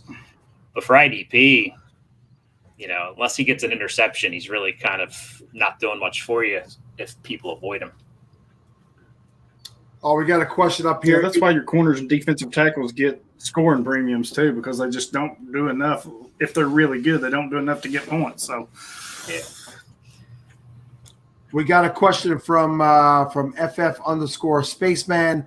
Is Chase Winovich a good target? He is. Yes. I like Chase Winovich a lot. There's a mass exodus from the Patriots to Miami, basically, on defense.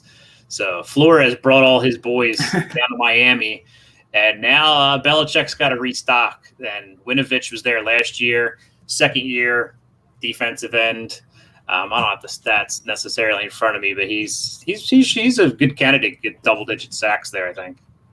There's not a whole lot of other defense. Yeah, he's going to see a lot of reps. They're going to use him in a variety of ways. So he should, like Dan said, he should have plenty of opportunity to score points. John Simon and Dietrich Wise. They don't necessarily scare me on the depth chart. It's going to be Winovich, Uche, Jennings, probably your edge guys there. Well, here's a question that is close to home for me. Who are your favorite IDP targets to break out this year? Loving Jonathan Abraham as a Raiders fan. I loved what he looked like early on, and he was clearly showing he's ready to be a thumper and throw his body around, and unfortunately it led to an injury where he missed pretty much the whole season. But I'm excited to get him back. It's like getting a whole new player. So talk about Abraham and some of the other, younger IDP targets you expect to break out this year. Okay, Daryl. Yeah, I like Abraham. I think the knock is how he plays because he is so physical. Like you said, he knocked himself kind of out of the season with the way he plays, and that's going to hurt him some. But when he's on the field, he's going to be a difference maker for sure. Yeah, I like Abram a lot. Like I said, I think somebody on a podcast mentioned they hope he's not Bob Sanders, where Bob Sanders was a missile. And kind of Earl Thomas plays the same way. Yeah. Earl Thomas has avoided most injury. His injuries have been his legs, but just players that play at that high level of I'm just going to run through you. You love those kinds of throwback players, the safeties that used to intimidate. But yeah, injury is a definite concern with him. But I like him. I think he comes back strong. As far as breakouts, there's a lot of guys that have been on rosters. I know it's a lot of people's favorites in Minnesota. Ifedi Obaniko, I think is how you pronounce it. He's taken over for the question that just popped up, Everson Griffin, and I think Everson Griffin would find a great home in Seattle. Is my personal hope. Because they could use another rusher if they don't bring back Clowney. Griffin's probably going to be a little cheaper than Clowney. As far as Griffin, Minnesota's probably the best fit for him. So sticking around there. So and we have a he probably doesn't get signed till Griffin or Clowney does. So listen, Once Clowney signs, he'll probably sign. Matt Donnelly's joining us now, and Matt wanted to jump back on. He said he knows you guys and he spoke to you guys. Matt came on earlier, right? And Matt brings on Vincent Smith. So that's like the local chubby girl you pay attention to, and then her hot cousin comes to hang out for the summer, and nobody pays attention. That was like Matt bringing Vincent Smith on the show. So Matt, I literally sat where Daryl's sitting right now, and this was my whole 30 minutes. Stop bringing her on your hot cousin, bro. It's not a smart move. Well, no. And then when these guys came on, I was like, I got to jump in. The first thing they brought up was that magazine, and we were all part of that there. So that's why we're giving away 2 magazines. I was going to give away one at the 1 o'clock this morning, but didn't really get around to that. So we're giving away 2 right now. Yeah. That's the 2 sets. That's the DFD and the IDP guys. Yes. And actually, Matt here is going to be joining us. We have a new show that we're debuting. We're going to go to YouTube since we're on here now. We're going to go to YouTube and have an IDP lounge show on Friday nights. And Dingus is going to be one of our third chairs rotating around. We have Mike Waller, Dave Wright, and FF Spaceman. We just answered his question, and Joey the Tooth on for our debut episode here on Friday. So meet Daryl, Dingus, and Kyle Bellaful over at IDP Guys, and Dingus here we've known for a long time. So kind of like this, just kind of shooting the. And it being on Friday nights, you might want to be aware. Just parental advisory on the Friday night. Parental advisory for Daryl. I'm pretty clean when I'm on podcasts and stuff, but Daryl sometimes. I'm clean. I take a shower. Well, and the best part is I don't have to be that guy, the buffer anymore, because now we got Dan doing the buffing for us. So yeah, I get to drive train, so to speak. So yeah, that's. And I don't have to do any of the backstage stuff, which is nice. So it's kind of like I can just dish topics and stuff. Steve, Kevin, you want to take a shot at this question? I got a question. I do. and it's going to be a little bit away from the IDP, but the vast majority of fantasy leagues out there are do have some sort of defense, the DST in there. Is there a team this year where you think has bolstered their defense as a whole, where they might be a fantasy value, where someone might be able to select them as, the entire defense as opposed to selecting just one or two players from a defense that might be, bolstering? Holy crap, did we step back into 1992 with the DSTs? We might have, yes. My hot take answer is the Dolphins. We might have. I think I just took a time trip. Hey, man, 1992, I graduated high school. I had hair and I was the prom king. Take me back, baby. The best part is Sal puts a question up, asks if either of us want to read it. So all you had to do was read it. And yet you go into a question that's basically irrelevant for most people anyway. I heard my name and I stopped listening. Well, So Steve still plays with defenses and special teams. He loves them. He won't get rid of them, and we hate him for it. But Just switch over to IDP. Come to the dark side. Come on. Come on over. There you go. But Miami, I think their defense has improved. To answer the question here, the defense has improved. Flores basically brought the Patriots south. And they do have a lot of weapons. Yeah. They drafted pretty well. They have a lot of under the radar edge rushers. They brought in 2 edge rushers, Agba and Shaq Lawson. Neither one of those are superstars, but they'll be in a rotation. Christian Wilkins enters his second season. They brought in Byron Jones. They have the 2 highest paid corners in the league now. So they should be playing some decent defense and hopefully getting some turnover. Yeah. That team took some steps at the end of last season that you could kind of see that Flores is trying to build something, and he brought in some guys. Kyle Van Noy is probably going to be the biggest. I mean, I wouldn't have ever said that a few years back that Kyle Van Noy was going to be a difference maker, but in that Patriots defense he was, and Flores is basically running the same thing. Steve, I expect the Raiders defense to be better. Yeah, I like Raiders it. defense and the Panthers, what they did in the draft there, the guys they brought in. When you look at a DST, you want a team that's going to put that pressure on the quarterback. So I'm looking at Carolina as an option there too with what they did in the draft. Steve, FF Spaceman, Dave Wright, he wants to know what defense you're going to draft in the SFBX. super funny. Speaking of 1992, Berkey wanted to ask, when was the last time that Tennessee beat Alabama? Oh. Why are you getting all feisty? Who asked that question? Taking on guests. That would now, be this too, guy huh? right here. That's If you wanted to wake him up, you should have asked. That's just not even cool. Right at 3:30, he would have been like Oh. on fire. Oh. You know what, Matt. Matt? I should have That's just mentioned. I may not sleep rest of the night now. I should have just mentioned Daryl's Lord and Savior Ryan Tannehill. Oh, They're running a joke on our show that Ryan Tannehill is the greatest quarterback in Tennessee Titans history. Well, not Steve McNair. You guys want to take a I hate you, Dan. I really do hate you. Kaylavon Chason as an IDP rookie, as a linebacker, I'm not super high on him. If he was a defensive end, I'd be a little higher on him. But in a lot of leagues, if he has defensive line eligibility, like on Sleeper, we play most of our leagues on myfantasyleague.com. That's where we host our listener league, and we host the IDP Invitational, which is an IDP tournament that we hope to grow over the years, that we filled up and are kicking off. We raised about $900 for Autism Speaks so far. That's just so far in like a week.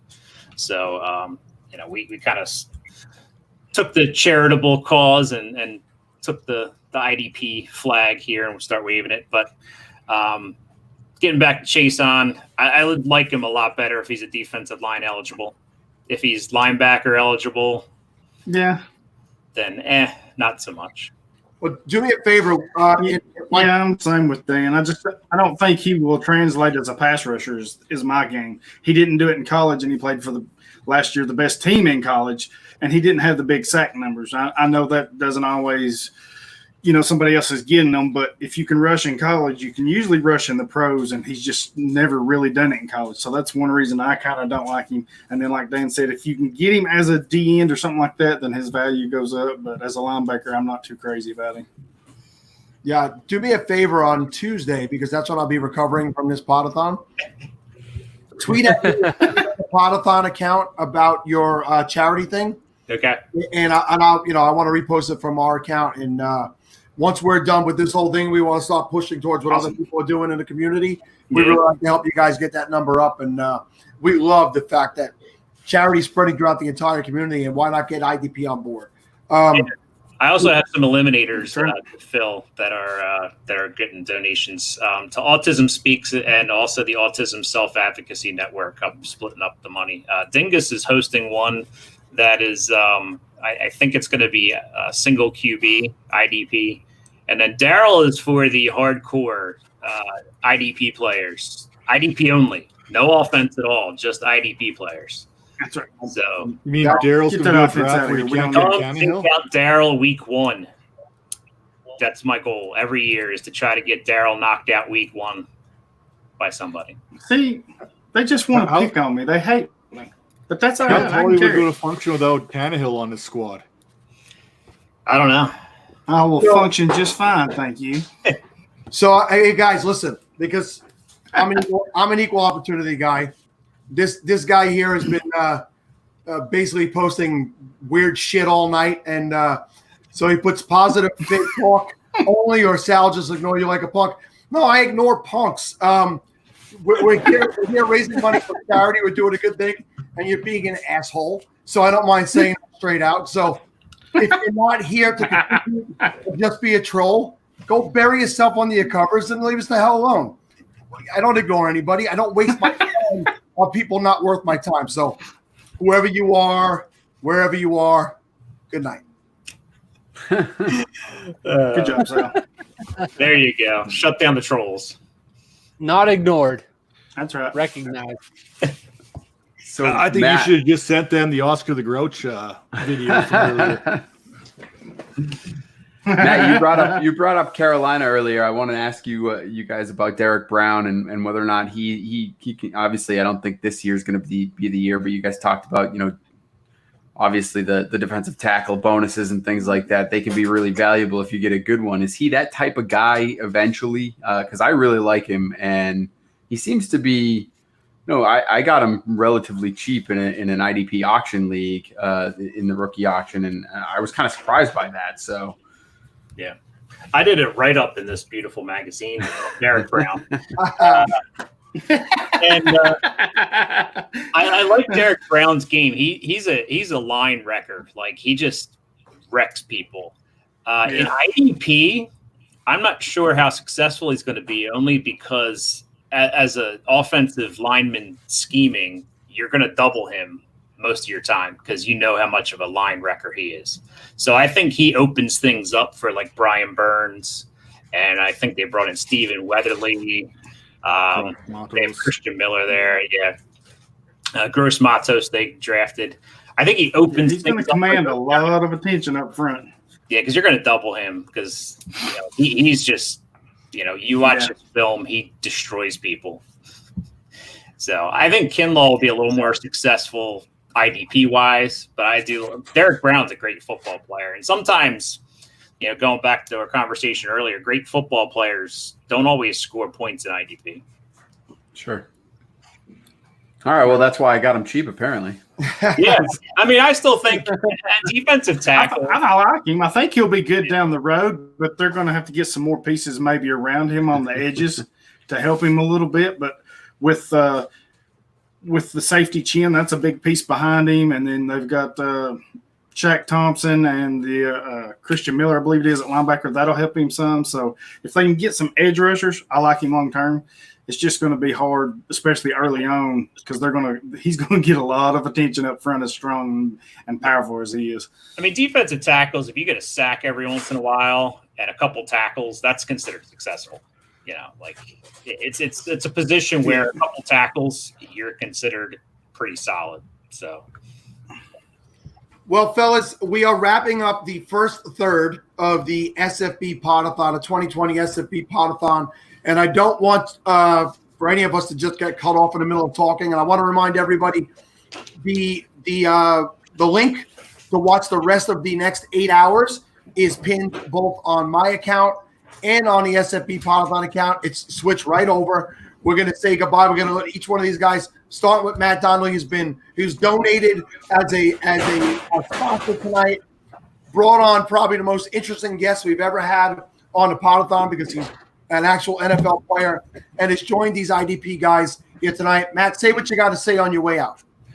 I'll make this quick here. Thanks for having us on the show, guys. Appreciate what we've been able to raise so far, what you guys have done personally. Putting this together, 27,000. Last time I checked, it's probably more than that now. Well on our way to 30,000. Everything that the community's come together to do here lately. I've been a couple all-Canadian charity events. We've got the IDP charity event. We've got the Scott Fishbowl. There's all kinds of charity ones going on here right now. So that's just a big kudos to everyone in the community right now. The way the community rallies together has been absolutely fantastic. And I have the 104 in the SFB X. Cool. All right, Dan, you're up. At Seahawks Dan 8. Come check out IDP Nation, the IDP Nation pod. We actually are on Instagram. I need to post there a little more because I just don't have pictures all the time. At Devi IDP Grind is our Devi show that we're doing. Patreon's there. We write for the IDP guys. Check out the Eliminators. Check out the IDP Guys Invitational. We'll be tweeting about that. And if you want to donate, hit me up. Check out our new show that Dingus will be joining us on, the IDP Lounge, this Friday night around 9 o'clock. What's this Friday? YouTube. Yeah, this Friday. Oh, shit. Good to know. On the Writer Digest Network, Mike Waller, Dave White, and Joey the Tooth will be joining us. Well, it's a Kyle week, Coach. So Kyle Bellafuel will be with us. Bellafuel, I think it is. I butchered it last time I tried to say it, so we'll just call him Kyle B. And I think that's about it. All right, Hollywood, you want to say anything else? Yeah, you can follow me at Hollywood Titan on Twitter. Don't forget to check out our IDP Devi Grind podcast that we have coming out. We usually record on Sunday nights. Sign up for the Eliminators, get the magazine, and if any of you guys don't play IDP, just reach out to us. We'll get you set up. Come join an Eliminator. Try it out. I don't want to. No, fellas, listen. I love it. I love you guys are passionate about it. Yeah, you wanna. We'll talk. If you're winning me over. All my best to any of you guys that are drafted in the Scott Fishbowl tomorrow. And one more time, everybody, switch over with us to the next feed, and it's up on both Twitter accounts right now. All right, guys, take it easy. All right, thank you. Yeah. Later. Bye, fellas. See ya.